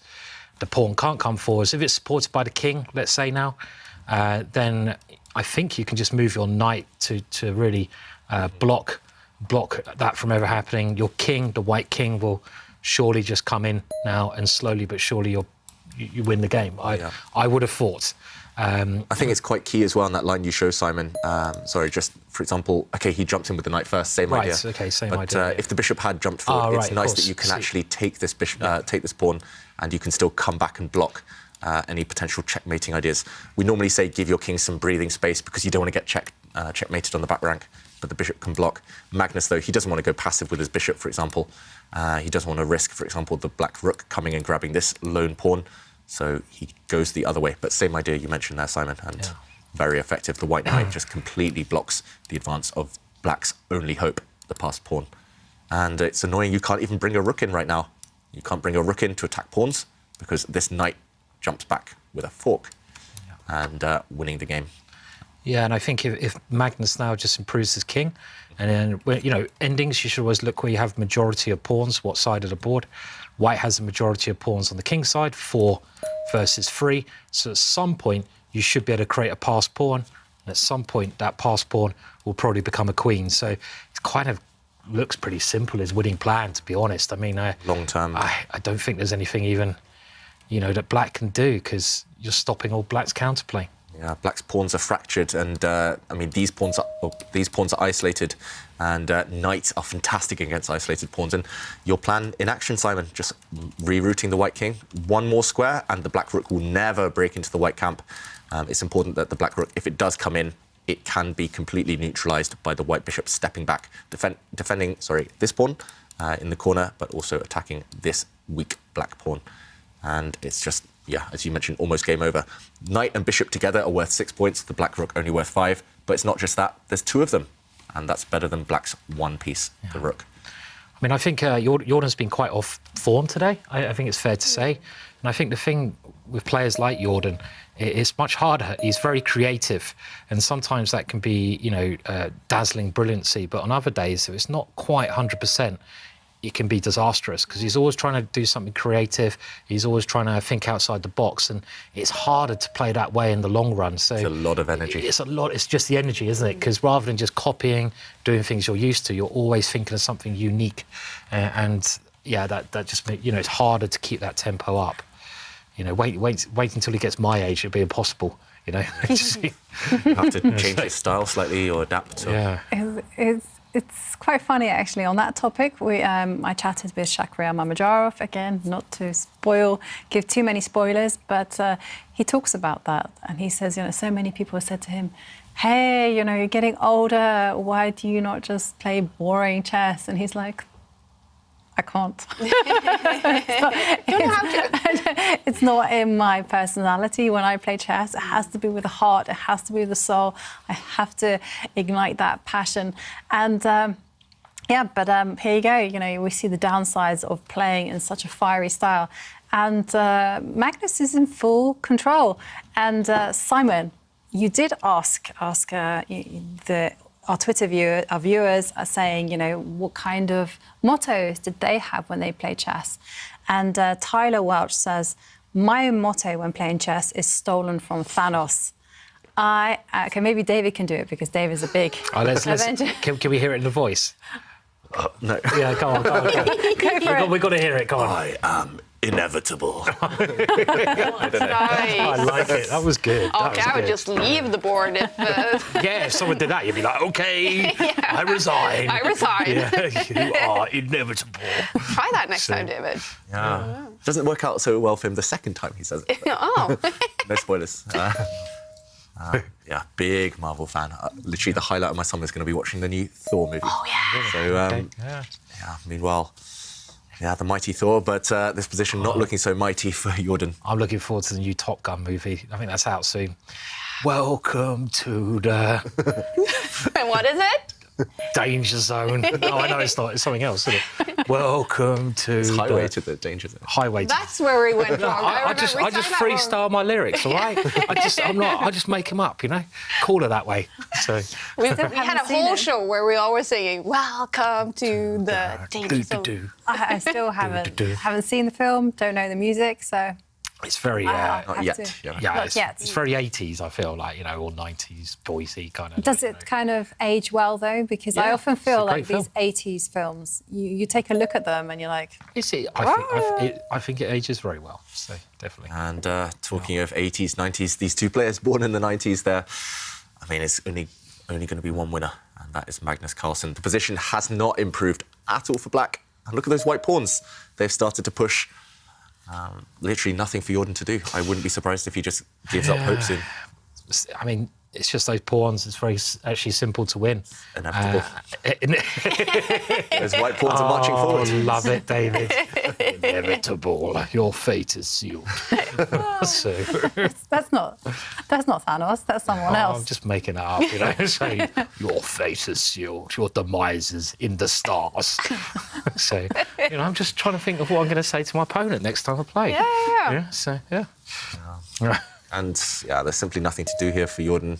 Look at the clock times as well. How imbalanced is that? More than 10 minutes for Magnus in a easily winning position at this point. The white king can just continue centralising itself, or even marching towards the right side of the board. White's bishop and knight have everything locked down. Yeah, it's a complete control. I mean, It's in my mind now, that one word, inevitable, but this position is basically the definition of inevitable. Black just has to sit and wait and do nothing. I mean, I think the only thing that could go wrong is if white gets greedy, loses control of black's only passed pawn. So let's say you grabbed a pawn now with check. Very greedy this is. You want to, in positions like this, it's so much more important to keep control rather than get greedy. And if you did go for the check, black moves his king, we can win another pawn, but you've lost control a little bit now because the black pawn is suddenly free. The white knight was controlling that one, but now, you know, you don't want to allow any counterplay. This is just key. Stop the counterplay. Don't put your piece on bad squares like this knight, even if you can win a pawn in the process. And yeah, as you mentioned, Simon, stop all counterplay, but not just that. In the current position, improve your pieces. And this white king is destined to come in and start picking off the remaining black pawns. This is where white has the advantage. That's why Magnus is playing on that side. When you have a pawn majority, it makes sense to play on that flank. There's no stopping that white king from getting to its destination as well, because yes, you can attack pawns, but hey, the knight can actually step back to the c4 square, or Magnus just goes, well, I don't even need to defend it. That king is just going to run to chase and gobble up those pawns on the right. Yeah, so white giving up this pawn in the centre to the black rook, but instead just going after these pawns. We might even see a trade here, but there's no way to keep this pawn intact. If you try and defend it with your king, then the white bishop sweeps in and captures another pawn. And yeah, it's actually close to a mating net now for the black king. This white pawn is going to step forward sooner or later. It's, I can't say the word, inevitable. It's getting close, though, for a win for Magnus. Wow. With the white pieces in a game where they have played the Queen's Gambit Decline, I'm super happy we did see that, because it turns out it is the second most popular opening on the tour. And I have another fact about it. So Ty, our stats genius, just wrote me that Magnus has played 5 games with the black pieces in the Queen's Gambit Declined. Can you guess what his score is in those games where he had the black pieces in that opening? This season, he beat Pragnananda in the Queen's Gambit Declined last month. 100%. It's not 100%, but it's 70%. 70% with black. That is incredible. Yeah. So is he an expert in this opening? Yeah. Yes, from both sides, white and black. Expert in everything, isn't he, really? Yeah, and he's also expert in like those very unusual variants of the Queen's Gambit Declined, and he just simply knows how to handle the positions, and he knows, you know, when to be patient, when to strike. I mean, absolutely fantastic player.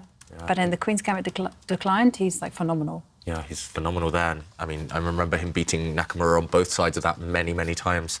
I think Magnus, one of the best patches of his career in early 2019, he was just every time on the white side of the Queen's Gambit Declined, he would just smash his opponents off the board.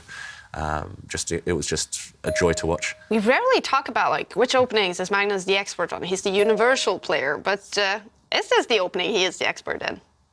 It's one of them. Yeah. He's so good at everything. I mean, this is, you know, he can play. I mean, I think he's a real, what people don't realise, a real student of the game. Yeah. So he's done a lot of work, and he's got incredible memory. So he's able to recall games from hundreds of years ago, exact positions which were played in certain openings, and you know, adapt them into his own play. And yeah, it's just one of his big strengths. Yeah. Opening books, he's just poring over them all the time. I mean, this game is not going to last much longer now. White is simply going to capture this black pawn on the right side of the board. White's 2 pawns are unstoppable, and at the very least, white can give up one of his pieces, the white knight or the white bishop, for black's pawn in the middle of the board. Those 2 white pawns, on this side, they're just going to march up and win the game. It's a matter of time now. Jordan giving up hope. Yeah. Look at that, 2 minutes for Jordan. Magnus still has 11 minutes left on the clock. What happened in this game? Was it preparation that Jordan didn't follow? I have a feeling Jordan just mixed up his opening move orders. Maybe he had an idea in this opening, but that one moment we praised Magnus maybe for being brave, grabbing a pawn. After that, I mean, Jordan never got back in the game, simply. He never recovered. Maybe a slight opening disaster from Jordan, but Magnus's technique ever since that one small slip in the opening, just been flawless. And now the white knight jumping to attack the black rook, but also to stop black's pawn from marching forward. That white knight will keep the black pawn under lock and key, and white's pawns win the game. And I'm looking at the bar on the bottom of the screen. Mishra, Mamedyarov. Mamedyarov is Is he still world number 5? Something like that. The bar all the way over to Mishra's side. And we do have a result in this game. It is a win for Magnus Carlsen, his 2nd win in a row. Horrible start for Jordan today. He only has 1 point out of those 4 first games. But Magnus will be somewhere along the top of the table after winning this game as well. Should we take a quick look at it? We did have the Queen's Gambit declined. We did have the Queen's Gambit declined, and I just want to highlight one moment a bit later on. We saw that Jordan maybe wasn't as familiar with the Queen's Gambit declined as Magnus Carlsen. Magnus grabbed a pawn and actually won a piece at some point, and this was the critical moment. We were talking about the white rook under fire, the white bishop as well under fire from the black king. You have to save the rook, or it looks that way, and we were advocating bringing the rook to the edge of the board, but rather than misplace one of his pieces, Magnus sealed the deal here by giving up his rook for a knight, and simply retreating the white bishop to guard this square. The black rook now cannot use it, but as we saw later in the game, after the white bishop stepped back, the white knight stepped forward. These pieces went on to coordinate far better than the black rook. And the endgame technique there, it's well worth playing through for the viewers at home. Great technique from the world champion. Wow. Should he be happy with his start today, Simon? Magnus, here. I think he should be happy. I mean, he's played well. He seems to be on good form. And after the last tournament, I think he's going to be really, really trying to win this one because it didn't go his way. So he's going to be hard to stop, I think, Magnus. Yeah. Does he seem to be back on that top form, super sharp? Yeah, I mean, we saw that just an example of what Magnus can do at his best. You know, he was left Jordan chanceless. There was just nothing that he could do. And complete control and very impressive start from Magnus. And I think he will be finishing the day with a big smile on his face. Yep. And we are hoping to get a comment from the world champion. We are done with, he's done with his 4 games today. And after that, we're going to jump into Mishra against Mamedyarov. If you take a peek at that game, is Mishra? It's exciting. There's some crazy stuff going on, but Mishra is winning. So if he's accurate, if he's kind of keeps control of his nerves, then he should take the points in that matchup. 13-year-old, maybe on a streak. And that will be huge. That's going to be the highest rated player he's ever beat on the Meltwater Champions Chess Tour. And we'll get to see him jump for joy like he did last time. In last game. I mean, is his head going? Is he nodding? If he's nodding, he's going to be very happy. Have to check, right? He is under 1 minute on the clock, though. Mamedyarov has 5 minutes, so still have a feeling still some fireworks to be seen in that game. Yeah. I have to say, even the position I see on the board, it still looks a bit scary. And whenever you're playing Mamedyarov, even if you're completely winning, it's still scary because he's such a scary player to face. So, it's got it's not simple. All right. We are hoping, first of all, to get a comment from Magnus after a very good start to Chessable Masters. Magnus now has 8 points. Currently on top of the table with a bunch of games still going on, but we're joined by Magnus. Are you happy with your start today, Magnus? Yeah, I mean, the score is good, and to end on a high note with 2 wins is nice. I think I didn't play so well, but as long as I win, it's fine. This final game, though, you seem to be in big control against Jordan. What did you think about this final game?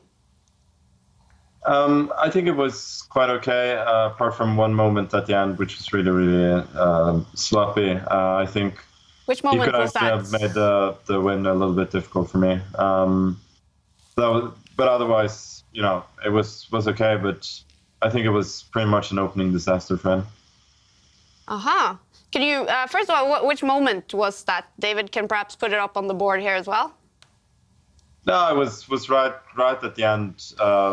He could have, I mean, when he went for a king move at the end, protecting his pawn, he could have just jettisoned that pawn and played for activity. And I mean, I'm sure there is probably more than one way to win, but it would have been a little bit unnecessarily complicated.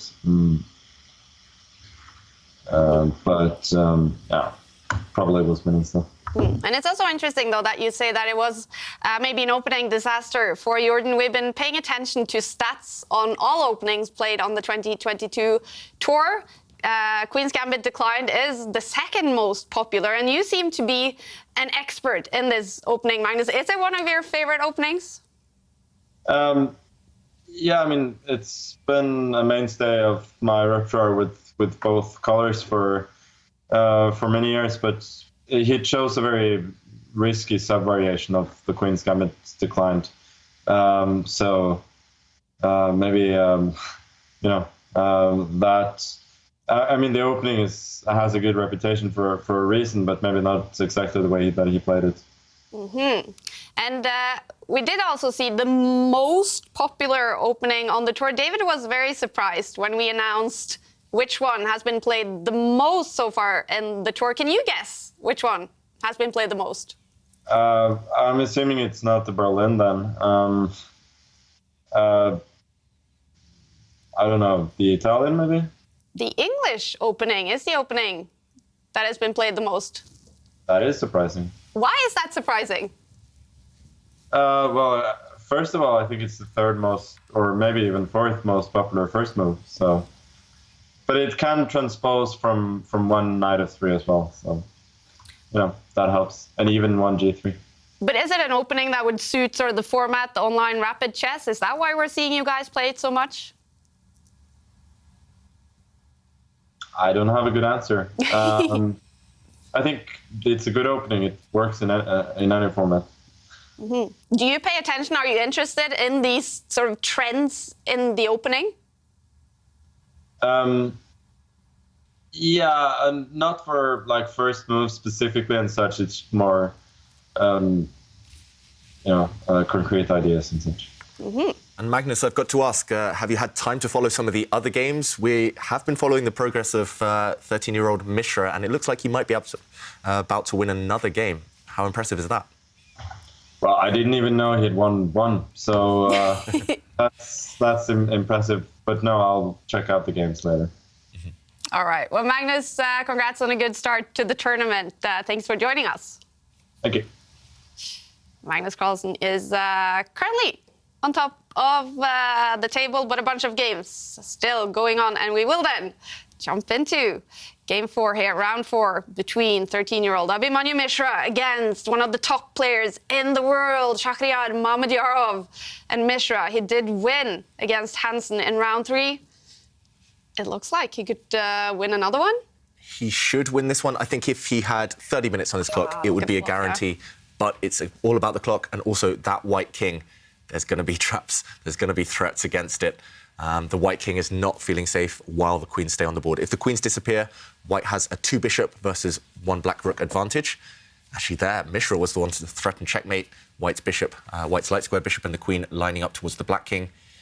What do you think, Simon? Any chance to save this game for Mamedyarov? I think it's very unlikely here. I mean, white's very active. It does look like the white king is in really badly placed, but I think it's pretty safe there. And you've got great central control. The bishops cover every possible checking angle. So even with 15 seconds on the clock, he really should do this one. Yeah, he should do that. I think the only danger is actually him losing on time. I don't think he will even come remotely close to losing on position. I mean, just look at his pieces. They are so fantastic. And there's a mate threat now. There's a mate threat on the board. Okay, so he has 9 seconds to deal with that. Just cover that square with a piece, G4 square, that is.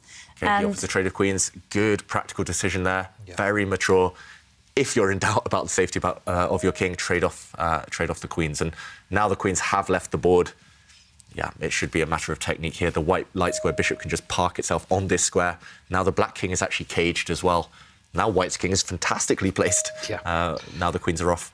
And Mamedyarov, you can see on his face, he's not so interested in this game anymore. He knows he's doomed. White's rook can just lift itself up, pick off pawns on both sides of the board.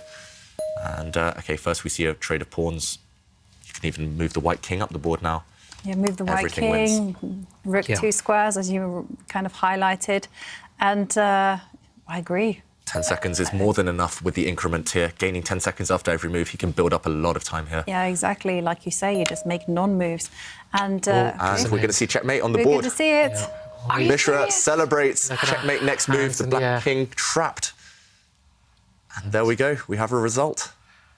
It is over. Wow! Wow, what an impressive performance by 13-year-old Abhimanyu Mishra. Not only did he win his game against Erik Hansen, here he is also winning against one of the top 10 players in the world. And let's see, is this live of Abhimanyu Mishra? Just looking at the game, not even celebrating. Oh, so there's mature. a smile. Yeah. You can see it there. Inwardly, he's doing a little dance of happiness. I mean, just look at it. I mean, going back to when you were 13, David, how would you be feeling inside? I mean, it took me a lot longer than that to beat a real world-class grandmaster like Shaq. I mean, I would have been dancing inside. I think he's just playing it cool for the cameras now, which is the right thing. But a little celebration tonight and then back to the hard work tomorrow. He's in great shape now after 2 wins on the trot. Incredible performance. And I'm noticing, we did ask, where is the Spider-Man that we saw in the tournament last year? But is that an Angry Bird? I think so. It is an Angry Bird, yeah. Look at that. There we have a little bit of a celebration. Simon, how impressed are you with this 13-year-old? Yeah, really impressed. I mean, he's just played brilliantly today. But I think what I've been most impressed by his players is how he's kept his cool. So he's got good positions, but his opponents have played scary ideas. So even though he's doing very well, his opponents then they're throwing everything at him, and he's kept his cool. You know, he hasn't like freaked out, shall we say? He hasn't done anything really like dramatically, strange. He's just kept his cool, and he's put the ball in the back of the net. And I think that's a very mature thing to do and very impressive thing to do. Yeah, extremely impressive. And imagine, he was almost winning against Ding as well. We could have seen him win 3 in a row if he was slightly luckier or had slightly more time on the clock. Time management aside, it's been a fantastic day. Super impressive from the youngster. And, 6 out of 12 possible points here on the first day. I mean, we never would have imagined, right? No, and I think he might need maybe 21, 22 points to qualify for the knockouts. Imagine, if he keeps up this pace, he might well be there. Incredible. We are obviously hoping to get a comment from the young American after a great day. He won against Mamedyarov. He won against Erik Hansen. He was about to win against Ding Liren, but in time trouble, he did lose that game. He also lost first game to David Anton. But after that, when he got warm, he won the 2 final games of today. And I guess American fans must be just so happy about this. They must be so proud of their talent, and it's only 13 years old, and just to come back from 2 losses, and the loss that he had against Ding must have been super painful because he was winning, as you mentioned, but he came back, played a great game against Erik Hansen, and then just now against Mamedyarov kept his course, Simon referenced, and just totally outplayed this very strong Azeri grandmaster. So, wow, what can I say? What a talent. I think it's great as well because there's been some sort of chat about how he got the grandmaster title, which has, been there. I think most people know about it. It was during COVID times. It's very hard. He found some tournaments, but he's now proving to the world why he's not just a grandmaster, but a blooming good grandmaster as well. Exactly. So it's like, it's kind of like, I like that when someone turns around and like, yeah, there you go, proved it. Yeah. So, well done. And we're joined by Abhimanyu Mishra. Huge congratulations on your performance today. Thank you. Yeah, it was a very crazy day, of course. Like my last game, I mean, I was always very close to getting mated, but I mean, somehow I wasn't getting mated. It was like 8 seconds on the clock. It was always very difficult to make a move. Tell us, how are you feeling right now? You've just beaten one of the top 10 players in the world. I'm feeling amazing. I mean, this game was very, very tense, of course. And I mean, in the opening went very smoothly, but then after bishop takes d5, he played bishop h3, and I just completely didn't see this. And I saw like it was very crazy, and I mean, I was very close to getting mated in many places. I'm extremely happy and relieved that I've won this game. Of course. And I mean, also in game 2, we did see that you were almost about to win also against world number 2, Ding Liren, and obviously some time trouble there. But what are the big positives you take away from today? Yeah, I mean, it's always such a pleasure to play in these kind of events with competing against the top in the world. And of course, I'm very satisfied with my performance. But yeah, at least I should have gotten a draw in that Ding Liren game. And first of all, congratulations, Abhimanyu, but what's your approach now? What will you do for the rest of the day? How will you prepare for tomorrow to kind of maintain the nerves? Yeah. Thank you. I'm going to take everything game by game. So yeah, I mean, of course, it's a bit too early to still think about qualifying. Of course, I want to qualify for the next round, but I mean, it's still far away. So I'm just going to take everything game by game and just keep on moving ahead. Oh, absolutely. And I want to ask you something. We remember from Chessable Masters last season, there was a Spider-Man in your room. Where is the Spider-Man now? Yeah, actually, we got our house painted, so I mean, it's not there anymore. We had to take it down. Ah, but still getting inspiration from the great Spider-Man then. All right, Abhimanyu, tomorrow you're going to play world champion Magnus Carlsen. What will that be like? Yeah, it's going to be I'm pretty sure that no matter what happens, it's going to be very inspirational, and it's going to help me improve my chess a lot, because I mean, he's such an inspiration to me. Like when I was younger, I played a lot of games on the Play Magnus app, like thousands and thousands, and the way that he plays is just phenomenal. Well, and so is the way you are playing, Abhimanyu. I know it's not too late in the US where you are. What will the rest of the day be about now? Yeah, I'll start preparing for the next 4 people. All right. Sounds good. Well, again, big congratulations from all of us on your performance today, and we'll see you again tomorrow. Thank you. Thanks for joining us. That is a 13-year-old just bursting with joy. How cool is that? Yeah, I mean, it's not just cool, but how impressive it is. It is just kind of staying calm, taking each game as it comes, like you said. I mean, yeah, the way he played today, it's not just the fact he won 2 games, but it's the calmness, it's the style, it's the smoothness of his play. And I haven't seen anything like it for a long, long time. And maybe you could say Prag, maybe Alireza Firouzja, but he's going to be one of the top dogs amongst the young crowd, the young generation for years to come. Holy cow, yeah. It's incredible. Winning 2 games here today, Abhimanyu Mishra. And tomorrow he will face world champion Magnus Carlsen. Obviously, Magnus will be a huge, huge favorite in that game. But what should it be about for Mishra now? For the rest of the tournament, he's got a great start. Yeah, it's about enjoying the moment. Yeah. It's about not feeling the nerves. It's about just playing chess. And he kind of said it there. He just wants to prepare. He just wants to play good chess. And very importantly, he must not be afraid of anyone. You must believe in his abilities and just go out there, play good chess, because it's a win-win situation for him. You know, he loses, he learns. He wins. Fantastic. Yeah. Everyone celebrates, including the world, who is cheering him on. Still one game is going on here in the final round of day 1 in Chessable Masters. And we're going to jump into that game. It is Anish Giri against Gawain Jones. And the bar is over to Anish's side. What does this look like? Ooh, this is opposite colour bishops, so it's difficult to evaluate in any superficial way. Here, we can say that white is 2 pawns up. White's 2 extra pawns as well, very far away from each other, which is good for Anish. White's far advanced pawn on the H-file, 2 squares away from promotion. That is going to tie down black's bishop. And White's 3 versus 2 majority on the other side, potential pass pawn there. It's just about whether black's king can block off the white king, shoulder it away, stop it from advancing towards those 2 black pawns. It feels like it should be winning, to be honest, but still some hard work to be done. And the fact that the evaluation bar says only +1 point something for Anish says to me that it's not actually easy at all. Maybe it's not winning. Maybe black has what we call a fortress. Black can blockade on the light squares. What do you think, Simon? Drawing chances for Gawain? I mean, there's always some chances opposite card bishops, but I think Anish has shown a very clear-cut plan here. Try to get a pass pawn on the other side of the board. And in these opposite card bishop endings, the normal try to win it is to get 2 pass pawns on 2 sides of the board and stretch your opponent's defences. So that's exactly what white should be and is doing here.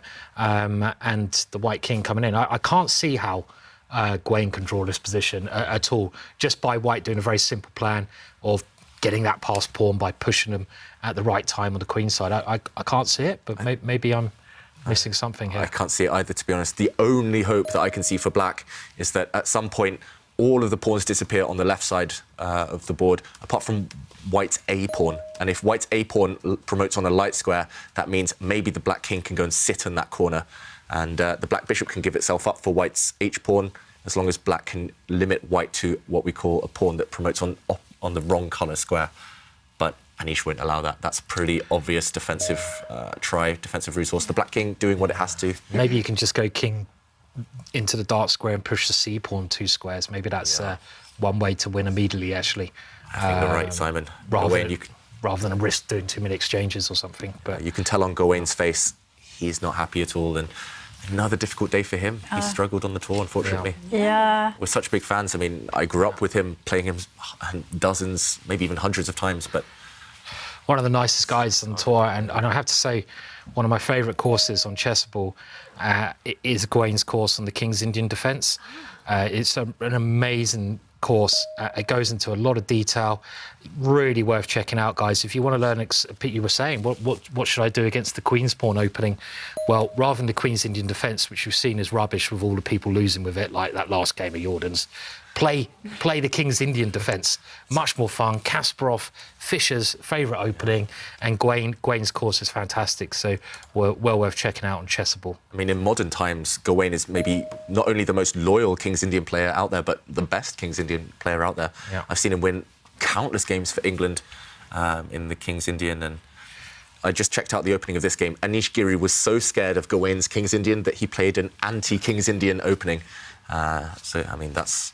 Yeah, I've been banging my head against a wall, against the King's Indian wall for years when I've played Gawain, not with much success. So, yeah.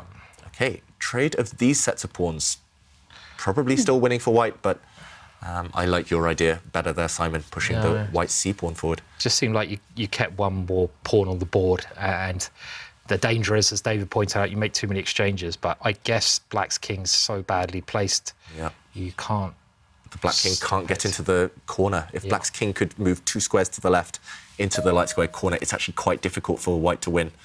But is it in time now? So can you just push the a-pawn and win? That's the simplest way. I don't know what. Yeah, there's no need to rush for Anish. So he's going to sit here. He's got 30 seconds. That should be enough. Worst comes to worst for Giri. You just move your white bishop 3 or 4 times, gain 30, 40 seconds on the clock. Yeah, I mean...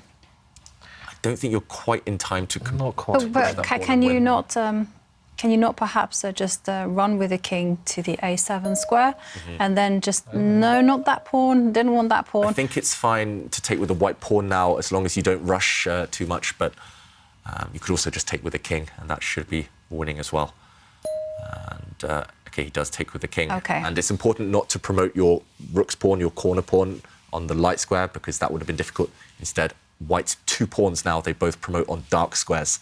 So that's a good strategy in opposite colour bishop endgames. Promote on the colour that matches your bishop. And now isn't it just a case of just marching the b pawn all the way to its destination? Because take a look at the queening square for Harry at dark square.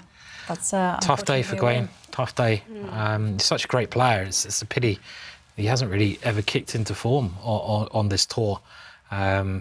But he can play so well at times. So if he gets his type of position, he's the type of player who could win 3, 4 in a row. But, easily against anyone. Anish too strong now. Yeah, it is over. It is a win for Anish Giri and a good start to the tournament for the Dutchman. 2 wins and 2 draws, taking him to 8 out of 12 possible points. But the tournament leader right now is the player making his debut on the tour, Wei Yi. He has scored 10 out of 12 points. He is having a great first day. Is that a surprise, or is it not a surprise that he's doing good in this online rapid format? Yeah, I mean, he's a bit of an unknown quantity these days because he's barely played at all for the last 2 years. He kind of came out of his hiatus recently to play against Ding Liren a few times. And he's super strong. I mean, I remember when I played him, he was 15 years old. He was already 2,700. And, I mean, he's a scary attacking player as well. And, yeah, I mean, it's strange that his career stalled slightly, but he can definitely still compete against these best players in the world. All right. And what a fun first day in Chessable Masters. I have to say we had a lot of great chess, a lot of decided results, a lot of fighting chess, but it's been very interesting to learn so much about the opening as well. Definitely. And to see all these great games, and also, you know, just to see our Chessable authors in play. And I love nothing more than that. And of course, I've actually loved hearing everyone's entries to our quiz of the day. Do we have a winner? We do have winners. So which one do you want first? So we have two competitions. We have the selfie competition, which wins a nice Chessable goodie bag, all signed by Anish Giri. Or you have choice. One lucky winner of Queen's Gambit declined. Let's do that one first. Okay. Yes. Okay, so, well, we asked what issues in the opening did you struggle with the most? And you guys came up with a lot of problems. And today's winner comes from George Charman, who says, I love nothing more than sacking pawns in the opening for a promising attack, only to realise 3 moves later, I'm dead lost. Perhaps I need some ginger GM magic. And we're hopefully, with this Chessable course on the Queen's Gambit decline, well, you can also learn a little bit about playing it in a more classical style. And it'll be very, very useful. The popular Queen's Gambit declined. It is, and certainly something that everyone should learn about at one time in their lives. And the winner of our selfie competition, well, that goes to Jimmy Cecil, who says, shh, watching Chessable Masters, mostly listening, I swear, at work. That's cool. And for watching us at your work, you are the lucky winner of our Chessable goodie bag, which includes signed goods, a signed bottle, a T-shirt, and a Chessable chess monkey. All of it signed by Anish Giri. Yep, and congratulations to both our winners. And thank you for participating and watching the show. Absolutely. And we're joined by the player who signed all this, Anish Giri. Congratulations with winning in this last round, Anish. Thank you. Good start for me. Very happy. I just would like to correct you because all the Chessable merch is very dear to me. I know. So this is not the Chessable monkey, excuse me. It is a monkey called Abel. It has a name, so please. We were actually discussing that. So Abel, that is the name of the monkey. Yeah, because the monkey doesn't do chess, but it's from Chessable. I think that's the point, I guess. Not sure. And we thought, Anish, we have this very cool video of you walking around the Chessable offices, signing basically everything that you see. That's normal. Yeah, that's my normal behavior. That's just what I do. Of course. But we thought it would be a great way to hand all of it out with having a selfie competition, because your selfie game is quite strong as well. Well, I keep posting the same selfie and keep collecting likes on Instagram. So that's my selfie game. But I saw before, just when I tuned in, that some people were very inventive. So it's quite good. Yeah. Absolutely. And well, Anish, how do you feel about the first day in the Chessable Masters? So first game was very solid. Niels played very solid. And second, I was happy. I took some risk against Prague and it worked out. And the third game, it was a pity because I had a position where it is so beautiful. Everything is perfect. The problem is that you have to win it. That's the only problem. And it's like to win it, you have to make it a little bit less perfect. And you don't like that? No, it's always hard. Some people are good at that. I've seen some games of Magnus, for example, where he's got this beautiful, everything is guarded, everything is protected. It's full domination. But then at some point you have to do something. You have to change the position. And I wasn't able to do it. I tried it. So I was actually very disappointed I didn't win that game because it was completely winning the position. But it was not easy to convert. And last one, I was very lucky. I was very happy with that win. I think, first of all, I messed up the middle game, and then the end game, it has to be a draw, I think. But it's maybe not as easy as it looks at first, but it has to be. I once had a game with Hikaru, which was very similar. I think it was almost the same in also one of these events, I think. And I think he held it easily, but I don't know. And Anish, well, you are known, I've seen that quote many places, you are known as the biggest opening experts in the top of the chess world. Obviously, Chessable Masters is all about the openings, and we're doing stats on all the openings played on the 2022 tour. Can you guess which opening has been played the most by all of you?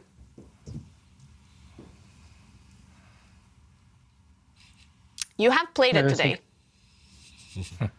Maybe if you call Sicilian one opening? No, we do call it one opening, but it's not as popular. Not Sicilian. Okay, let me think. So my first, so that was Sicilian. Then I won with the English, that cannot be. Then I played, 1 second. I drew against Hare Krishna, that also cannot be. And the last game I played, English? No. It is the English. This Really? season on the tour. Yeah. English is the most popular on the Wow, that's very okay. Do you know why? I can explain you why, guys. It's a little bit of technicality. So I'll explain you. On the first moves, you've got one e4, one d4, and one c4, and one knight f3, which are like e4 and d4 are going to be always more popular, and they were more played. But the one c4 is one that has its own name. So if one e4 also had a name, like one e4 would be I don't know.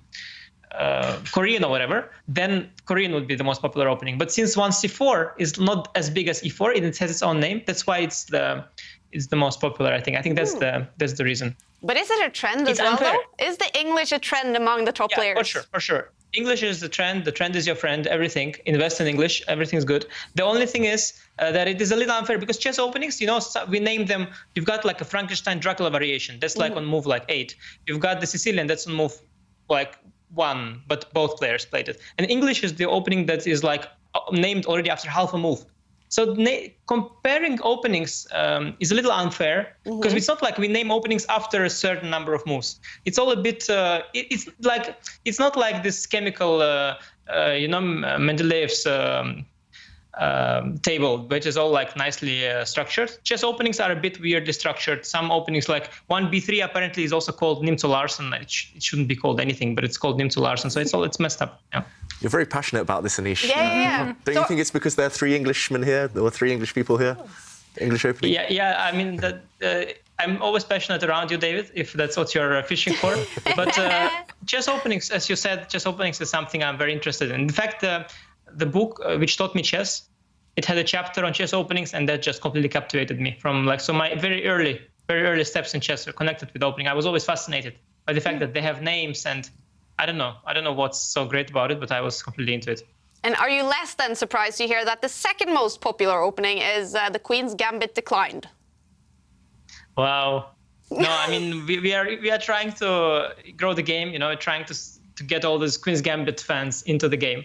So it's not surprising. And again, Queen's Gambit declined. Again, it's a very broad term. Within the Queen's Gambit declined, there are also different openings. But it's interesting. I think in general the representation of opening has been fantastic in the tour. Everybody is trying to play different things, but you've got a few players, like for example Magnus, who just tries literally everything. He played even 1f3, and so because it's rapid and because people are trying to experiment and have fun, and also theory is there's so much theory, you try to spread out. Like I think the representation of openings has been really good, and today too we saw many exciting different openings. And tomorrow, Anish, we're going to reveal the most successful openings for both white and black. So we'll give you the answer to that as well. Or do you know? No, I don't know. It's hard. It's very hard to say. Wow, it's very hard to say. Well, I'm very curious, but I like the thing you're doing there, guys. Well, thank you. And we're looking forward to seeing what openings you will play tomorrow, Anish. Best of luck. Thank you. Thanks for joining us. Anish Giri, the opening expert, and a great first day in Chessable Masters. Let's take a look at results from round 4. It was a win for Magnus Carlsen, a big win for Abhimanyu Mishra against Mamedyarov. Sam Shanklin winning the game against Eric Hansen. Bad ending to the day for Eric. And then Wei Yi winning also against David Anton. Anish Giri, as we saw, won that game against Gwen Jones, and Hari Krishna winning his game against Aryan Tari. So after the first day in the preliminaries in Chessable Masters, we have Wei Yi on top of the table with 10 points, making his debut in the tour. His fellow Chinese player Ding Liren in second with 8 points, same as Giri and Magnus. Interesting table, a lot to fight for. Who needs to start scoring points tomorrow, Ivan? Well, it has to be those at the bottom, especially Jordan van Foreest, who had a really unfortunate start. And someone else who can be a little bit disappointed is Shakhriyar Mamedyarov. He did tremendously well in the Oslo esports, managed to bounce back. And people who I would like to see maintain their consistency would be Wei Yi and Ding Liren. I would love it if they qualified for the knockout stages. You definitely see being match fit. It has something to say. Definitely, especially with rapid chess, where it's all about instincts, all about that quick calculation, being in the zone. And the players in the top 8, they're clearly in the zone right now. And we also saw Abhimanyu Mishra, the youngest grandmaster in the world. He is currently inside top 8 to qualifies for the knockout stage. All right. We also have this one. Round 5 coming up tomorrow. We're going to start out with a big one. Pragnananda against Magnus Carlsen. Looking forward to that one. And so many games to look forward to. Can Anish Giri keep up his great form? But look at that, we're also going to have the fight between the two Chinese players, Ding Liren and Wei Yi. We'll keep a close eye on that. And for Abhimanyu Mishra, he's going to start out the day against Jordan Famforis, who had a really bad day today. Wow, I'm already looking forward to it. And we're going to talk so much more about the opening, and we're going to reveal the most successful openings on the tour. So thanks for joining us today, and we'll see you again tomorrow. Bye.